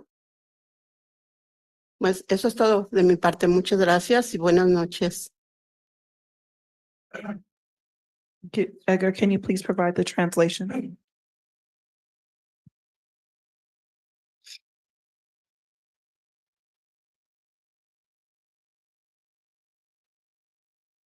Sorry, Edgar, you can unmute now. Thank you, ma'am. My name is Beatriz Aguilar from Unit 1221J. They said that they are using liquid, that this liquid is invisible. They say this, they say that. They said that they're going to use a gel. I went, and I don't know, they spoke about this gel. I went in person and I talked to them, and I saw I didn't see no sign of no gel. I didn't see anything. They are saying that it's invisible, that we're not going to see it, but then I really don't know what they're doing. I also want to say that people who are not speaking up, it's mainly out of fear. They're scared. People who are not speaking up is out of fear. Before, people who spoke up got moved out and they are afraid. They are afraid to speak up because they're going to be thrown into the streets. Can you imagine if you had small children? What are you going to do? It's just not fair. And for the amount of rent that we're paying there, it's just a lot. It's not fair. Before, they didn't used to charge us for the garbage fee. Now we have to pay everything. And it's just a lot. And let me tell you that we are cooperating. We're ready every time. Every week we're there. But they tell us that we are not. And I understand we're not physically there because we have to work. We have to work, or else how are we going to do it?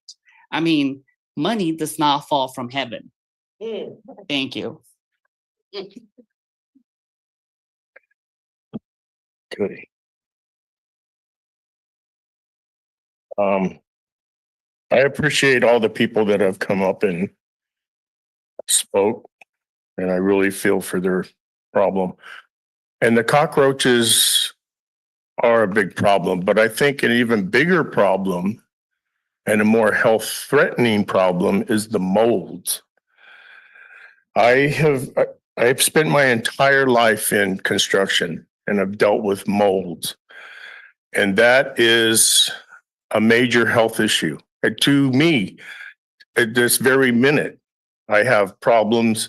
I have scarring in my lungs from being in that type of environment. So the cockroaches are one thing, but the even bigger problem, I believe, is the molds. So that really needs to be addressed, and by the landowners, they really need to step up because people's lives are at stake here. You know, old, young, it's non-discriminatory. And people's lives are they're priceless. They really are. So I think that the city needs to really put pressure on the owners, the landlords, to remedy the problems at the place. So I yield the rest of my time. Thank you. Is there any more public comment? Is there anyone else after this last speaker right here? And then we'll do the two on Zoom. Good evening, City Council members and Mayor. I'm not a resident from Seaside, but I've committed to these residents from Seabreeze. Every Thursday I show up for them. So the least that they're asking for, I think it's repetitive for me to continue to say that we have a roach problem. You know, we have a big community problem. And I think that we all have or hold a position here in community to support community. And all we're asking for is for you to show up. Whatever that means to you, whatever power you hold, whatever connections you have, we're just asking you to move those people around. People need to get off their ass. Excuse my language, but it's those simple questions, they were stupid questions, really. And I think we already knew the answers to them. So I'm just asking for us to like really step it up, really show community what we are here for, and actually hold their hands. It sounds weird. It sounds whatever word you want to use for it, but that's what they need. They need everybody's support. It took a lot for them to actually be here. It's taking a lot for them to hold their kids here without eating, without having a meal, after school programs. Like it's a lot. And we can't continue to dehumanize our people and your people, really, because this is your city, not mine. So with that being said, I yield my time.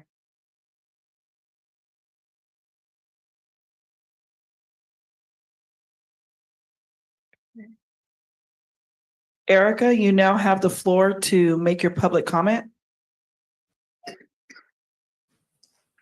Hi, hi everybody. Good evening. My name is Erica Matadamas, and I live in Seaside.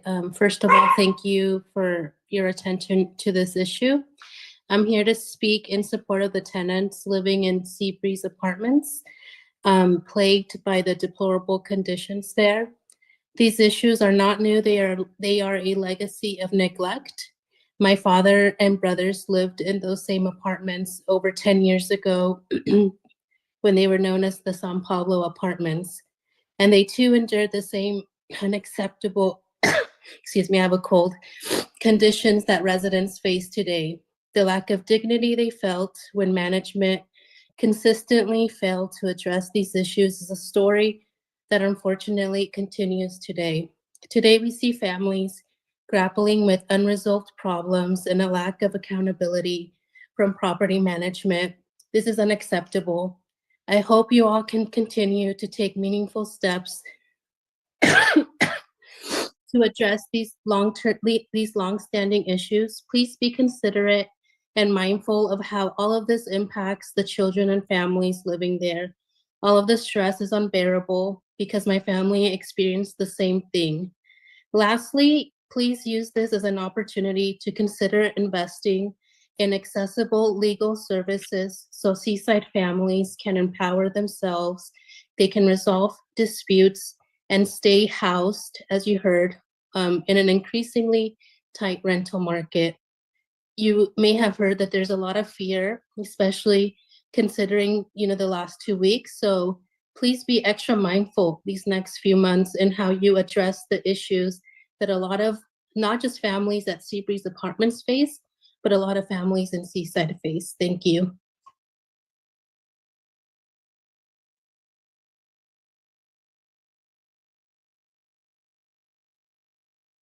Thank you for your comments. Laura Vargas, you now have the floor to make your public comment. Hi, everyone. Thank you again for the chance to speak on this matter. I know I only have 3 minutes to discuss, but I'm again a representative for the Seabreeze Apartments. And I want to say again, thank you to all the residents, especially the young kids that spoke today about their experience. It just further, it's inciting. It's terrible, terrible stuff.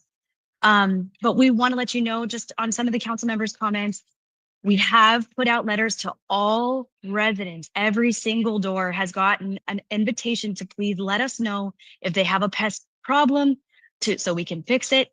We have also gone into units that have not asked us for help, have not put themselves forward with a pest issue, and entered their units to inspect with pest control and have begun preemptive pest control treatment as best as we can on all units. So to the question of have we entered those that are dark units that have, the city doesn't have a note on, that yes, we on our side are doing our best before it becomes a violation issue, before it becomes whatever, increasing pest issue. And also to the question of how are we treating those people with sensitive problems like sensitive situations as in pregnancy or vulnerable folks that have illnesses. We do have our pest control using a bait in those homes. We would work closely with the tenant too if they need to be displaced while we treat their home. We're open to that. We need to have that discussion with a case-by-case basis with people. Since our time and taking over as management, I've been here since late April that I've started managing, and the entire team on site at Seabreeze has only begun working there in March of this year. So since our time starting, we've been hearing tenants' issues. We know that it's a long-standing problem. I know that several people, multiple people have not commented because they probably weren't heard by prior management, and they are heard now. So I want everyone to know who's speaking that we're you're not going unheard, and we're not ignoring it. So we hope to partner with the mediator or the representative who's helping people to speak up. We hope to partner with them so that we can kind of outline what we're up against as far as non-prepared units, people that are frustrated that prior treatments didn't work and are refusing to have current treatment. So if that's possible we'd like to just get with that person and get their help to communicate with residents.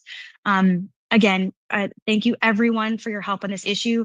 Our goal is the same as yours, a permanent solution to this issue. And again, thank you. Thank you for your comments. Yes, Ivake, you now have the floor to make your public comment. Good evening, Mayor and board members. I just want to echo a lot of what. Hold on a second. Yeah, did we translate the English? What's his name? Oh, Edgar, I can have him translate. I'm sorry. Edgar, can you translate the last speaker's comments, please?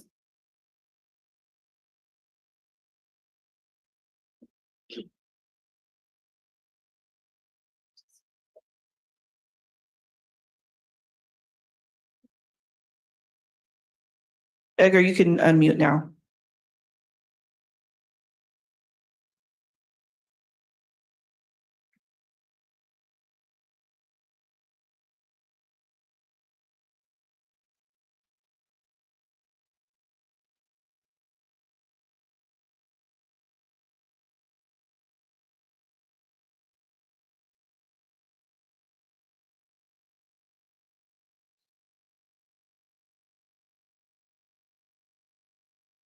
Alex, can you provide the translation for the last speaker? Yes, I can. I know that Edgar was taking notes, but I will do it from my memory, to my best of recollection. Yes, I wanted to speak tonight. Thank you to the council and also to the mayor. And I wanted to talk about what is going on. I am part of the new team. No, you don't know. There's no. Are you listening to me? Stop there. Sorry, hold on 1 second, Alex. Okay, we would like for it to be in Spanish.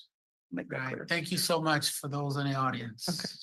Alex, if you could translate to Spanish the speaker, Laura Vargas's comments. You can now unmute.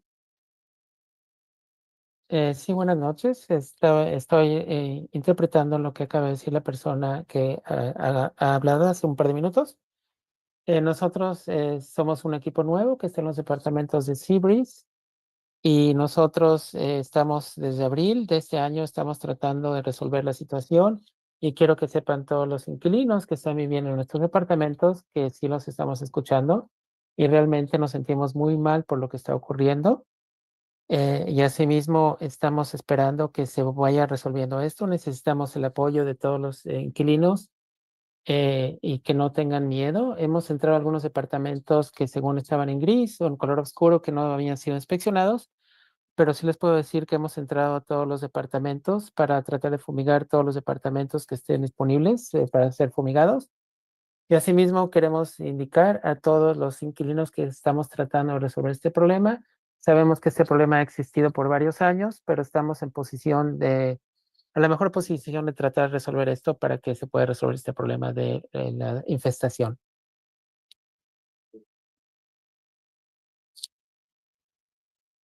Thank you, Alex. You're welcome. All right. Yes, so you now have the floor to make your public comment. My apologies.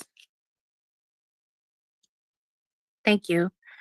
Good evening, Mayor and board members. I just wanted to echo a lot of what's been said and stand in support with the Seabreeze tenants. I am very disheartened to hear the stories that I heard today, but I do want to stand in solidarity with the parents to continue to come forward and share their lived experiences as well as their little ones. It's just amazing to hear that they need to come up and speak their truth. But I'm very disgusted that there is no ownership or accountability from the owner who should be facing these tenants. This is an issue that has been over 20 years. And besides the cockroaches, the mold issue is a big concern.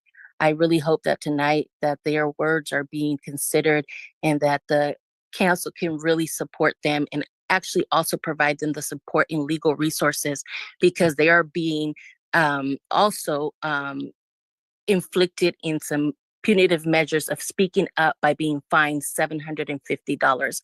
That's alarming. I yield the rest of my time. Thank you.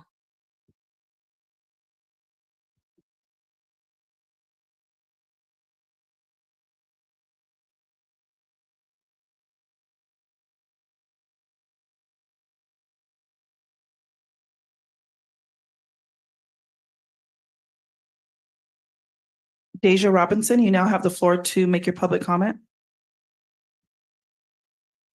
Hello, Mayor and council members. I wanted to show my support behind the organizers who are bringing this issue, this serious issue, to everyone's attention and really stand with the families who are infected by these, I want to say, inhumane living conditions. I think I'm just still stuck in the moment of hearing those babies' voices and their stories, and I can only imagine how this will further impact their social and their emotional well-being. Just thinking about them going to and from school and how this can curb their positive experiences that they should be having at such young ages, but more importantly, how this can have lasting impacts on their health. I just think as most of us are fortunate to go into the holidays, take breaks from work and enjoy holidays with our families, we need to keep in mind those who will not be able to do the same because their days are filled with the stress and, again, the inhumane living conditions. I want to thank everyone who was brave enough to speak up and continue to urge all of those who have the power to make the changes to do so. And I yield the rest of my time. Thank you.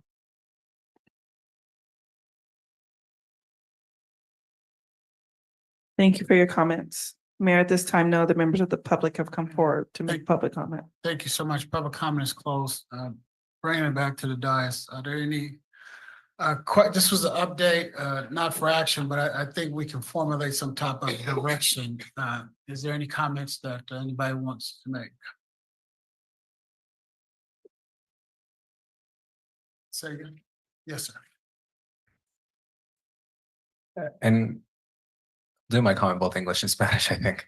De antemano quiero darle las gracias por estar aquí esta noche. Sé que es tarde para muchos de ustedes, pero es importante, como mencionó el alcalde, y para nosotros como Cabildo, escuchar estas historias que tienen de sus apartamentos. Y para mí, yo no me puedo imaginar en la manera en que están viviendo ahorita. Me pongo en su lugar y no lo puedo entender. Y quiero dejarles saber a ustedes que los estoy escuchando. Estoy aquí con ustedes y siento por ustedes y sé que a veces las palabras no valen mucho y las acciones valen más, pero quiero dejarles saber que haremos lo posible para poder abordar este asunto, para poder darles justicia a cada uno de ustedes, que la vivienda es una vivienda, tiene que ser un derecho humano y sabemos que hay necesidad para vivienda digna. Y quiero que sepan que en cualquier momento ustedes están bienvenidos en este cabildo, en esta ciudad, para poder venir a quejarse. Quiero que eso se quede claro, que en ningún momento ustedes sientan miedo, rencor o que les digan que no pueden venir, porque este es su edificio, tal como es de todo Seaside. Así que ustedes tienen todo el derecho para venir a quejarse aquí con nosotros, ya sea en inglés, español, cualquier lenguaje. Aquí estamos para ustedes. Y hasta que yo esté aquí me comprometo a poder traducirles, poder comunicarme con ustedes y más que nada asegurarnos de que este cabildo los escuche a ustedes y los vea como personas que son y como residentes que son aquí en la ciudad de Seaside.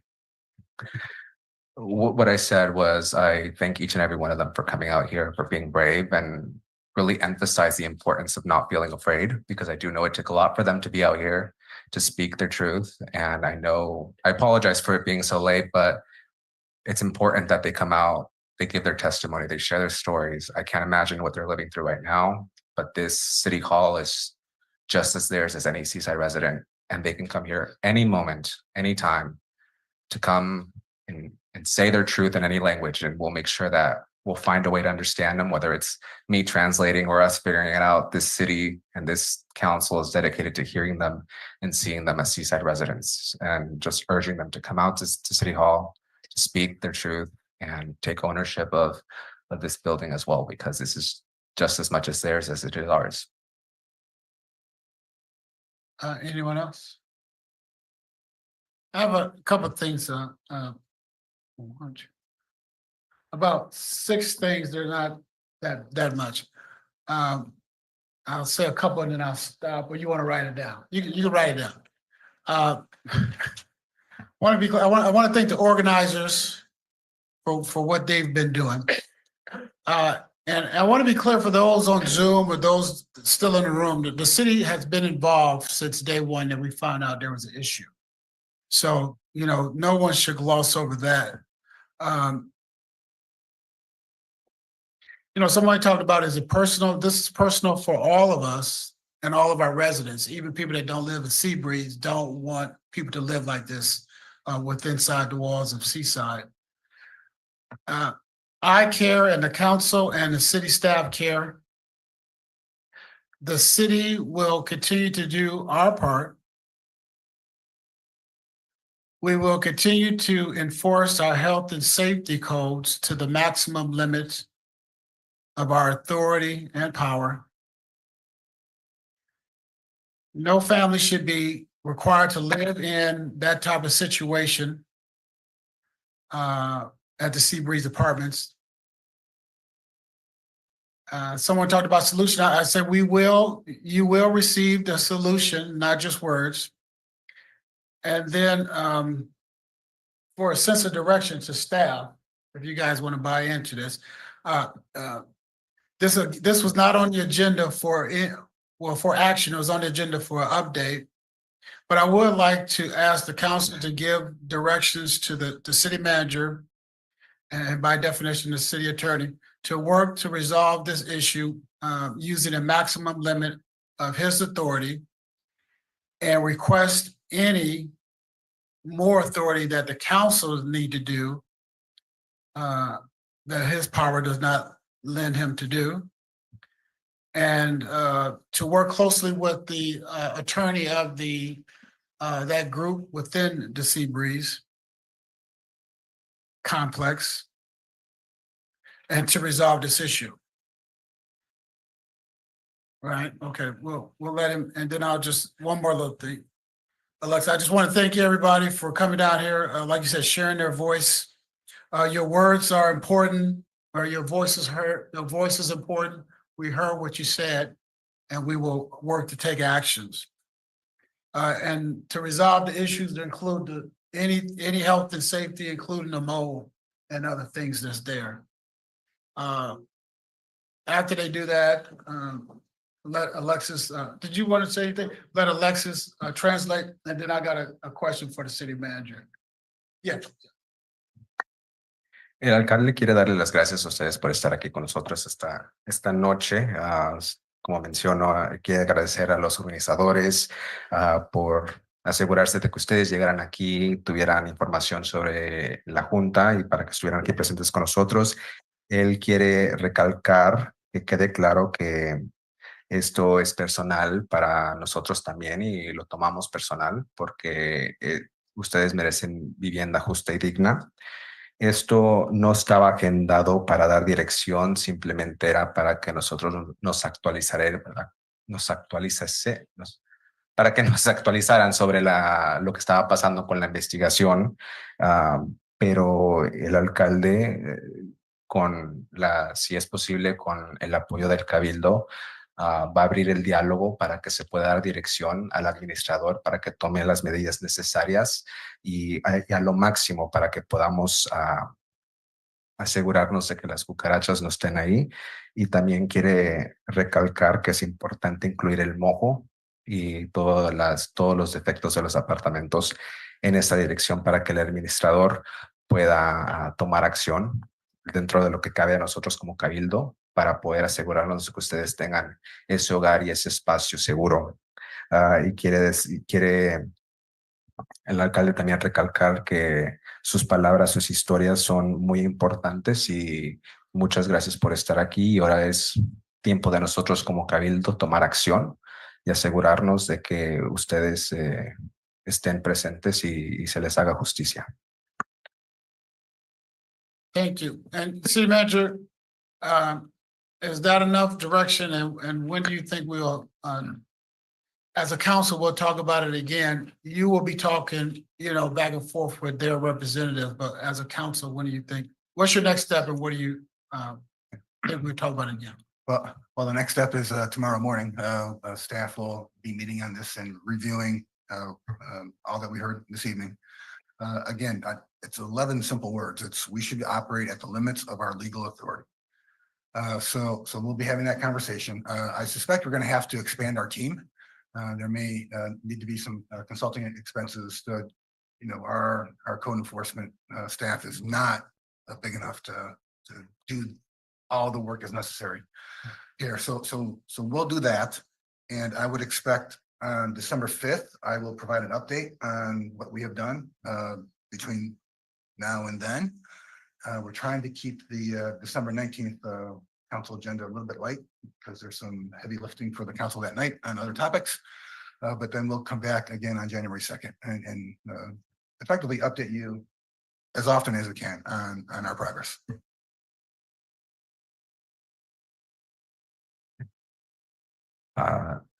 Lo que acaba de decir el administrador de la ciudad es que como vamos a retomar este asunto, de manera, cada junta se va a dar un progreso y un reporte de qué es lo que se va a hacer. El administrador dice que mañana en punto de las 8 va a tener una junta con todo su equipo para poder expandir el equipo de los que van a estar revisando las unidades dentro de los apartamentos. Él quiere enfatizar que va a hacer todo lo posible de lo que cabe dentro de nuestra autoridad legal para asegurarnos de que ustedes para que hagan las inspecciones y hagan la investigación, pero que a partir de hoy y las próximas juntas va a estar dando actualizaciones sobre el progreso de estas unidades y asegurarse de que su equipo, primero, se expanda y segundo, que hagamos todo lo posible dentro de nuestra autoridad legal para asegurarnos de que ustedes tengan lo necesario. My last comment is just, we will improve the situation there, and thank you so much for coming down and letting us know. Dice el alcalde que se compromete a mejorar esta situación y nosotros como Cabildo nos comprometemos a mejorar esta situación y muchas gracias por estar aquí esta noche con nosotros. Muchas gracias. Okay, next, let's go to item 10B, report on potential election of mayor and city council by districts. City manager. Thank you, Mayor. The city attorney has this one. Thank you, Mr. City Manager, Mayor, members of the council. If you could promote Mr. Johnson.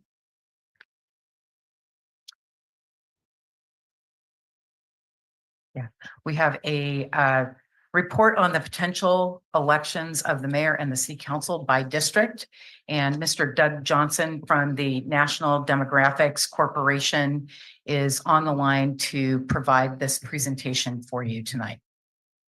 Well, I mean, I think we need a little bit more background about why we're even talking about this. That's All right. a little bit more. We need to, public need to understand what's going on here. Okay, very good. Yes, so the council received a request on or about October 14th from the Democratic Socialist Committee. I think Central Coast Democratic. Central Coast Democratic Committee for a request to district or consider district elections in the city of Seaside. The city responded and provided a summary of the demographer, which was prepared by National Demographics Corporation to the organization with a note that there were some procedural requirements that needed to be followed if that request were to be made as a formal request. And there have been a series of communications back and forth about that. But tonight is the presentation of information that the city council had directed and that the city attorney had prepared about 3 years ago after the 2020 census as a preventative and just in case a letter or a request of this type came forward. So we were very proactive in analyzing the issue of whether or not the city of Seaside should consider districting. And that information was prepared to allow the public and the city council information should they choose to district or not to district if a formal request was made. So this is a report that is being prepared by the demographer who did that initial report. Mr. Johnson, the floor is yours. So thank you very much. And it is my pleasure to be with you virtually, at least tonight. So if we want to jump into the next slide.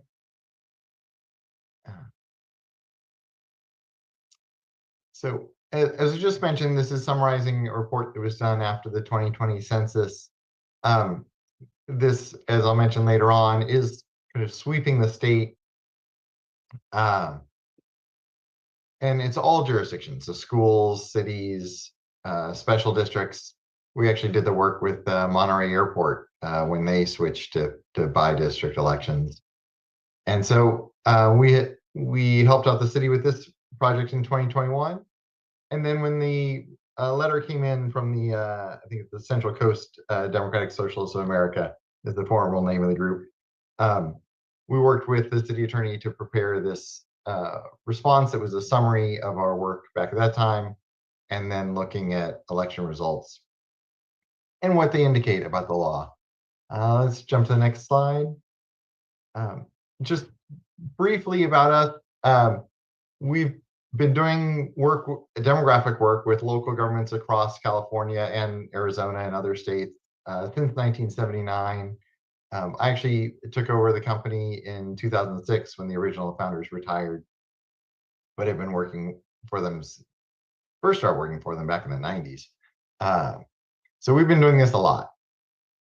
We've been the leading demographic expert on the California Voting Rights Act, or CVRA as it's abbreviated. As mentioned here, we've done over 600 projects involving either demographic assessments like here, or demographic assessments, districting, and redistricting projects, with over 475 California local jurisdictions just since 2002. So we've been very prolific, and we're very experienced in looking at these questions. And in fact, 85% of the cities that moved to bi-district elections were their demographic expert, along with working with the cities that have decided not to make the change and wanted to respond, or worst case, ended up in court. And so I've been everything from the guiding my team to guiding districting and redistricting, and been an expert witness cases. If we go to the next slide. What we're talking about in a very big picture is simply how the council is elected. So right now, the city has what's called an at-large system, which means there's citywide elections. Anyone in the city can run. Everyone in the city who's voting gets to cast 2 votes each election, and the top 2 vote getters win, wherever they're from, and wherever those votes come from. As we'll talk about in a minute, prior to the California Voting Rights Act, that was by far the most common voting system in the state. Like over 90% of cities had this system. There are a handful, like less than 10 jurisdictions that use what are called from district or residence districts, where the candidates have to live in a district and they run for that district seat, but the election is still citywide. There were more of these, but under the California Voting Rights Act, those are considered just another at-large system. And so they're slowly, their numbers are slowly going down as some of them have switched to bi-district elections. And then there's bi-district, where the candidates have to live in a given district, and only the people who live, only the voters who live in that district vote in that election. So it increases an individual's individual vote for one council member, but now voters only vote for one instead of for 4 council members. So those are the 3 big picture systems. And what we're talking about here is the request from the organization that the city consider moving from the current at-large system to a bi-district system. We'll go to the next slide. There are a lot of laws around this issue, around how voting is done. There's obviously the Federal Voting Rights Act, which has been around since 1965. Arguably one of the most successful pieces of legislation the federal government has ever passed. It has brought huge positive change to the country in many, many fields and many, many places. Voting is also governed by the Americans with Disabilities Act. These are all federal acts. The Help America Vote Act, Uniformed and Overseas Citizens Absentee Voting Act. Each of those has a role in protecting our voting rights and people's ability to cast an effective vote. And then California came along with its own Voting Rights Act. It's called the California Voting Rights Act of 2001. It actually passed in 2002 and has been in effect since then. And the main goal of that law is to say, well, the Federal Voting Rights Act has a high bar for plaintiffs to bring a lawsuit and force a jurisdiction to change. The California law tried to lower that bar significantly. and try to make it much easier for potential plaintiffs to bring a challenge to a jurisdiction and force it to have by-district elections. It's a little bit of a confusing law. It's a weird law. You may have heard of the Santa Monica case, Pico Neighborhood Association versus City of Santa Monica, which has been going on for, I think it's close to 7 years now.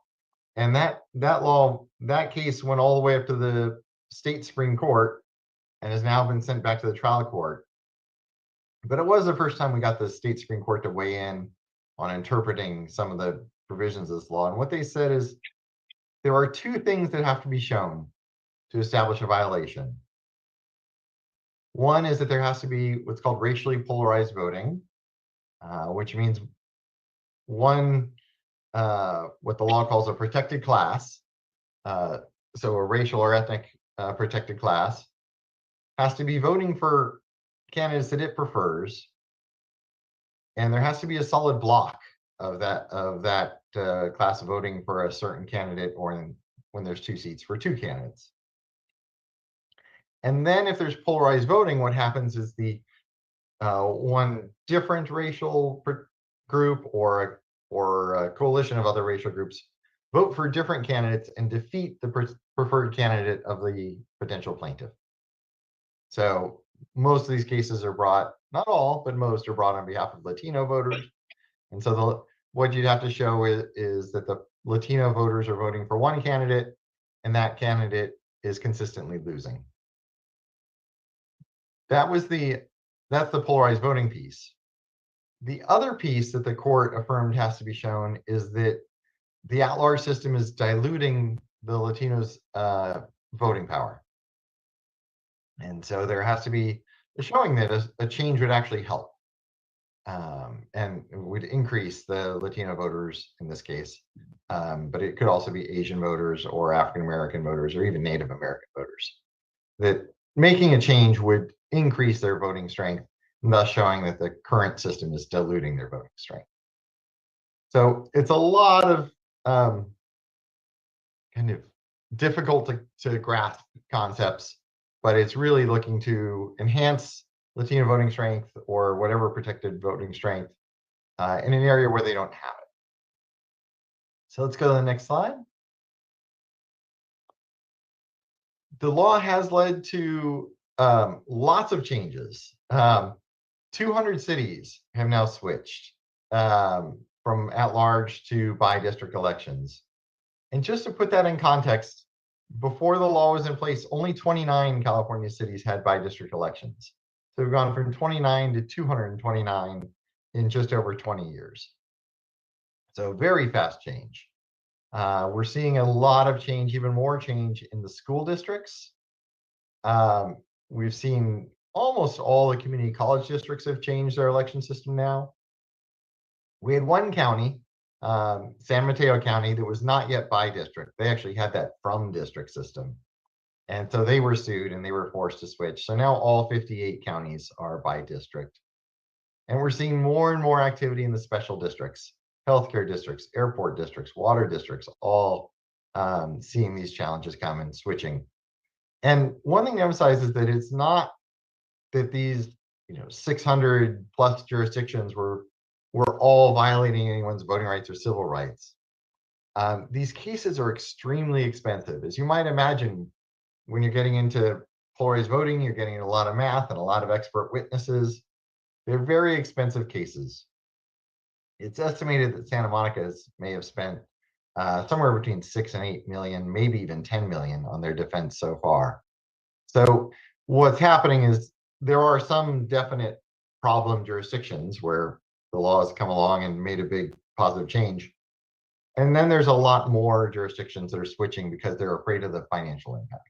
They're either getting threatened with a lawsuit or they're acting to preempt a potential lawsuit. So that's what's driving the scale of change. And this law has had just a massive change, as you can see from these numbers, in how California governs itself. Can we go to the next slide?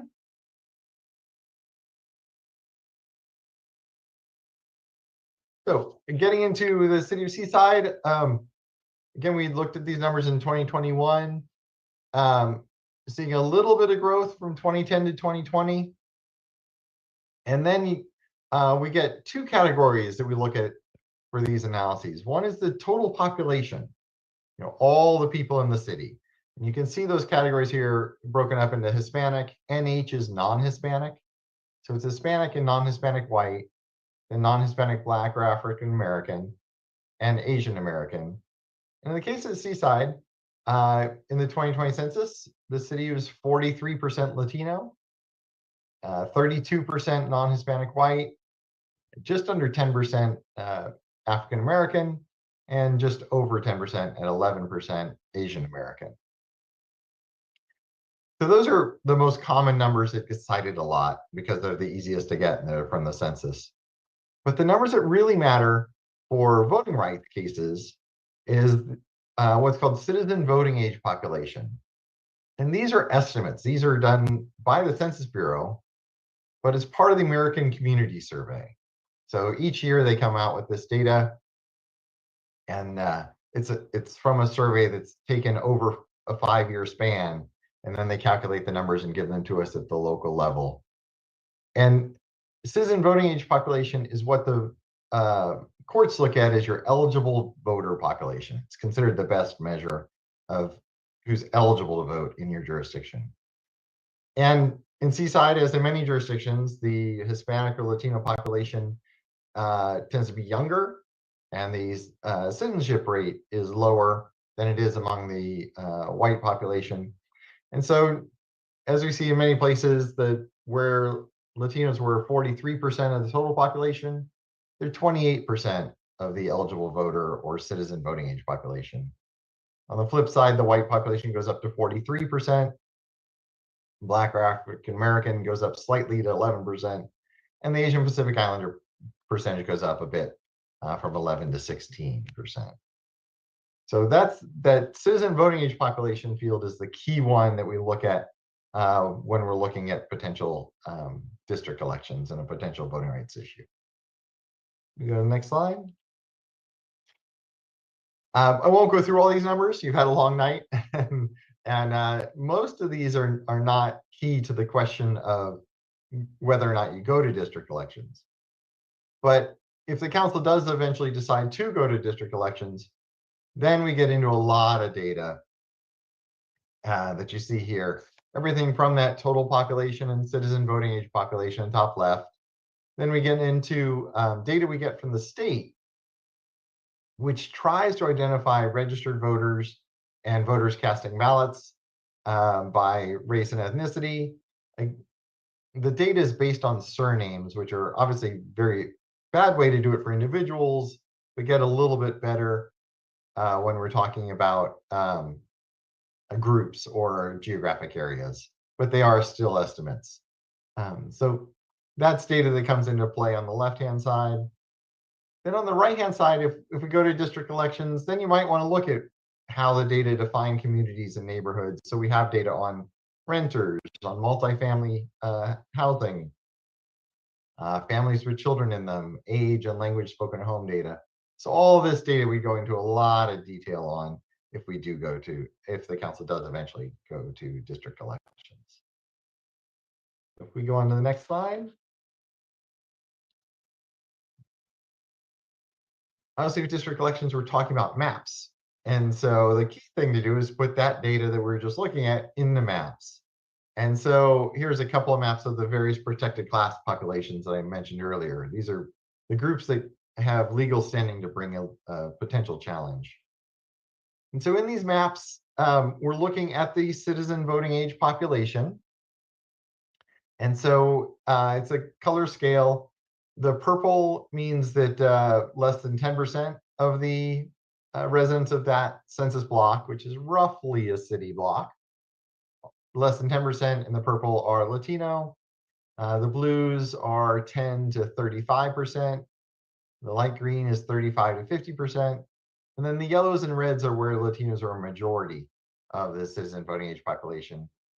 So you can see it's really, no surprise, I'm sure, to anyone on the council and most of the residents of the city, that it's down in that southwestern area around Fremont Boulevard and Del Monte Heights, you can see the concentration of the yellow and the red there. In terms of Asian Americans, much lower numbers as we looked at before. No surprise that there's not that concentration level that we see with Latinos, but you do get a little bit more concentration over there on the kind of south, not really southeastern, but around the high school, north of Broadway along Mescal Street there, as you noted. So there is a little bit of concentration, but you can see it's generally Latinos are spread throughout the city. We go to the next slide. And then African Americans are actually, to the degree there's a concentration, you can see the yellow and greens there. They're on the flip side. They're just south of the high school. So very close to where the Asian American concentration is as well. But again, this is not huge numbers in the city, and there are African Americans obviously in all parts of the city. So the part about the concentration of Latinos does kind of catch one's eye, and that can be an indication that, hey, maybe there should be districts, because you would have a district that's more heavily Latino than the city as a whole. So the other piece we have to look at is this dilution question that I mentioned. Are Latino candidates, or the candidates that Latinos prefer, are running for office and winning? And we have, I should emphasize, we have not done a polarized voting analysis. We're just looking at the election returns. Two reasons for that. One is, for one thing, many of you, I think, have a good sense of who supported which candidates. And in a relatively small city like Seaside, we're not going to have the hundreds of precincts that require a detailed polarized voting statistical analysis before we can figure them out. I look back at 2020, and there were only 10 precincts in the whole city. And so we can't done some look at those precincts that I'll talk about in a little bit. But looking just at who's run and who's been elected, we looked back to 2006. So essentially 20 years worth of elections. And you had six African American names appeared on the ballot, 6 Latinos on the ballot. The Latino candidate won 5 of those 6 times. So it's an extremely high election rate for Latinos. And the African American won the mayor's race 4 times. You can see little stars there. The 2 African Americans who lost, both lost to another African American. So there could theoretically be an issue of who do the African American voters actually support. But at this facial level or top line level, the numbers are very good in the mayor's race. It's been a long time since there was a non-Hispanic white elected, and that one was only elected for a 2-year term back in 2010. So these are obviously preliminary results. The county is not finished counting the 2024 election results, but we did include those. And as you know, the results are clear in that election, even though they're still counting the last few votes. We did the same thing for the council. We go to the next slide. You can see 14 African Americans have run for council, 5 were elected. So a lower rate, but still a significant number getting elected. And of course, getting elected citywide in the mayor's office. Similarly, Latinos appeared on the ballot 7 times. All 7 were elected. I should note in the report that's in your packet, I do note there's one candidate from the mayor's race this year that I don't know her ethnicity. So she's Carla Lobo. So she's not included in these counts, and that's why the ethnicity line was blank on her. But looking at the election results, you do see every Latino who's run for council since 2006 has been elected. So both African Americans and Latinos are showing high rates of success in the elections. The other piece we look at is what's the makeup of the council? You know, is there a clear disparity between the demographics of the city and the demographics of the council? So looking at each 2-year term, you can see there's been at least one Latino and at least one African American on the dais continuously since going back before 2006. I didn't go back farther than that to see exactly when that started.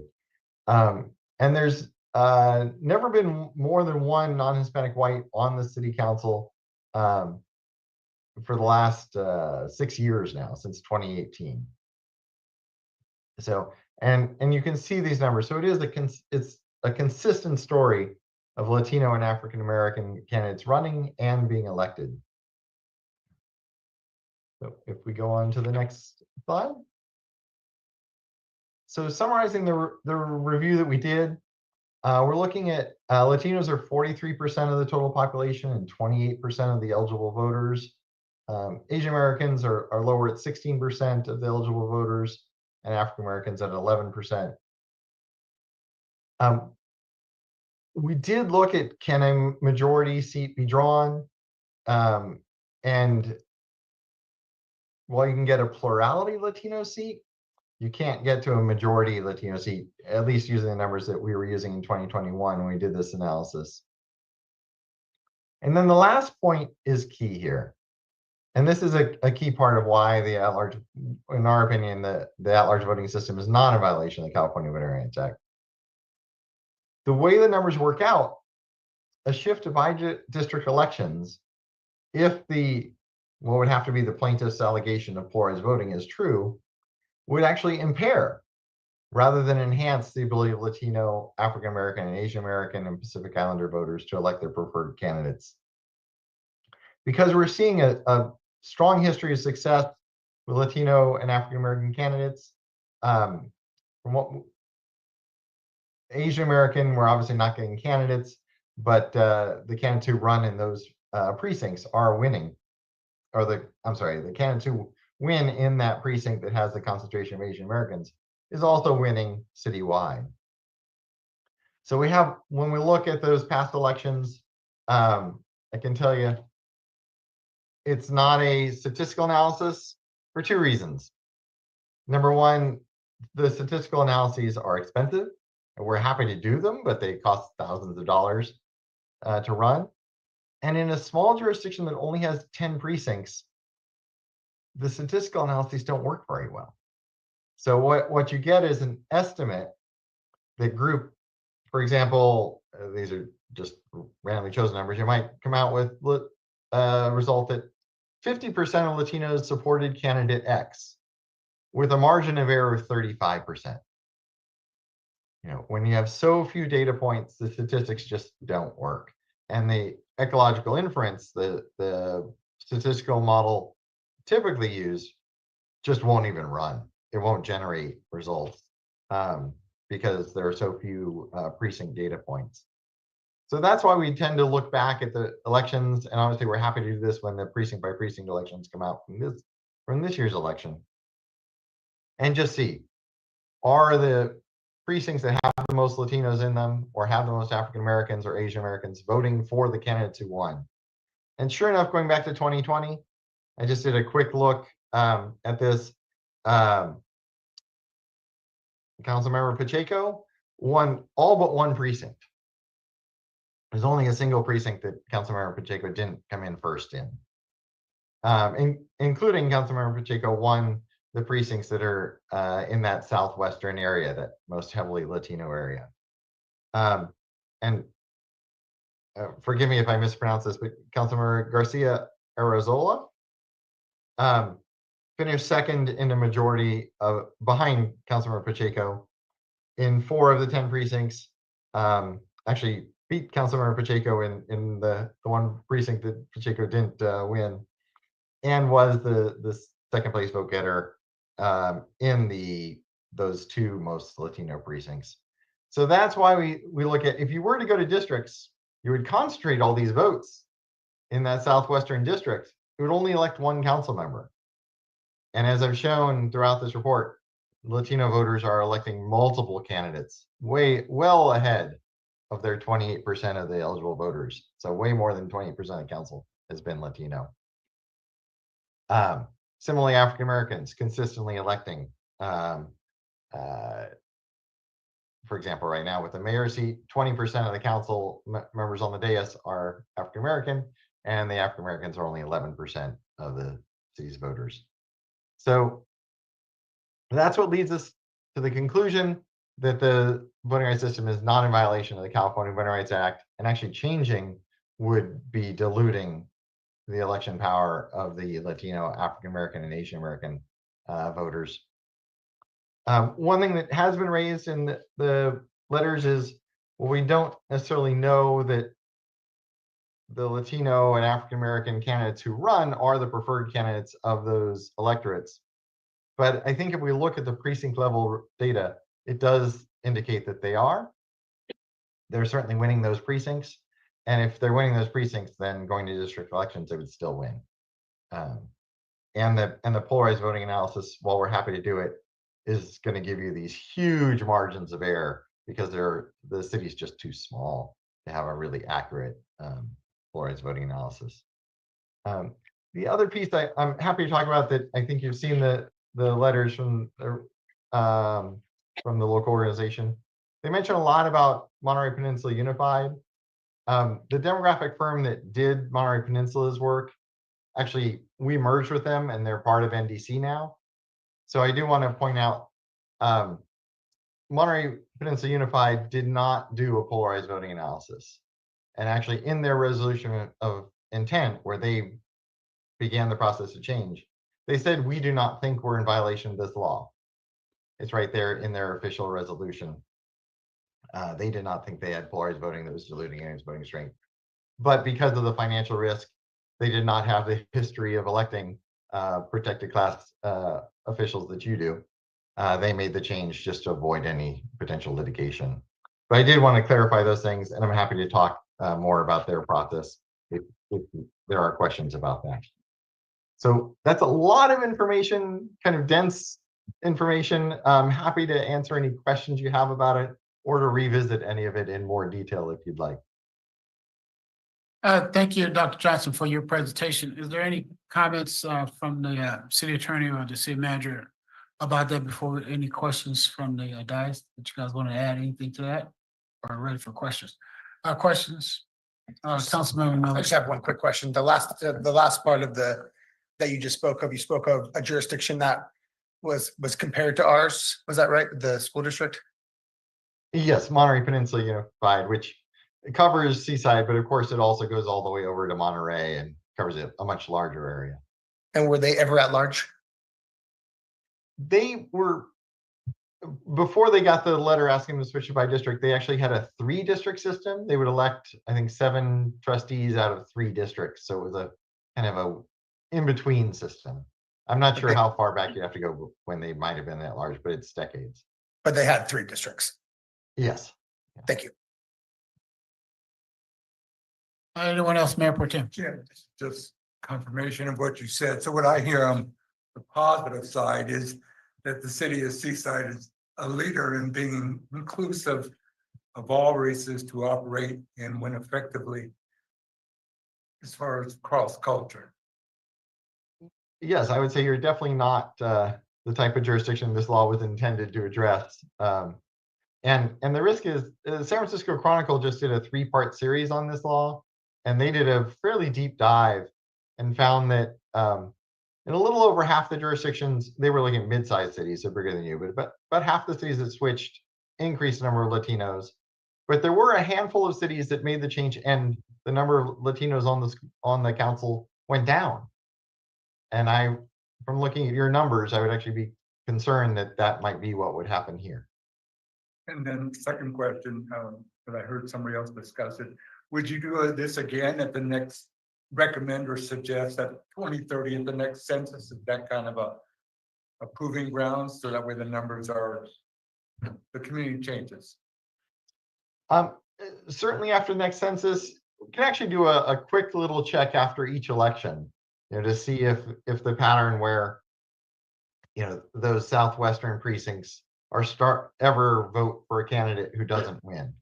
And that would be your first check to see, do we need to dive into this more deeply? Thank you.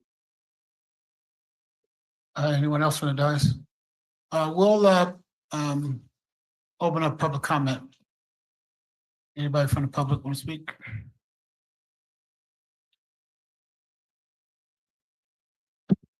Seeing as though Ms. Lobo, you the one initiate this, we'll give you 5 minutes. That's enough time? Yes, thank you.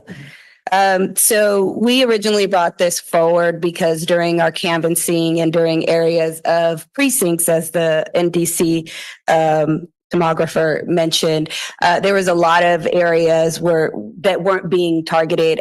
One of the areas that we'd like to concentrate was the sea breeze, because that was a longstanding issue that was never addressed up until now. And we understand that you're addressing it now.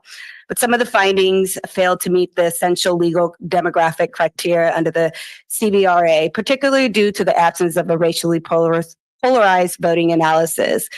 A racially polarized voting is a central criterion under the CBR to determine whether an at-large election system results is in violation of a vote dilution. Yet NDC openly admitted it did not conduct this analysis, calling it expensive and imprecise.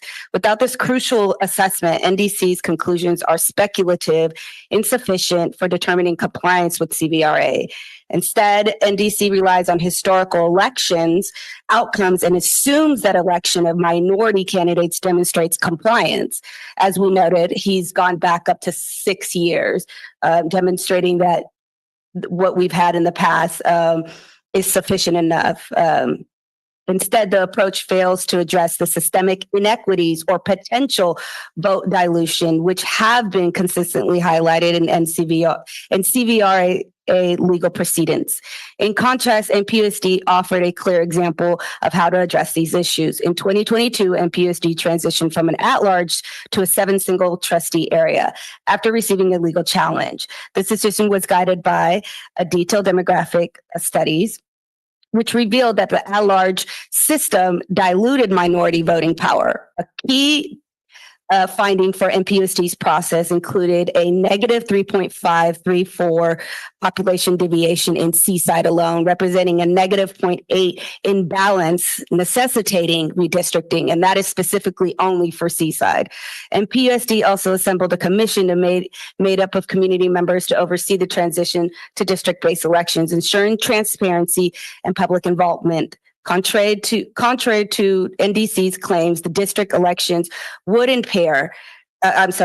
claim that district elections would impair minority representation. NPUSD's redistricting showed the opposite of that, specifically in Seaside, creating 2 districts in the city of Seaside, which in the past they did not have at their at-large capacity of voting.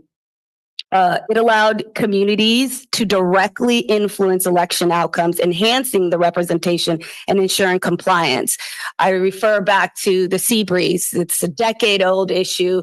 For over 30 years, people were inheriting pest control issues, and because they didn't have a representative that they can amicably come to until probably tonight, organizers were still organizing to bring that issue to hand. For example, NDC illustrated that Asian Americans representation, despite comprising 60% of Seaside's eligible voting population, Asian Americans lack the representation on city council, and it have in years past. NPUSD's findings demonstrated that creating a single member districts with concentrated Asian American populations enhance the ability to influence elections, a benefit not achievable under an at-large system.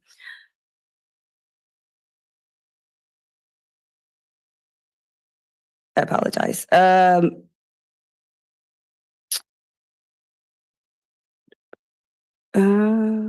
Given NDC's failure to conduct a racially polarized voting analysis and the shortcomings in these findings, I'd like to take the moment to ask the council to take action to begin a process of transitioning to district-based elections. Though Central Coast Democratic Socialists of America is a political organization that educates its constituents, we've heard several, more than 50% of voting residents in the city of Seaside in those precincts that aren't being able to be coming out and voting that want to move into a district. And though we are not asking formally now, we are just requesting that you take a look at it. You may find yourself in the future with a legal demand to proceed and to begin this process. This will enhance the representation insurance compliance. By concentrating minority populations within districts, these communities gain the ability to directly influence elections. Given NDC's failure to conduct that polarizing voting analysis, the shortcomings in its findings, transitioning to district-based elections, I urge the commission to commission an I urge the council to commission an independent racial polarizing voting analysis now or in the future at the next census of 2030. This racial polarized voting analysis and follow MPUSD's example by assembling a community-based commission to guide the process in the future. By taking these steps, the city of Seaside can ensure equitable representation, empowering its diverse communities, and align with state and federal standards. I'd also like, I don't know where I'm at. Okay. I'd also like to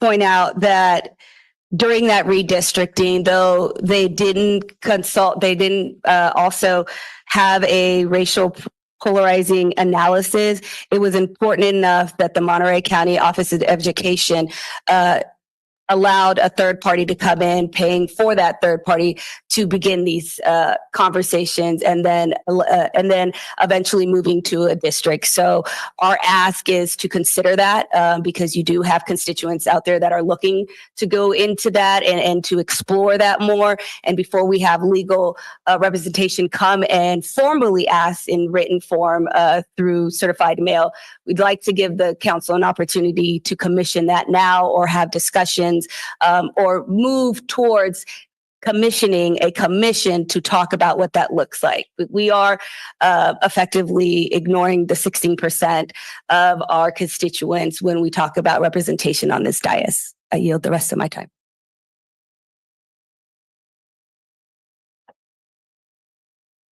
Public comment is open.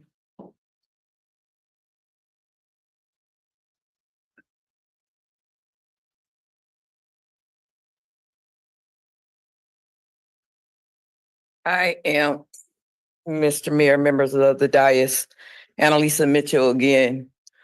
One, this is too late on the agenda because I'm just too sleepy to even put my thoughts together. And two, I think it's something that we should come back to because I think I heard the gentleman on the screen. I'm sleepy. Johnson. Yes.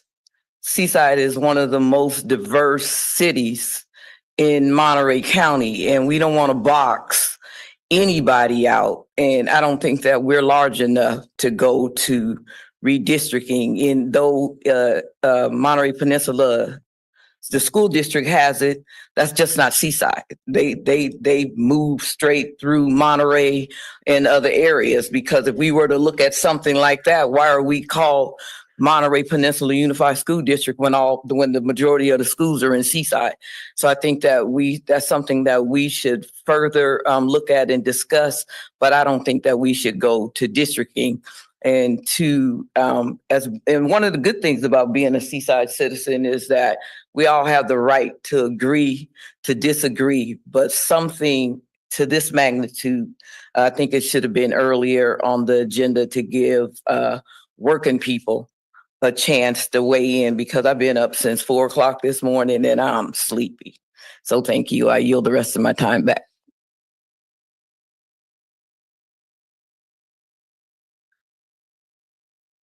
Pastor Ronald Brett, you now have the floor to make your public comment. Good evening, Mr. Mayor, and to the City Council. I'm totally against redistricting. We don't need it. It's a part of dividing Seaside. We don't need to divide Seaside. We're doing fine, and I feel that those that are behind this, if you get out and meet the citizens of Seaside, you can win the election, and it would be fair, like it's always been. So, council, do not even waste your time with this. The citizen of Seaside is not for this. We're not for divided. We're not for this district thing. So I urge the council to reject this. Don't even worry about idle threats or being sued or legal things. That's not important. At this point, we don't need to be divided. We're too small and we're doing wonderful. We've been doing great. I've been here almost 40 years and the elections has been fair. And those that wants to run for office, get out and meet the citizens of Seaside and then throw your hat in the ring and then let them speak for you. But we do not need to be divided or go into districts. I'll yield back my time. Thank you for your comments. Point of information, there's. No, three other there's no districts. point. There's No, six other I'm gonna ask you to cities be quiet. There's other. I'm gonna ask you to be cities quiet and besides respect. Seaside. Oh, I'm gonna ask the chief to ask you to go out. Just, Okay, but you allowed everybody else to speak. and I'm gonna let you talk. Monterey, I'm gonna let you- Marina, Chief, where's and the chief at? Salinas all have districts. Where's the chief at? I'm gonna let you finish, but if you Okay, wanna just I'm done. bogart, I will ask the chief to put you out. Okay. We're gonna ask you to come back up here anyway, because you're the one who brought this forward, but you don't need to holler out. And we know why I was letting other people holler out, because we was having the challenges with translation. And now everybody just want to holler out. And then when people ask you to, not you personally, when people ask you not to holler out, you're just gonna go past that request? So it's not personal to you. I'm saying to everybody, going to the meeting, the next meeting is the same thing. We know why I was letting people holler out, because there was a lack of translation, right? But now, there's no point of order. That's all I wanted to say, but we'll let you come back down here to ask you any questions, because there may be some questions for the council, and there may be some questions that Mr. Johnson can answer. So go ahead, Dominic. May I know the members of the public have come forward to make public comment? Okay. Now, public comment is closed. You want to come back down?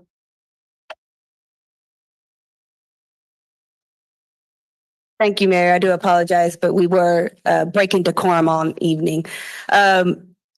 Just to be clear here, this is not division. This is something that's been going on. We are a city of 30,000 people. Monterey is 20,000 and below, and they're in district. Salinas is a district. Marina is a district as well. So when we talk about division, this isn't division. It's not about who's being elected and who's not being elected. It's there's voters and constituents out there that aren't being heard, that we are not going out there and speaking to them. So to say that this is division, then MPUSD was only used an example because that was the last district redistricting that happened, which would happen in 2022. But prior to that, Monterey is in a district, Marina is in a district, I believe, Salinas is in a district, and all these, aside from Salinas, are smaller cities than us. We are 30,000 large and pushing 36. We are going to be growing more. So when we talk about concentration, we want to protect those, because in my analysis, the larger document that I sent every council member here, it specifically says that it will not only elevate our Latino votes, but also the African-American vote, that it would only concentrate, but they would be holding the lead in that status. So when we talk about division, you're talking about every other city that's gone into district, you're effectively saying that they're divided as well. That's not the point of this. It's to make sure that the vote isn't being diluted, and that we're having people come to the voting booth that have actual representation. Had we had actual representation in a district form, whether now or in the future or in the past, we perhaps wouldn't have had the 30 plus years of infestation of a property that was then sold 2 years ago that also is now going to be managing Seagrow. How are we assuring that this won't happen 30 years from now either? I yield the rest of my time.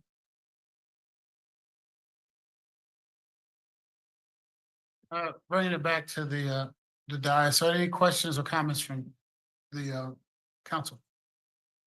Mayor Pro Tem. And this is just off the cuff.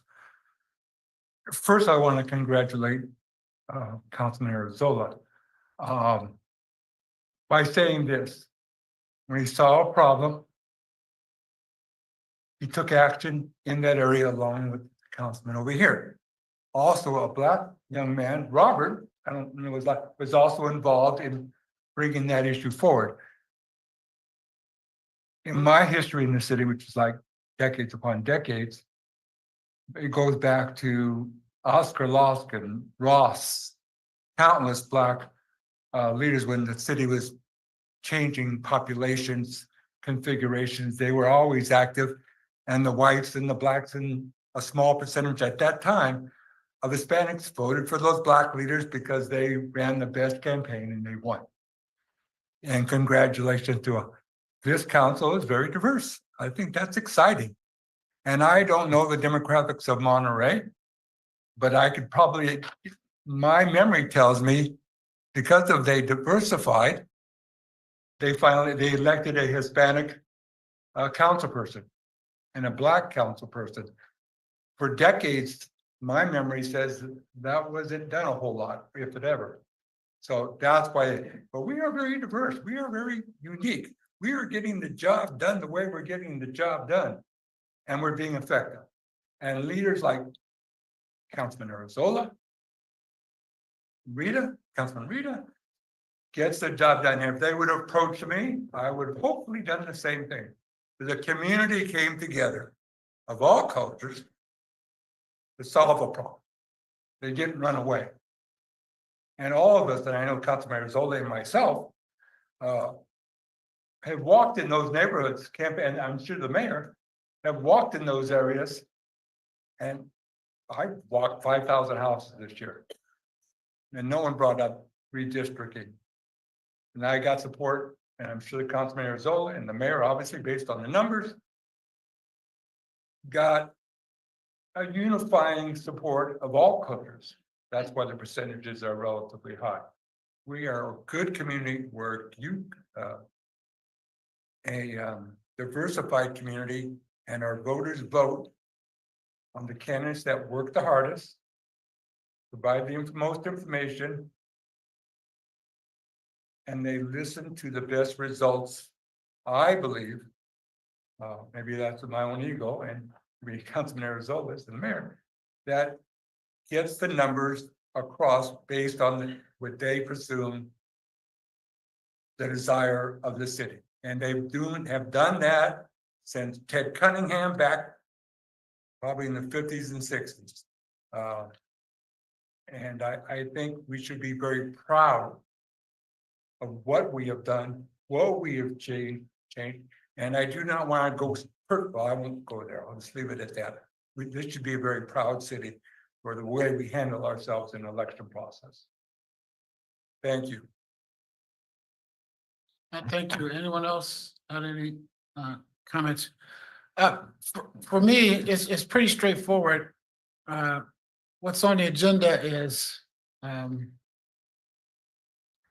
report on potential elections for mayor and city council by districts. You know, I think, well, it's two different things, right? We received this request in a written form, and then we heard it, and so we prepared this agenda item, and so we're hearing again tonight, and there's no foundation for the ask, right? There's no foundation. You have to show that somehow we are out of bounds with the Voters' Rights Act, and you just can't extrapolate what happened in Monterey School District to the city of Seaside when city of Seaside is within that larger district. And what we did do is to make sure that we were within bounds of the Voters' Rights Act, is that we have Dr. Johnson here lay it out. And so if there's any group that thinks they want to bring the challenge, then they have to bring similar data saying that Dr. Johnson's data is not well-founded. And I don't think that's possible. And so particularly his data says that if we went to districts, minority groups will be at a disadvantage. And so I would like to see data that says that's not the case. And for the council to move towards district that would be the basis, unless they just want to go towards district. But to say is parts within this city that's not being listened to, instead of one representative, they have 5 representatives. You know, you can't get no better than that. But again, if we went to districts, the data says that the other 3 districts, those minorities living in those districts would be at a distinct disadvantage. And if you read and was listening closely what Dr. Johnson said, instead of having the possibility of 2 or 3 Latino council members, or all 5 in a minute, you would just have 1. Instead of 1 African American, you may not have none, right? Instead of whatever the minority group you want to call yourself trying to defend. And my last 2 points is when someone points out, well, somehow because we haven't had an Asian American or Pacific Islanders sit on this dais in a while, somehow they're not being heard.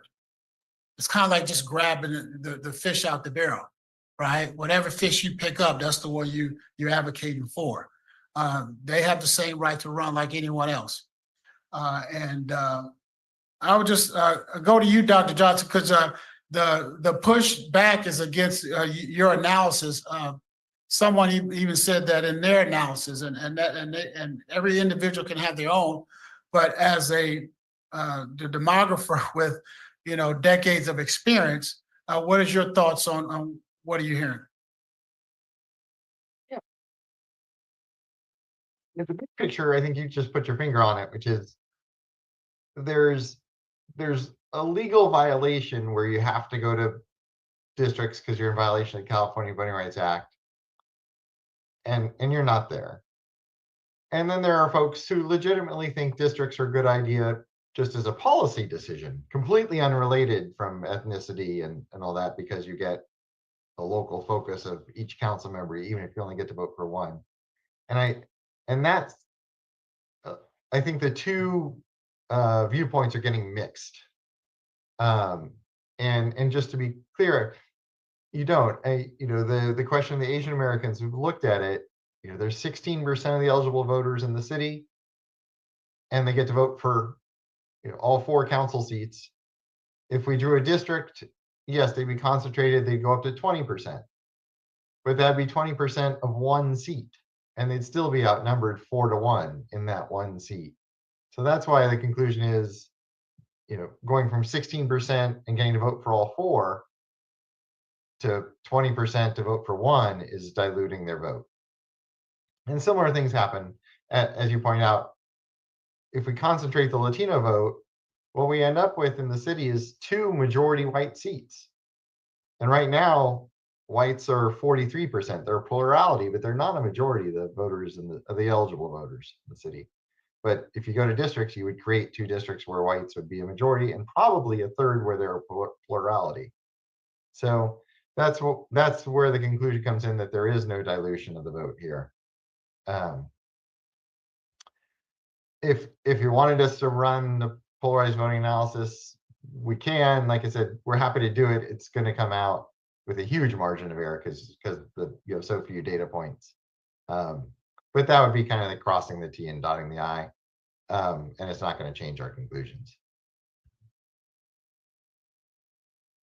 Okay, so thank you so much. You had anything else you want to add? Because I'm just going to go to the city manager and city attorney about to ways to move forward, considering this information and any recommendations they may have for the council. City manager, then city attorney as it relates to. Okay, go ahead. I would say if it's not broke, don't break it.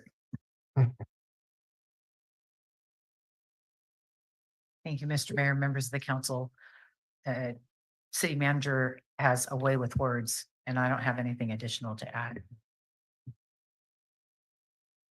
Okay, we will, again, this is just an update. What we will do is we will continue to monitor this situation, as data is available. And I think, Dr. Johnson, you said the next time to really do this is after the next election, or data still coming in, or when did you? Yeah, Our suggestion be that we take a quick look after each election, just when the final results come in, just precinct by precinct, to see if there's cause for a real in-depth analysis. Okay, thank you. And I just want to point out to the community out there. We first started doing this, I think, 4 years ago. Right, keeping track of the situation to make sure we were in due bounds with the law. Right, so we appreciate anybody that wants to come and I won't say challenges, but come and see if we're within due bounds of the Voting Rights Act. And so it's not like we did not already know where we stand. It's not like we resisting anything. But again, moving to districts as we understand it today would be detrimental to the minority groups. Is that correct, Dr. Johnson? Yes. Thank you so much. Thank you for your participation today, and we appreciate you, and we'll move on to the next business item. And yes. Because it's past 10:30, I would ask for a motion to extend the meeting past 10:30. I'll move to extend. Second. Don't speak all at once. So it's been probably moved to second, but to go out to the public to see if there's any public objections to that. Public comment on extending the meeting. No public comment, bringing it back to dais. All those in favor use regular kind of sign of voting. Aye. Ayes, abstentions. Hearing none, ayes have unanimously. Go to business item number C. Thank you, Mayor. Our Economic Development Director and Acting Assistant City Manager has a presentation that I'm sure he's going to sail through. Thank you for those kind words. Good evening, Honorable Mayor, members of the City Council. It's with great pleasure and excitement that I get to present the request for proposal for the development of Main Gate property. But before I continue, I'd like to acknowledge the planning manager, the city project manager, the city attorney, city manager, and the council and emergency services. Why? Because this is a big project. We have to act as a team along with the consultants. Now, staff's recommendation that the city council approve a resolution declaring the main gate site exempt from the Surplus Land Act and authorize the interim city manager to release the request for proposal after the Department of Housing and Community Development concurrence. Let's take a look at this picture here, where the site's located. It's adjacent to Highway 1, next to the Cal State University, Monterey Bay, with a short distance Santa Cruz and Monterey. But what's important about this site, what makes it special, its location. It has clear views of Monterey Bay, no obstructions whatsoever. So I will cover in this presentation the vision, project site, project objectives, nearby developments, and the Surplus Land Act. Vision.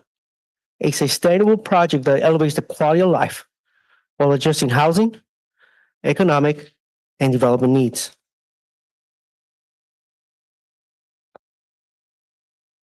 Originally part of the Fort Ord Army Base, the project is about 50 acres bounded by Highway 1 to the west, 2nd Avenue to the east, Tavares Street to the north, Life Rider Drive to the south.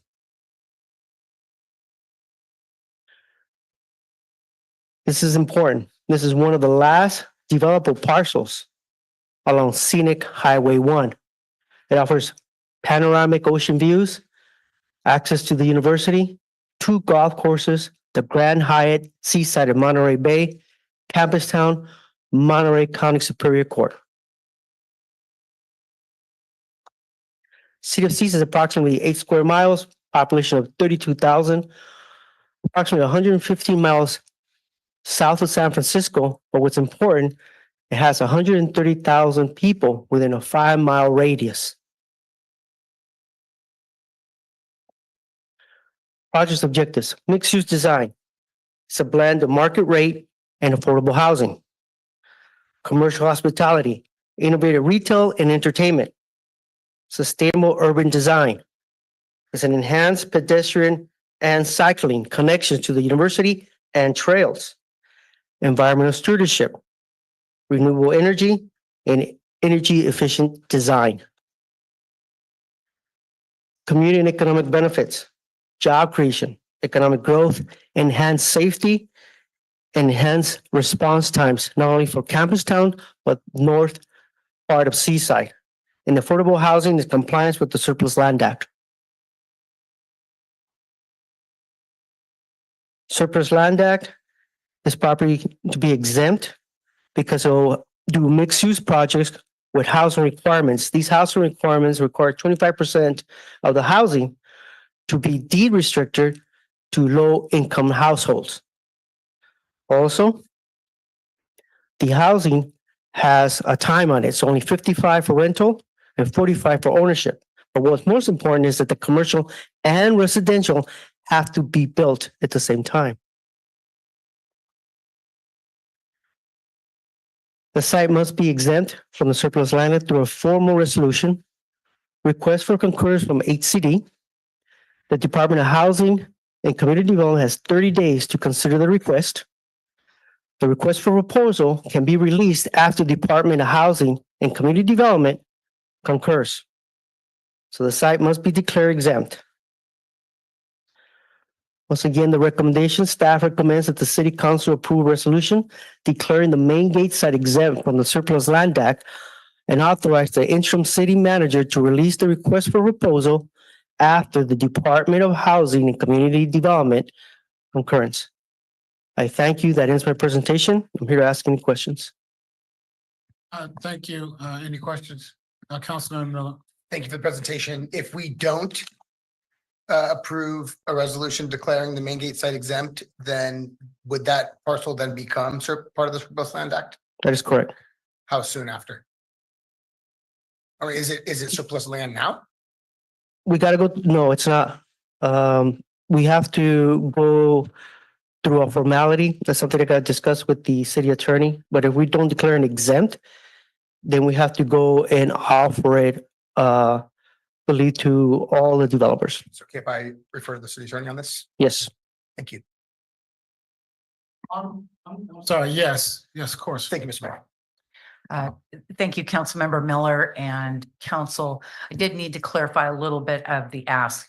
What the council is being asked to do is to, based on the draft request for proposal, which contains terms that would qualify this land as exempt surplus land, make that finding based on the specific terms of the proposal. And those were, as were partially outlined by the Economic Development Director, Assistant City Manager, that there are a total number of housing units that are submitted with that proposal, and it has to be at least 10 residential units per acre of land that the responding party submits.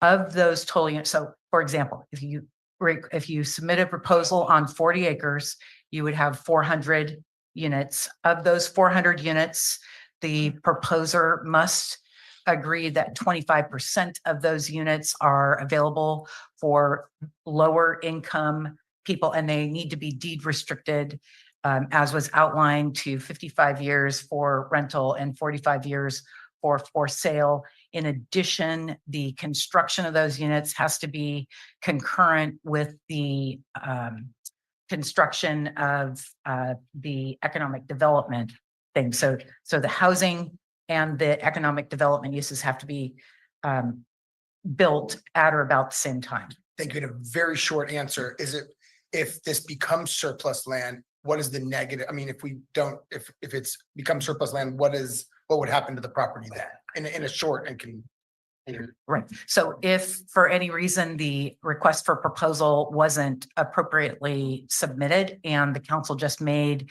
a declaration that this is surplus lands, then the city would need to go through a different process to offer the property to all affordable housing developers in the state of California that are on a list that is kept by the Housing and Community Development Department. If any one of those entities has an interest in this property, then it would delay our ability we need to negotiate with them for that proposal for a certain period of time. So we would lose less, we would have less control. We would have less control and it would potentially delay, it would extend the time that we could put the property back out to negotiate with a developer of the city's choosing. Thank you, Mr. Mayor. Thank you. Anyone else? Taking out to the public comments open. Members of the public in the chamber, please approach the podium. Members of the public on Zoom, please use the raise your hand feature or dial *9 if you're calling from a phone. Good evening, City Council. My name is Alberto Lustre with the Carpenters Local 646, previously Local 605. And I'm just here to speak about the project. Just it's a great project if it goes to develop, but just keep up maybe better if we could put some pre-qualification language on the project as far as healthcare, apprenticeship, and local hire. Often the construction workers, when they come in with the prevailing wage, they get a lot of the workers in the area, they get paid the whole check. They don't go healthcare, and there's no apprentices, and there's no local hire. One of the issues is that sometimes those workers work only like 3-4 months, and after that they become a burden to the system. They tag into the health system, and they actually become a burden to the community and the taxpayers. Apprenticeships, there's no opportunities for the youth, at-risk youth, minorities, or women. They just hire the people and they pay them their rate, and that's it. And then local hire. Myself, being a carpenter for 12 years, I never have worked in my city. I've been working in San Francisco for about 6 years, and driving 3-4 hours every day. So please, if you're gonna make any moves, if the project's gonna go forward, make sure to have some pre-qualification language. It will help the community, it'll help the city, and then it'll be actually also help the able to track the bad players out there who's basically using our public money and actually abusing the labor force. And just for experience, I'll tell you my experience. About a month ago, I've been in the union for 12 years, like I said. My daughter went to the hospital, right? She had surgery. If I didn't have insurance, it'll cost me $45,000. Since I have insurance, it cost me $120. I can pay $145, $45,000 by myself. I'll be in debt. Now, next December 6th, my wife's gonna have surgery. Another $45,000. So that'd be $90,000 on the whole. And that's the difference between having a responsible general contractor, a responsible builder is gonna pay healthcare, and also promote apprenticeship and local hire. Thank you for your time.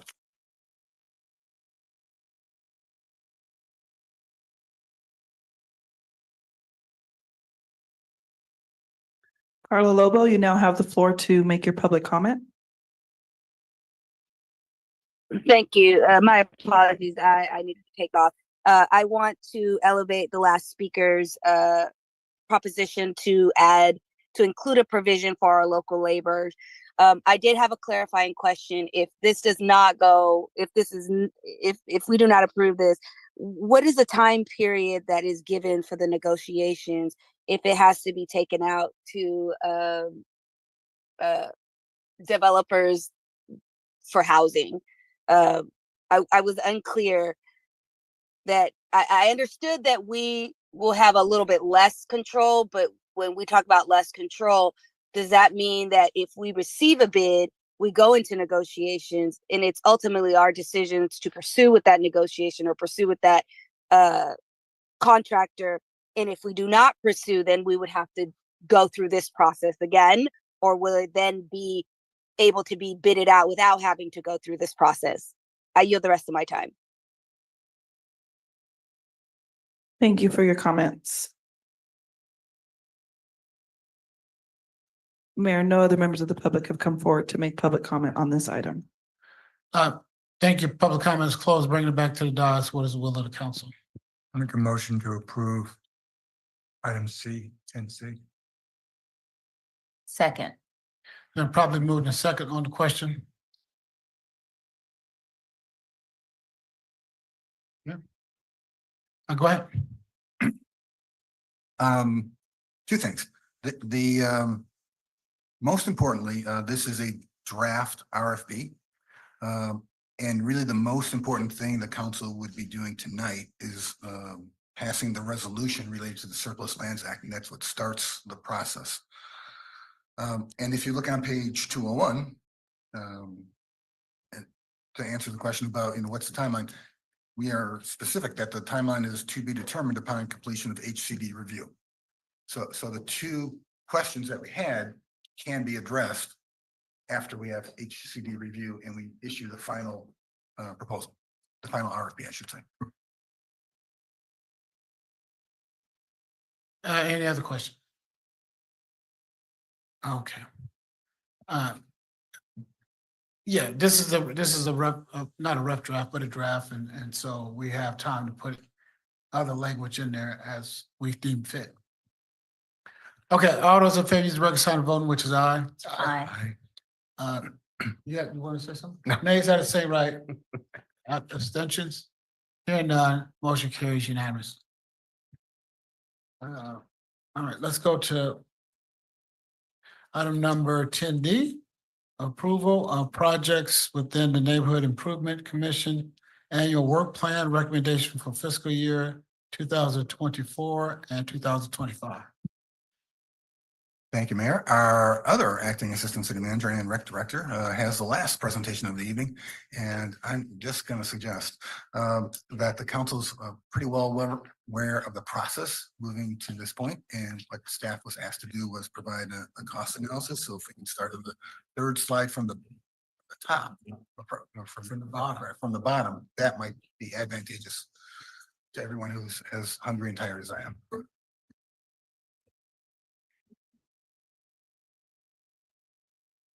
Good evening, Honorable Mayor, members of the City Council. Dan Mewis, Recreation Director. And as the City Manager said, we'll skip forward a little bit on this item. We know the background, we know the commission, we know the meetings. We had a few proposed in the beginning as this project came forward. There was 5 proposed annual projects. Those projects all total a cost of $65,000, and staff have determined that all 5 of those projects are feasible with the costs that have been allocated. The other community projects that were recommended in the first go around at this totaled $320,000, and staff has gone through and made some cost analysis to these projects. So when we're looking at it, as I stated, the proposed annual projects, $65,000 is sufficient. The murals, we had 2 murals in there for $15,000. Both of those is a sufficient cost. When we start thinking about some of the costs that were a little unclear or not really as sufficient, it was the benches on General Gym. It was allocated for $1,500 per bench, when the actual cost to put one of those benches in with the staff time, the cement, the railing and everything is $4,500 per bench. Right, and in the interest of time, I think we can read the numbers. So when you get to where you want to go, and so we can start making decisions. Okay. So we looked down this list. The bike racks were coming into a higher cost. The utility box wraps were good. The gateway sign improvement, there's a little tweaking there. The current landscape with the staff we're told is feasible. It just needs to be spruced up a little bit and maintained a little better. But if the council wishes to landscape it, there is the potential that whatever we put in there might not take as well. The landscape there is in the ground. It doesn't require water. And if you look in the spring, it is quite beautiful with the poppies. The water fountains, that's another big one where the cost is a little different. It costs $20,000 to put a new water fountain in the ground with hooking it up to the water. So the cost was $11,000 initial. The Capra Park revitalization, we can get all the work done for that total that was allocated. And then the community flag giveaway was in there for $4,000. The big piece is the Lincoln Cunningham allocations here. So it was allocated for $70,000 for the park play structure. While that cost would cover the actual play structure to get the playground up to speed, up and running, the engineer's estimated cost is $352,000. When it comes to the adult fitness center, $90,000 would cover the actual equipment itself, but the cost to actually get the area up to par is $447,000. So the staff recommendation in the summary of everything altogether is that we recommend for Lincoln Cunningham combining the funds for both those projects. We also have $200,000 left over from the Phase 1 arterial trails project. So that would give us a total of $360,000. So we essentially could get the playground done, the full playground section, with combining the funds and the leftover money from the trails project. Staff believe that the flag giveaway program is not necessarily conducive for this. Using public funds to provide individuals with a privately owned item could become contentious in the future. So we are not recommending the flag giveaway program. And then for the other projects with higher costs, staff recommends moving forward, but using the lower number of unit costs to come into line with to meet the needs of what the NIC was recommending. So just like looking at, we have the numbers here as a whole, based off what I was talking about with what we can do. The initial cost for all those projects would be $368,000, with the scope of the bench coming down to 1, because that's all that was allocated. So moving to 4,500. The bike racks would go to 2,600. We can do 2 bike racks for that. And the 1 water station, and it was recommended that we put that water station at Metz Park, since it is a sports athletic field and it doesn't currently have a water fountain at it. Now we could put one in for 20,000. So the fiscal impact, there's the available funds and the NIC funds was 389,405. The original proposed projects came to 385,316. With the amended project cost, it would be 368, which leaves $21,291 remaining after the amended costs. With that, that concludes my abbreviated presentation, and I'd be happy to answer any questions. Thank you so much for that wonderful presentation. Any questions, Mayor Pro Tem? Yeah. I have numerous questions, and everybody knew that. And 3 of the 4 members in the audience, I came here, waited 6.5 hours for this item. So I think they deserve that respect, and I deserve the respect to fully vet this program or recommendations as such. And just, I'm going to try to shortchange this when I can, but it's going to be minimal. Just bottom line in the simplest terms. Personally, I won't support anything that's a 1-year project and then it goes away. We're looking for long-term solutions to enhance Seaside that we've done already. Just saying that, I'll move on to the questions. I'm going to assume that if there are any things are not funded, to include the $21,000, council can make recommendations of ideas. Is that a correct statement? Yes. Okay. To verify the Lincoln Cunningham, I know you said this, but I want to make sure. Lincoln Cunningham Park, it is to combine the fitness, the playground, $200,000 left in material fund, and replace the former playground equipment. Obviously, that's a good idea. It makes sense. Is that your recommendation? Yes. Okay. Number 2, and this is important because when you described playground equipment, playground area, what does that incorporate? And let me say this before he solves that. Dan is aware of all these questions. He's been totally informed what they were going to be, so he's prepared to answer them.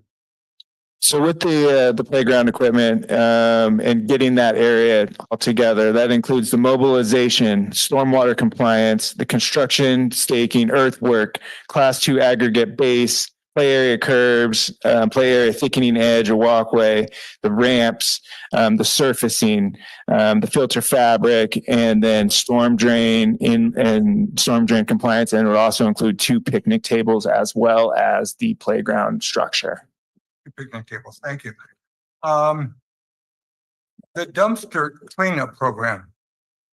You know, I've attended most of them, it's a good idea. Why has not, if it is that good of an idea, why has not staff or the NISD recommend this program for the annual budget? And if it believes to be a good one, could it be recommended for the funding of this year? Because again, it's a 1-year shot or 6-month window. Yeah, it is my understanding with this project is that we do get funding through Green Waste for the 2 project cleanups that they're currently doing. They want to increase it to do it quarterly. So that's where the extra money would go.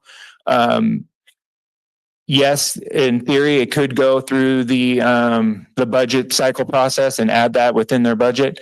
With this funding now, it would be because we could get a contract with Green Waste and it could carry over into the next fiscal year as long as we have that contract in place. But this would be to do 2 more or 1 more this year and then 1 more in July or that first quarter of the next fiscal year. But in the bottom line, if it's approved this year, next year it's not approved, whoever's going to be the deciding body, or I mean, we're the deciding body, the recommending body, it doesn't happen. It's here today and gone tomorrow. Okay. The neighborhood watch sign is a $10,000 recommendation for 40 signs. Is there an active neighborhood watch program existing? When was the last time a neighborhood group met in their neighborhood and created a program that included police participation? And the reason why I'm saying I talked to 2 or 3 people and there is no program in their neighborhoods and they got these signs and whatever. The commission would like to reestablish the neighborhood watch program. It's my understanding the last time that one happened was a few years ago. They did hold a big community gathering at Oldenmeyer Center to get input. That was right around COVID time, and then it kind of went away. So they want to bring it back, and they want to get those signs, more of those signs out, and replace any of the ones that have been damaged. Okay, good idea. And make sure they have the interest before you expend the money within 6 months. Is that a possibility? I guess to be fair to you. Yeah. Graffiti abatement. There's a good concept, but long-term plans need to be created, not a 6-month quick fix. What are we doing now with graffiti? And if there's a need, can this be added to the 25-26 budget? So currently with graffiti, at least I know through the recreation department, we get reports of graffiti at parks, facilities and things of that nature. And that would be reported to either the facility staff or public works. And then they would go out and take care of any graffiti that is needed. If it is gang related graffiti, we generally do take a photo and send it to police department as well before we do remove it. So that way they can catalog that. To my knowledge, this is all that I'm aware of that we do. And Public Works is pretty good. If we get graffiti on the skate park, they'll go out there and take care of it fairly quickly. And we can assume they do the same thing in the business district as well. And it seems to be working. So if there's, I don't know, Googie's, if there's graffiti at Googie's, the same information would happen or not? We can't do anything on private businesses, right? Like this is graffiti that was within the public domain. Okay. The recommendation of option 1 for this program, I'm trying to hurry because of time, but I also want to get the questions in, is to create a resident volunteer program within 6 months and spend $25 and manage a long-term solution with a possibly short-term. So what we're asking them to do is create a bunch of volunteers, run the program, manage the program within 6 months. Is that a fair, is that the plan on option 1? Yeah, they would like to create something similar to what FOSPA does, managing the parks and kind of get something up and running and then have staff kind of assist with that. Would it, the graffiti abatement. So again, wouldn't it be conceptually better to have a committee, working committee which takes time to develop, i.e. FOSFA, to get them going and running before you jump in to spend $25 in basically 6 months. Yeah, that's fair. Okay. Option 2 says the commission will create a request for proposal. And that's in your verbiage. Select a contractor, implement the program, and spend $25,000 in 6 months. Do commissions create requests for proposals? If so, when has that happened? And can staff or commissions managers, can you or whoever manages program expend the funds? And what happens the following year if not recommended? So in regards to, as a commission created a request for proposals, the answer is yes. The homeless commission, we saw on the city news today, they just released a request for proposals for their food insecurity program. So it is possible for a commission to do that. That program is managed through their liaison. So it would assume that the liaison for the Neighborhood Improvement Commission would manage this program if they decided to go through that route with a contract for graffiti abatement. We would get into that weird place, though. It would have to only be cleaned up on city property because we can't have them go into in the public. So in your opinion, though, you said, and correct me if I'm wrong, please, what you're doing now is working. Yes. What could interest cost and how many can be purchased? I think I got that answer. Mural, and this is more from my personal, I think murals are great. My vision, my limited vision is that murals are for the outside to enhance the overall neighborhoods of businesses or Soperfield or any building the city may own. If done outside a facility or business rather than inside, was there any thought to doing outside murals rather than inside filming? If not, why not? Strictly, this one came up through because when we did the request for proposals for the mural inside Oldemeyer Center, they got 2 strong candidates. They wanted to find a way to honor both murals because they were both beautiful drawing or art pieces of art. So the easiest way was to see if the commission would allocate funding to do the second one. The Oldemeyer Center, the outside is not necessarily conducive to putting a mural on the wall out there. We would come to some challenges with that, which is why we stuck with the inside initially. And I believe most of our city facilities kind of have that weird brick that is difficult to put a mural on. So that is the reason why we went inside. Okay. I'll leave that one alone. The art bike racks. The decorative art sculpture bike rack in new locations, which cost approximately $2,000 with the pad. And with allocated funds, we could purchase 1 to 2. But if we found some money, we could add, what was that, 2 more thousand or 4 more thousand and get more decorative sculpture pieces in our more visual areas to, like the wraparounds, add to the beautification of our neighborhoods and businesses or whatever. Is that possible? Yes. And this one, okay. Seaside entryway, Canyon Del Rey. Landscaping to the gateway. I think the area looks very nice. I saw them working on it the other day, drove by today. It's clean. It's well organized. But the recommendation is to use the $15,000, the way I read it, is to use the $15,000 to pay for city staff to maintain the parkway entryway. Is it, and if that's true, which I believe it is that not staff's responsibility to maintain parks and the entryways? Yes, and initially it was to replace the entire landscaping and to redo it. After talking with staff and the public works staff, they felt that while it could be done, we have really, the landscaping has already been established. It doesn't require water, and that they could spend more time there maintaining it a little more frequently, which they have probably neglected over, the time. But yes, we could add more plants with it. 15,000 is probably a little much. Okay. But the bottom line is, the city manager said, if it's not broken, why fix it? Or why not, why fix it? It seems not to be broken. It looks clean. and to spend $15,000, I have a problem with, because that staff's job is to maintain parks. And if you don't fund it next year, then the parks, the entryway does not get cleaned. That just doesn't work for me, just for what it's worth. I did pretty good, actually. The flag giveaway, I totally agree with your concept. Is it seem like it's true that people can give their flags away? The residents could give them to someone other than non-resident. They may or may not display it. They may move out of the Seaside and taking the flag with them. Plus the areas that you might give the funds, public funds. Does that all make sense to you? Yes. And then I think very quickly I did that. I have some recommendations. If some of these things aren't fun, but and you know that, and everybody knows that. So life is good. That's it. No, we don't know your recommendations. Okay, I just want to make sure that people. Also can I ask one more question? Yes.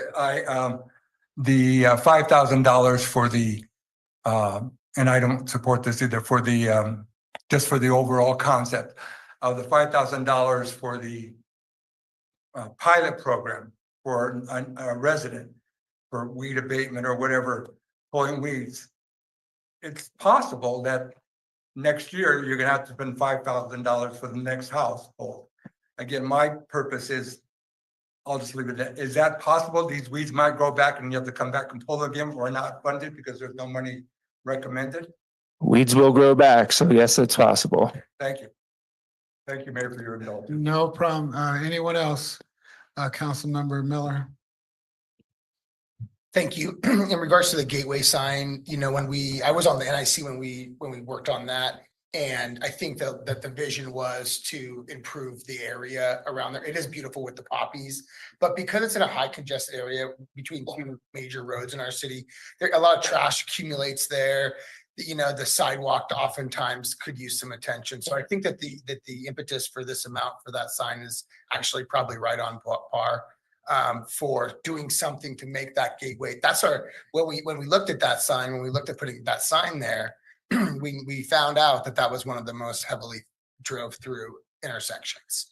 And so we want that to look nice, and first impression is everything for me. In terms of the neighborhood watch, I mean, before we redid all of the signs, we had all different types of signs and all different types of neighborhoods, and there was no neighborhood watch association at all. So we got it going, and we had a few meetings, and we met at Mal's Market and Angelina's, and we did that. And they're just asking for a little bit more money to keep that going. I mean, it probably is on the high side, but I do support. I think neighborhood watch and neighborhood improvement do kind of go line to line. I guess to sum up my comments, I am in favor of this proposal. That's my summary. Thank you so much. Okay. Thank you so much, Councilmember Garcia-Zola. Thank you, Mayor. Can we just confirm once again whether or not there is money in the general budget for graffiti abatement? It's not necessarily money assigned. It's if I get a report, we'll just send staff out to clean it. I don't have money, allocated specifically in the rec budget for graffiti abatement. It's an operational task. Yeah. So we already do it. It's in the budget. Yeah. Thank you. That's what I wanted to get at. Oh my God, it's like I forgot what I was gonna ask. Can I come back while I think? Yeah, you come back. Yeah, of course. Anyone else before you want to come back Just already? one question, real quick. Based on Councilman Miller's point, the recommendation is for $15,000 for staff. As I read it. Not. What was there a question? What was the question? Is it true? What is the money recommended? The money was initially recommended to replace the current landscaping. And so staff conferred with Public Works. We felt that it just needed to be spruced up more frequently, but we could add more landscaping as needed to beautify it a little bit more. Money is to be used to spruce it up, which is therefore staff. If you did the landscape, that's a long-term process, but that was not what I saw as the bottom line. Okay, so, council member, did you want to say anything? Yeah. As far as the graffiti abatement, I agree. I feel like we're already doing that. So I think we need to go to something else. And the neighborhood watch signs, I feel like we really, and I brought this up the last time, like come up with the program first before we're adding. And so maybe not at this time. Those funds can be used for something else, like to support. I don't know if we're going to go there yet. Yeah. As soon as everybody say their Okay. piece, we're gonna start taking some votes here. Okay, so those were my two thoughts on those. Okay. Councilmember Garcia. Thank you for reigniting my thought process. No, I definitely do think as the state is facing some budget deficits and we're seeing it trickle down into local jurisdictions, we do have to be very cautious as to where we're spending the money. And I like Councilmember Burks's thought process as to let's develop the plan first and then let's go off of that based on I don't support the neighborhood improvement program. Graffiti abatement, we're already doing that, so it just seems redundant to me. And I think for the landscaping, if I'm not mistaken, city manager, we already do maintenance on that parcel as well, right? Well, yes, but my understanding of it was the Neighborhood Improvement Commission took a look at the sign and said, how about we do $15,000, something better? So is it a mix of new plants and staff? I think that's effectively what they asked us to do. Don't we have the power and the authority to then designate that money for something better in the budget?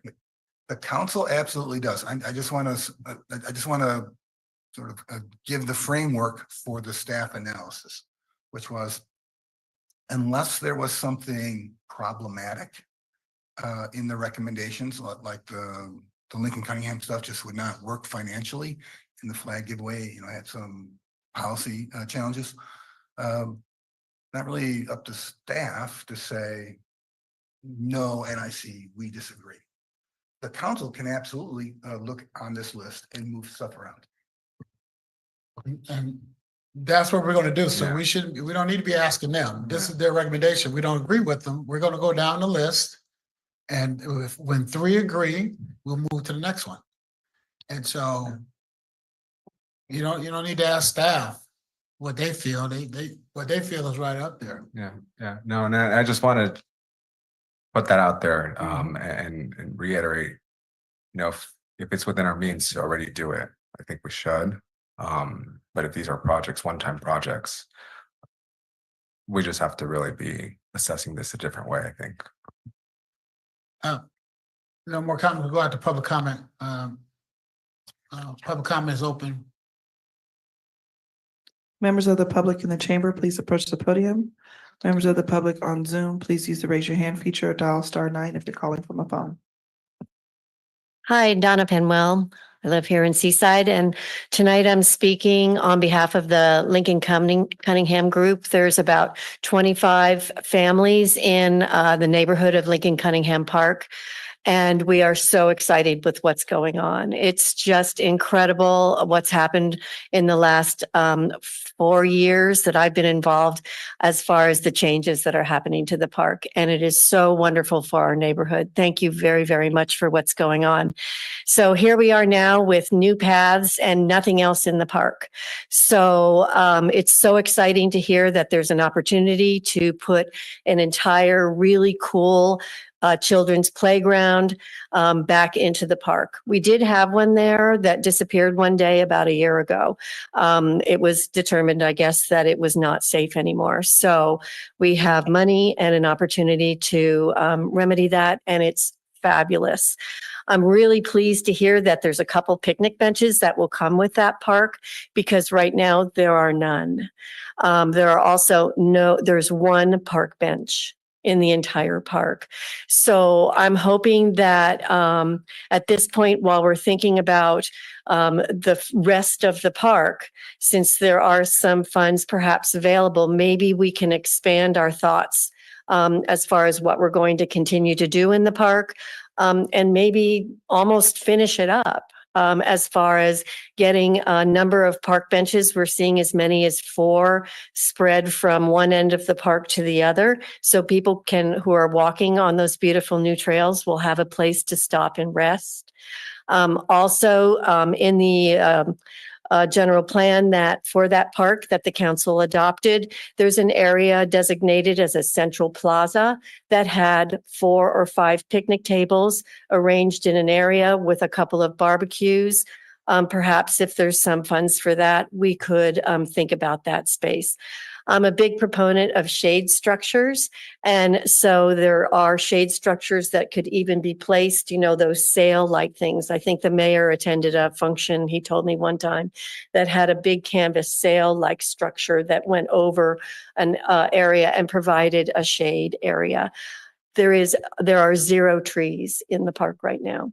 So with that, I just want to say thank you very much for what's been going on in the park. It's so exciting, and we're just so grateful that the council has thought to put their funds and time into the project.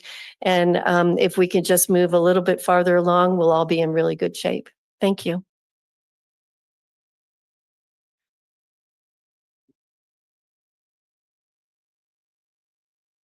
Hi, I'm Jeannie Reese, and I'm FOSPA secretary and also a Lincoln Cunningham steward. And we love the idea of combining different funds to be put into the playground equipment. We think that's going to be wonderful because that is the steward's top priority, because we've got a lot of young families that are moving into the area and we could really use that. Regarding the funds for Capra Park, FOSPA is really appreciative of money going towards there because the park is a real treasure and we appreciate you considering that. And then for both projects, we're asking that, as staff puts thought into the specifics, if they could work with FOSPA stewards, because the FOSPA stewards are kind of on the ground and at the parks a lot. So when considering designs and equipment, if we could help collaborate, we would love to offer any suggestions that might come our way. So thank you very much.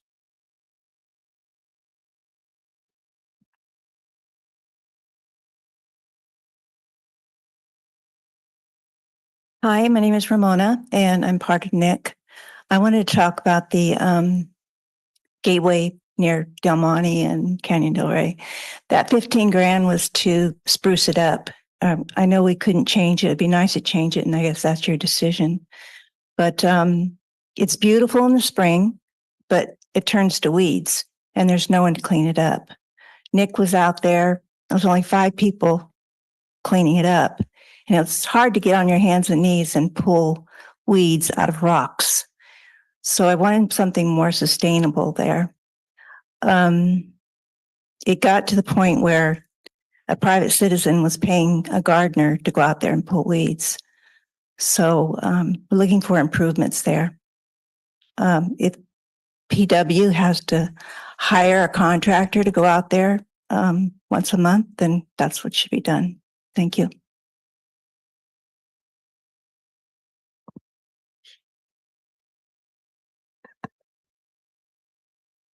Carla Lobo, you now have the floor to make your public comment.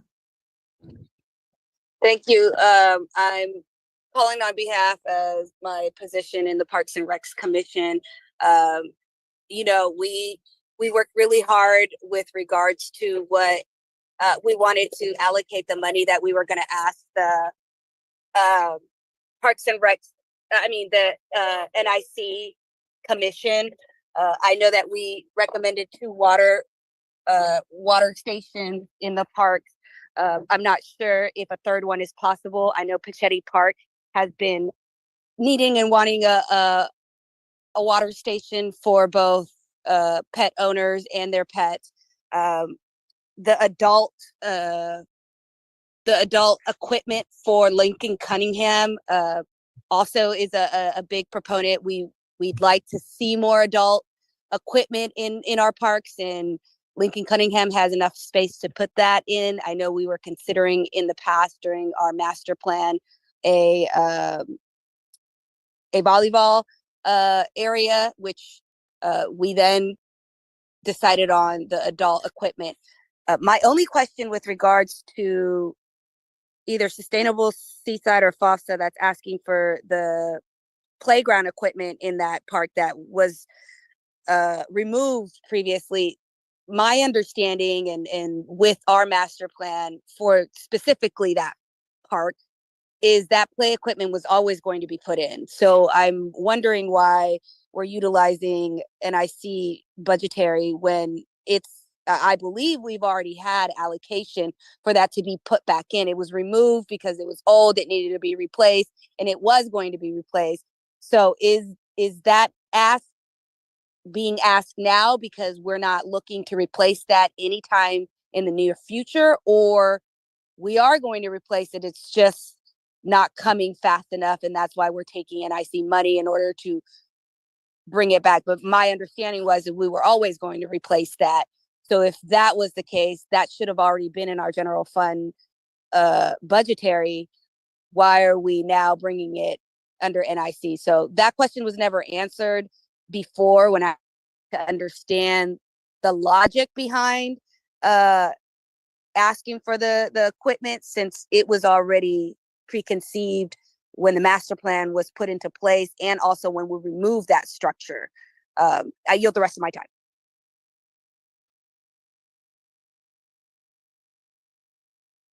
Thank you for your comments. Mayor, at this time, no other members of the public have come forward to make public comment. Thank you so much. Public comment is closed. City manager or Mr. Mullis, any questions, issue, or concerns that you can answer at this time?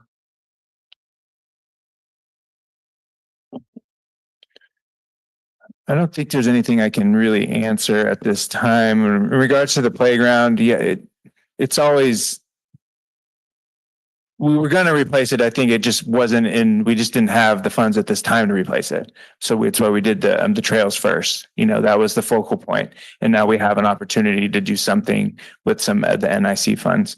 I did want to just put it out there for one of the other speakers' comments about the picnic area. I did get an estimated cost for the picnic area as well, just so everyone is understanding that for when that picnic gazebo area does get put in, the estimated cost for that is $464,000 for shade structure, to prepare the site, and to put everything in there as well. So, you know, if we're looking at doing all three areas, the playground, the fitness, and I'm just saying. She asked about why it was going to be there, can it be there? You gave it a price. It's not even being discussed. Okay. Anything else? About the trails, right? I thought, you know, they were going to do some trails, right? Lay down the DG or whatever it's going to be. Wasn't some benches supposed to be part of that? Or is it just a walkway? It's just a walkway at this time. It's okay, I'll just check. Just to really clarify, and I think you did. The $400,000 is not budgeted for this year. Out of the general fund, probably not next year. And this is an opportunity to make it happen. In the overall flow of the trails. Is that is that what you anticipate or expect?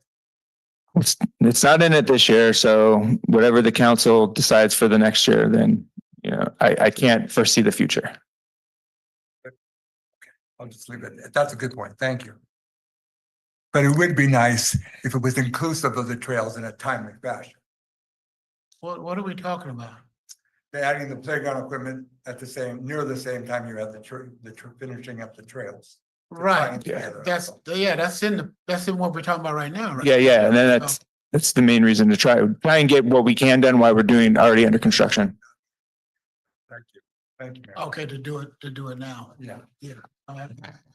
Makes much sense. Whether it was the that's it there. Whether it's the playground equipment or the senior adult or adult fitness stuff, do it right now while they're got heavy equipment out there. Bringing it back to the dots, and then really, so the city clerk is right on time with everything as always, and we know what the old cost was, right? That's the old cost, the original cost that they.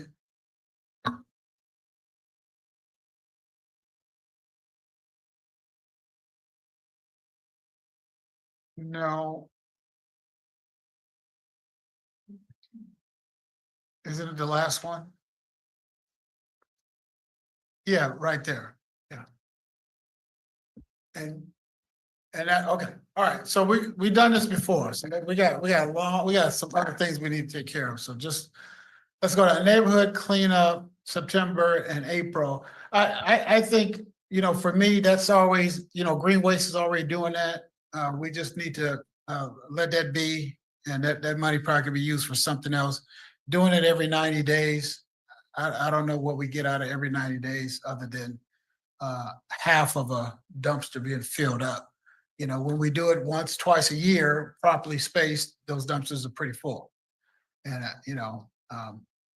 that's where I'm at. It takes 3 people to move that. So what do you guys want to do? Just call out so the city clerk can count the roll. Do you support that money for that or not? I'm yes. No. No. Okay, No. okay. All right. And so, and then someone has to keep track of how much we got running in the till. Tree giveaway. I'm okay with that. It cleans the air. We need to Tree City USA. Just chime in. Yes. Okay. Neighborhood watch. I understand some of the signs are deteriorating, but I think that's what's so-called within the budget. And I would like to see a better program first if we want to have a program. But I understand some signs need to be redone, but I think we need to call it redoing the signs but not say we have a program if we really don't have a program. I would like to see a strengthened program first. I say no. I say no as well. I say no. Yes. All right. Well, I'll go with yes. All right. Okay, graffiti abatement. Like the city manager said, that should be done always. We shouldn't be setting aside money for that. That's just obligated to do work. So I say no. No. No. What we need to do is just make sure when you see it within the community, we let the city manager and his team know. And so we get done.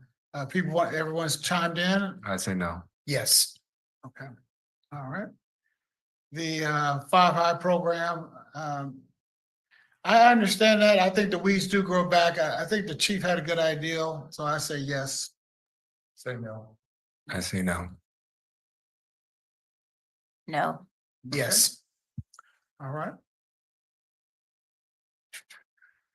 Additional benches, Jim Moore. I'm not, I like them, but where they gonna get spread out at and what they're gonna do. So if we want more, I say more. I say more. I mean, yes. I say yes. Yes. Yes. Yes. Everybody wants to sit down. Utility boxes, I think they look beautiful. I say yes. Yes. Yes. Yes. I say no. No soup for you. Additional bike racks. I ran into someone. I say yes. I don't need to have that. So Yes. Yes. Yes. Yes. Odemeyer mural. Yes, I like the public art. Yes. Yes. Yes. Yes. Landscape improvement. I don't think, we take money from this program to pay what Public Works is supposed to be doing. We just need to ask the city manager, can he program a little bit more better maintenance? What's it called? Someone says spruce it up a little bit. I think that's that's just Public Works. Pulling weeds, sprucing up, put a little more plants in there. So I say no. I say no. No. No. Yes. Capital Park, okay, I say yes. And what are we getting for the? Yeah, because I mean, remembering what went on earlier in the year with that, we really need to support that. So is that going to be enough? like the picnic area? What are we getting? I mean, So we're gonna get a barbecue, a bench. is that one barbecue? Yeah, we're gonna get a picnic bench, a barbecue, and a drinking fountain. And then leftover funds, we're gonna also help revitalize the garden. So there'll be money put towards that. And that should cover, and there may be, if we, any other leftover funds can be used towards sprucing up that park any other way, whether it be in painting the basketball lines or Yeah, anything we else. need to spruce up the basketball court. Yeah. Yeah, because it's, yeah, we should repaint the, well, I ain't gonna. What I don't want to do is what I'm asking the council not to do is just throw those projects out there without knowing what it costs. But that should be able to get us started, maybe at the mid-year review, take a look at it. So I say yes. Yes. Yes. Yes. Yes. Yes. Mural at the preschool, what? Is that the world? Yes, this would be the one that we currently have, the one that was done by Mr. Gully that's on the floor. But we want to put a new one on the wall outside the preschool so the kids will be able to look at it like on the outside wall. Yeah, one day I want to cut that wall. I thought we thought about cutting that wall a couple of years ago to expand their playground area. It's in the budget and I'm going to work with Public Works to do In it. a couple of years. Yes. Thank you, sir. So I say yes for the mural. I agree, yes. Yes. Can I ask one? And is someone gonna remove the half of the world that's painted on the ground so the kids don't think the world is cracked? Yes. Okay. Yeah, anyone else? Yes. Yes. Lee Cunningham, that's the playground equipment. Okay, Yes. yeah. Yes. Yes. I do think it's good to put that yawning, that shade up there, but we should, figure out how much it costs later on down the road, maybe the mid-year review, and to see really where it should be. So I just throw that out for the council. Water fountain, full station, recommended, Nets Park, yeah, of course. Yes. They need a water Yes.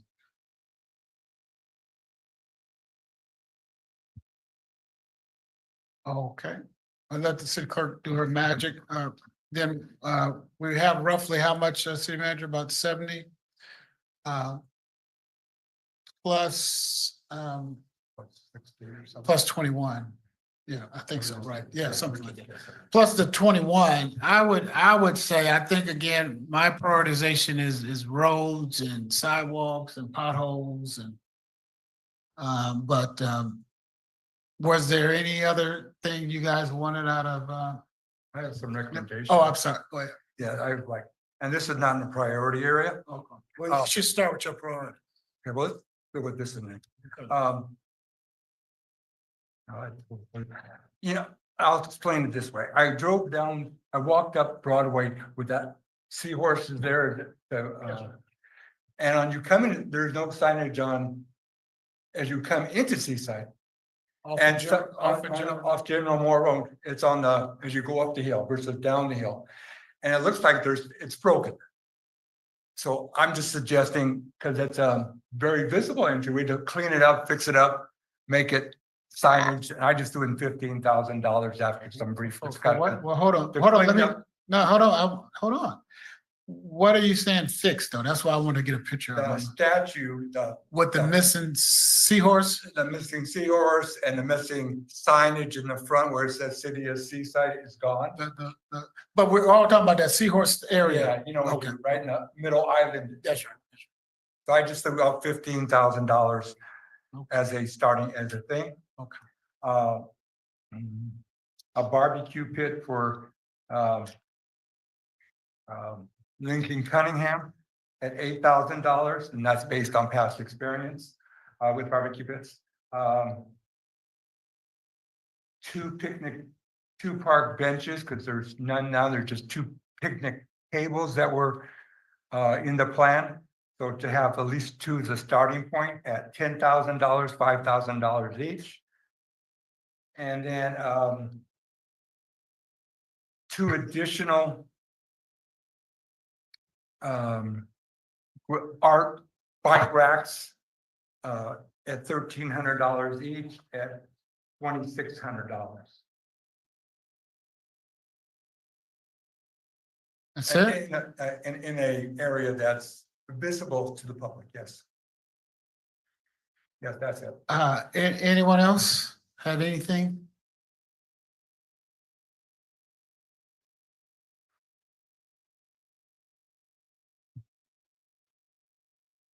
We got a lot to go. We got, anyone else had anything they wanted to spend that $70,000 on?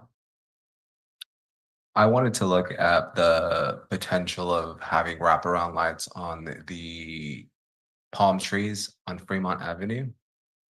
I don't know how much. Like South Beach, Florida? Yeah, and it's gonna look nice. We need some lighting down there to attract more people to be out here And where at? on Fremont, the palm trees. All of them or some of them? Oh, whatever the money gets us. But we gotta look into that to see how much that is. That's just. Yeah, that's the thing. We don't know how much that is, so. Okay, but that's what you say. Okay. Anything? You know, I'll second that. I mean, when we go down to other areas where there's palm trees, lights from the bottom that come up on palm trees or look around really make. That's what I was gonna get to. The city manager said the same thing, to get the electricity to the medians. It's a lot of underground cutting. No, sir, they have the solar that we do at the gateway sign. We put a solar box and it works really well. Oh, okay. If we could do solar. Yes. But I don't agree cutting into the street then. No, I don't agree with that. Okay, but if solar's, then, okay, all right. Can I make a I agree with suggestion? that too. I agree with that. I just want to make a suggestion, give it a dollar amount. Rather than just open-ended. Well, I guess, okay, give it a dollar I'm amount. just saying, No, but- give it a dollar amount if you want to I'm give it a just dollar. saying, I'm making up a number, but $15,000. See what we can do if it has to be done in phases. Then we have a phase program, at least $15,000. So we can move forward with something. Just a thought. All right, 15? I agree from 15, yeah. Okay, anyone else, anybody that just is down there? Do you have your own?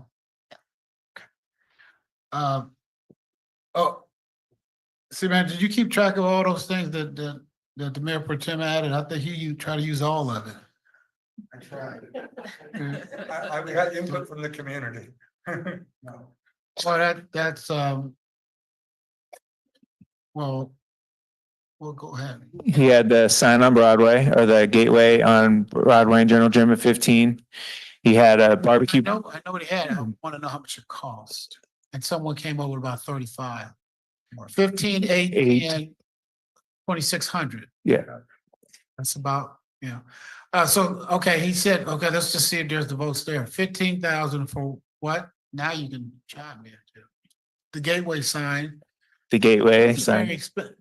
I guess we're fixing the seahorse, right? Because it's broke. It's actually an old water feature. No, but it's still broke at the top. And every time, I'm sure I'm not the only one, but every time you go by it, you look and say it's broke to yourself, right? We all had an experience. So we have to fix that. And then what else you want to do? A little, As you come down General Moore Road, there should be City of Seaside on that side as well. Does that make sense? Seaside's like when you come, it's on the front when you go up the hill, but not when you come down the hill into the city. does that make sense to you? I'm not getting that. No, and I'm just gonna suggest, Yeah. why don't we take the broken thing away and hold on, and then put get another blue seahorse. Because that is the thing that most people associate Seaside with. A blue one? What the one that's on. Oh, I'm sorry, right. Right. Okay. Just replace it, basically. Well, just go get another Can I- one just like that and put it in that location. That'd be cool. No, I don't disagree with that. But don't destroy the fountain. I bet we can use that somewhere else. Right. But that's good. So 15 for that and a sign. Does that make sense, everybody? Okay, all right. Then it was 8,000 for Barbecue. the barbecue pits cost that much? Yeah, Okay, and we get two or is it one? that would be one. Okay, so what, everybody, barbecue pits in, Dave, right? In Lincoln Cunningham? Because there is number. Area. I agree. So he just said, sure. Sure. And then 10,000, what was the next one? Oh, I'm sorry, 2 park benches in Lincoln Cunningham. Yes, sir. Okay. And then some bike racks, two more bike racks, The decorated. decorate bike racks. And then someone had lights on the palm trees on Fremont for 15. No, ain't no 30. Huh? The decorative bike parks are like 1,300 each. It's 226. 26. Not 1,000, 2,600. Yeah, made out of gold.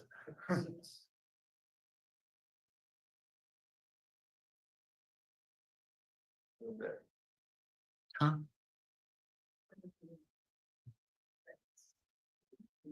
How much is that? And I know it's some sidewalks that need to be fixed in there. So. Yeah, go ahead. What about our Odomeyer screen? Is the, Dan, Dan? is the Odomeyer screen running, the motors that running right, and you need some, It's funny you should ask that. I did get some quotes and the screen will cost $19,000. what does it do? But does the motor work? It's brand new, so I sure hope so. I got, I'm very serious No, about no, it, because last time it made noises, so that's why I'm saying that for the public. I know you remember, but I'm saying, is the motor working? And so, how much do we have left? Because what's wrong with the screen now? it makes noise, The screen or the motor? the motor, but Right. it runs down. The screen is fine, Right. but we would need to replace the whole thing. Oh, see, that's why I Yeah, didn't know like, that. unless you want, No, I'm just saying. So to fix the noise, you get a new screen and a new motor for the yes, 19. yes. And Okay, we had 19 for that. Okay, that's fine. Because that's been like 6 years since. Okay. I was just wondering how much that. What, well, put the screen, Audemars screen motor down there for 19.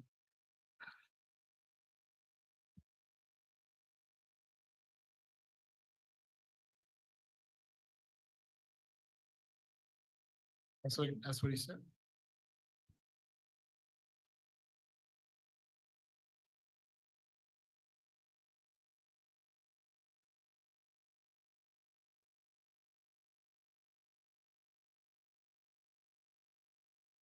You got it. I think you got it. We're real close. Yeah, I can't think of anything really. We got it, but that breaks it down. No, I think we're $400 to the bill. Let her add it up. We'll see.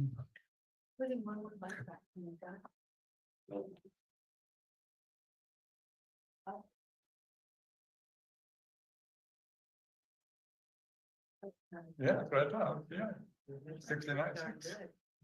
Yeah, you're right. She's keeping Oh, track okay, of well, it. hey, She's keeping track. quick math. Okay, I, what do you guys think of that? Go, anybody? I just have one more thing, Mr. Mayor. Not a big thing. We took away the 15,000 for the Seaside sign there. I just wanted to let the council know that one of the lights is out. And our vision was to make those colored lights so that during certain holidays, we could change the color of the sign. We went down and put the filters in front of the lights Instead of color light bulbs. instead of colored light bulbs. Okay. If the council is so willing to, we took away, I understand, we took away a significant amount already, so I don't want to go back to that, but can we get those lights fixed anyway? Just one of them is out, and maybe if they could be colored. Can $400 cover that? Yeah. Okay. You got it. Wow, that was easy. See? Wow. So you gotta do that. That's- I like You it. gotta do that. All right. Wonderful. Yeah, I can't think of anything else, really. We're doing a lot of stuff, a lot of improvements within the community. There's a lot of needs, so I'm sure people in the public can think of other things, but all right. Let's what is the motion on this I'll one? make a motion to approve all the items listed above. Okay, hold on, let me read it.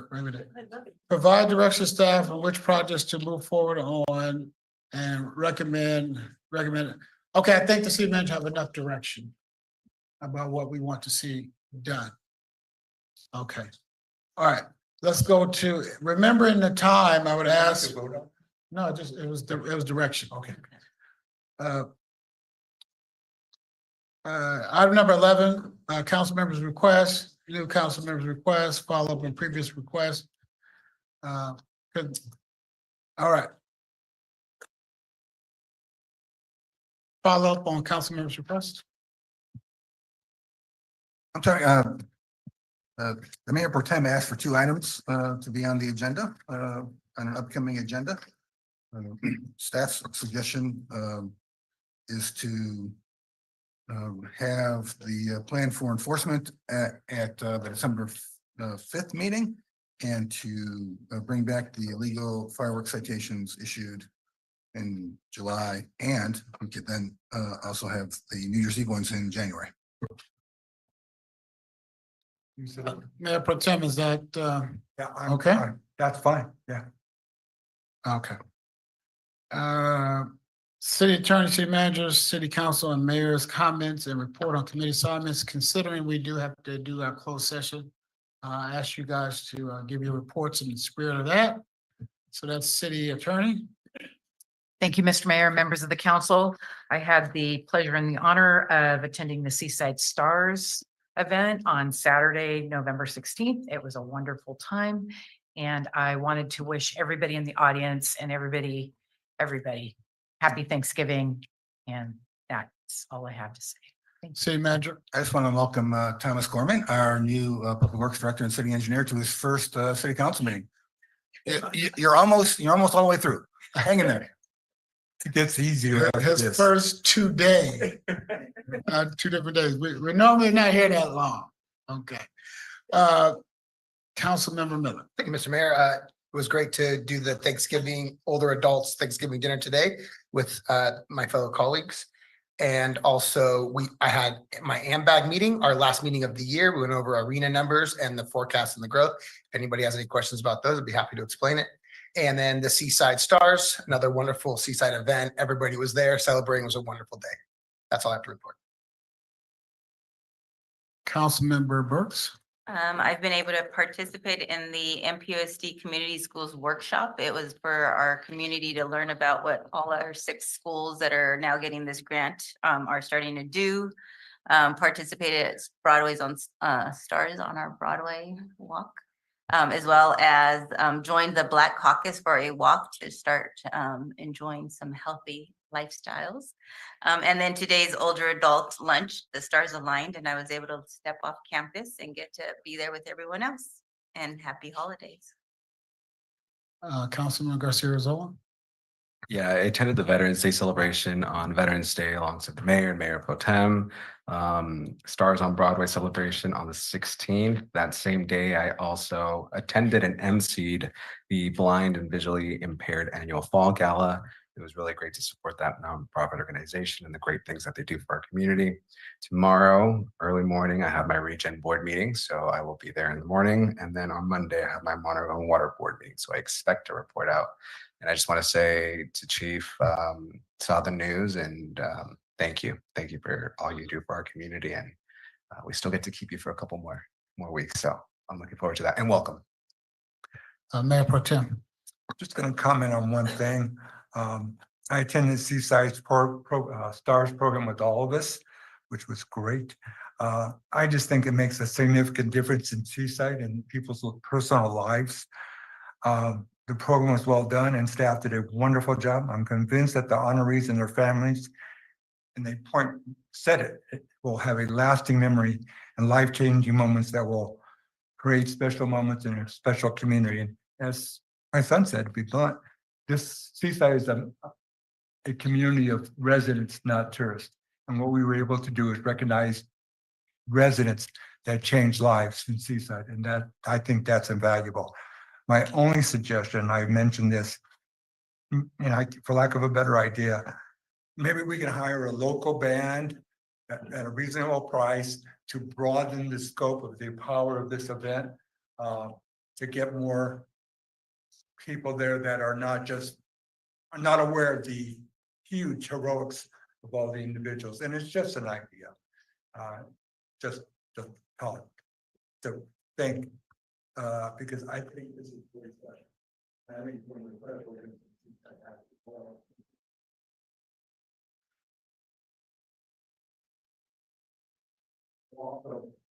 I don't, the young lady, and I can't pronounce her last name. Her name is Lavana. And she worked for the sixth year, yeah, she worked for the city of Seaside for 16 years. She was a mail courier. She seemed to do all the jobs that nobody really wanted to do. And she was just a lovely lady, and she always did it with a smile. Back in the day, you had to deliver mail, you had to put mail in different mailboxes, you just had to go through a lot more hurdles. You had to put things on the signage, there was no computers or very little computers, and she just always was there driving throughout the way to make all the departments more functional. And she was just a lovely lady that did a huge impact on our residents. Thank you so very much for your time, Mayor. I can't pronounce her last name. Zimmerman, is that what that is? Yeah, sometimes that cursive is hard to read. Sometimes we get a little fancy. But she was a wonderful lady, and we will miss her, and our condolences goes to the family. Truly a treasure here in Seaside. Attended the Friendship Baptist Church pastoral anniversary. It was Pastor Dunham's 31st pastoral year anniversary for him and Sister Dunham. Really a wonderful congregation and a good pastor, senior pastor here. Veterans Day ceremony, you know, at the cemetery, thanking the vets for their service. We had a Seaside County Sanitation District meeting. Staff and I did a legislative tour for Assembly Member Addis staff members. It was very, very informative, and that's part of our legislative lobbying is how do we make sure our state and federal representatives are not looking past Seaside as they were doing in the past. Met with Mr. Juan Sanchez from Palenque Arts. You know, it's just about, I think the community is supportive. I'm supportive of that, of his concept out there in that piece of land, but I didn't sign off for anything, and I didn't say we're tied to anything. That has to come back in front of council, and we all have to make an independent decision about that. Attended the Monterey Peninsula Water Management District meeting. That was the highlight. We talked earlier about the allocation of water received. Attended the Salvation Army Red Kettle Cook-Off, a wonderful event they raised on that one day. Within that lunch period, 2-hour period, they raised over $219,000 for the Salvation Army here locally, and that's just the kickoff of that event. So when you see a red kettle while you're out and shopping, throw some money in the red kettle. Attended the Older Adults Thanksgiving program today. Very well done. Staff did a great job. Mrs. Lisa Mitchell did a wonderful job emceeing, as she always does, and the food was delicious by Mrs. Nancy Black.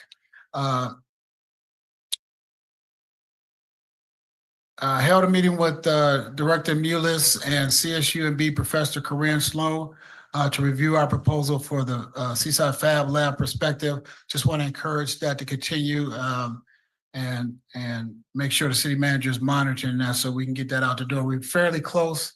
CSUMB doesn't mind helping us, and then a couple of people from MCOE, County Board of Education, they want to help out too. Seaside Groundwater Master, we adopted our budget. Attended a special county homeless committee meeting. Seaside Stars was a wonderful event. Really appreciate all of those individuals and organizations that received a star. Like Mayor Pro Tem said, that's what makes Seaside special. Those type of individuals. Attended a walk to school in support of the concept of Ruby Bridges Walk to School. And it's about highlighting, you know, conversations and to talk about racism. And so I want to thank NPUSD, especially Superintendent Dr. PK Diffenbaugh. He was out there overseeing the work, so we appreciate his support. And then I guess my last comment is about Mission Memorial Cemetery is still having problems with watering and taking care of the cemetery and the plots out there. I think we just need to figure out how do we take it to the next level. City manager, is that writing some type of a letter or something to the state agency that oversees cemetery districts. It's not one that we cover. It's a private entity. It's not a public entity like most cemetery districts in the Monterey County. So we may have to just write to state regulators about what they're doing there. I believe that is it. We'll go to item number 13, which is closed session. I'll ask the city attorney to read us in the closed session. Thank you, Mr. Mayor, members of the council, members of the public. The council will have a closed session item on one matter of public employment pursuant to Government Code Section 54957. The position in question is the city manager recruitment. They will have a conference with real property negotiators pursuant to Government Code Section 54956.8. Property in question is 1591 Del Monte Avenue. Agency negotiators are the city manager et al. Negotiating parties are the Shido Kazuma Trust through their agent Paramount Properties and the city of Seaside. Under negotiation, price, terms of payment, or both. They will have a conference with real property negotiators pursuant to Government Code Section 54956.8. The property in question is commonly referred to as Campustown property. Agency negotiators, city manager et al. Negotiating parties, KBB, Seaside Venture et al. And city of Seaside. Under negotiation, price, terms of payment, or both. They will have a conference with real property negotiators pursuant to Government Code Section 54956.8. The property in question is a portion of 1271 Canyon Del Rey Boulevard. Agency negotiators are the city manager et al. Negotiating parties are Palenque Arts by and through Juan Sanchez and City of Seaside. Under negotiation, price, terms of payment, or both. Finally, they will have a conference with legal counsel pursuant to Government Code Section 54956.9 D2 on one matter of potential litigation. For the benefit of the public, I do not expect there to be any report of actionable actions taken during closed session. Thank you so much. Public comment is open on our closed session items. Juan Sanchez, you now have the floor to make your public comment. Thank you so much, Mr. Mayor, members of the council, whoever is left there. I waited until this time because, as you know, we're going to be you're going to be discussing in closed session the project, the Multicultural Arts Center that we're trying to bring to the city of Seaside. I feel like the information is going through channels that I would really appreciate the opportunity to present to the full council in a full manner, not just in a 3-minute way, or through members of the staff of the city, which is they're very well intentioned, but I don't think they present the full picture. As you know, we're working towards an MOU to free up the $1 million in funding that was secured through Senator Laird's office for the construction of this facility that we're hoping to be a wonderful public space for the city of Seaside and a multicultural arts facility that does not exist. Other towns like Carmel or Monterey have theaters. We would like to provide for the city of Seaside a $20 million facility in that lot. And I feel really grateful that the city staff since January has been working diligently to try to solve some issues. At times it has been slower pace than we thought, but I think we are where we are, and like I said, I'm very grateful. In the issue that you will be presented, I think it's a major one, which is parking. I just want to share with you, and I think some of you already know my concerns that being asked to provide parking on a site that is very, very, very tight for the type of programming that we want to do is it's a really a huge imposition that pretty much would negate the possibility for that site to be viable according to our architect. I also of course will be presenting the issue of AB 2097, eliminating parking minimum mandates by local governments in an effort to reduce car dependency when there is transit service within 15-minute frequency located within half a mile of the site, which is the case. As you know, and the city manager, acting city manager has been saying is like we do have Blues in the Park with 2,000 folks, and they find ways to get there. I hope that we can go through the last major obstacle and move this project forward. There's a lot of interest, and thank you so much. I can't believe you stay up this long. Good luck with the closed session. Go ahead, and City Clerk, public comment remains open.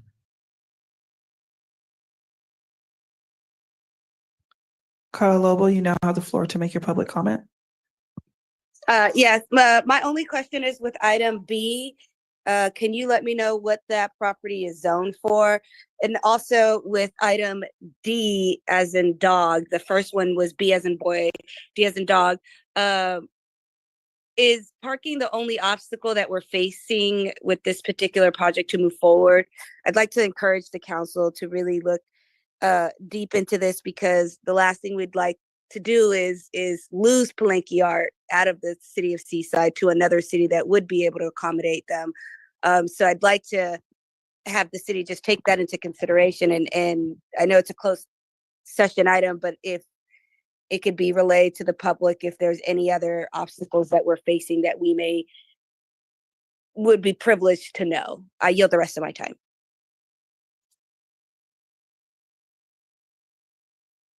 Thank you for your comments. Mayor, no other members of the public have come forward to make public comment. Public comments closed. City Attorney, are there any issues, questions, or concerns that you can answer at this time? The only thing I can answer at this time is that to the extent there is any matter in real property negotiations, we cannot disclose any of that information now. However, upon the ultimate conclusion of those negotiations, any and all contracts will come forward at the appropriate time to be fully vetted in front of the city council and for the public. Are you saying we can't answer what that parcel is zoned for? I thought I heard that as a clear question. What is the parcel zoned for? On item B. On item B, the parcel is zoned mixed use in the West Broadway Urban Village. Thank you.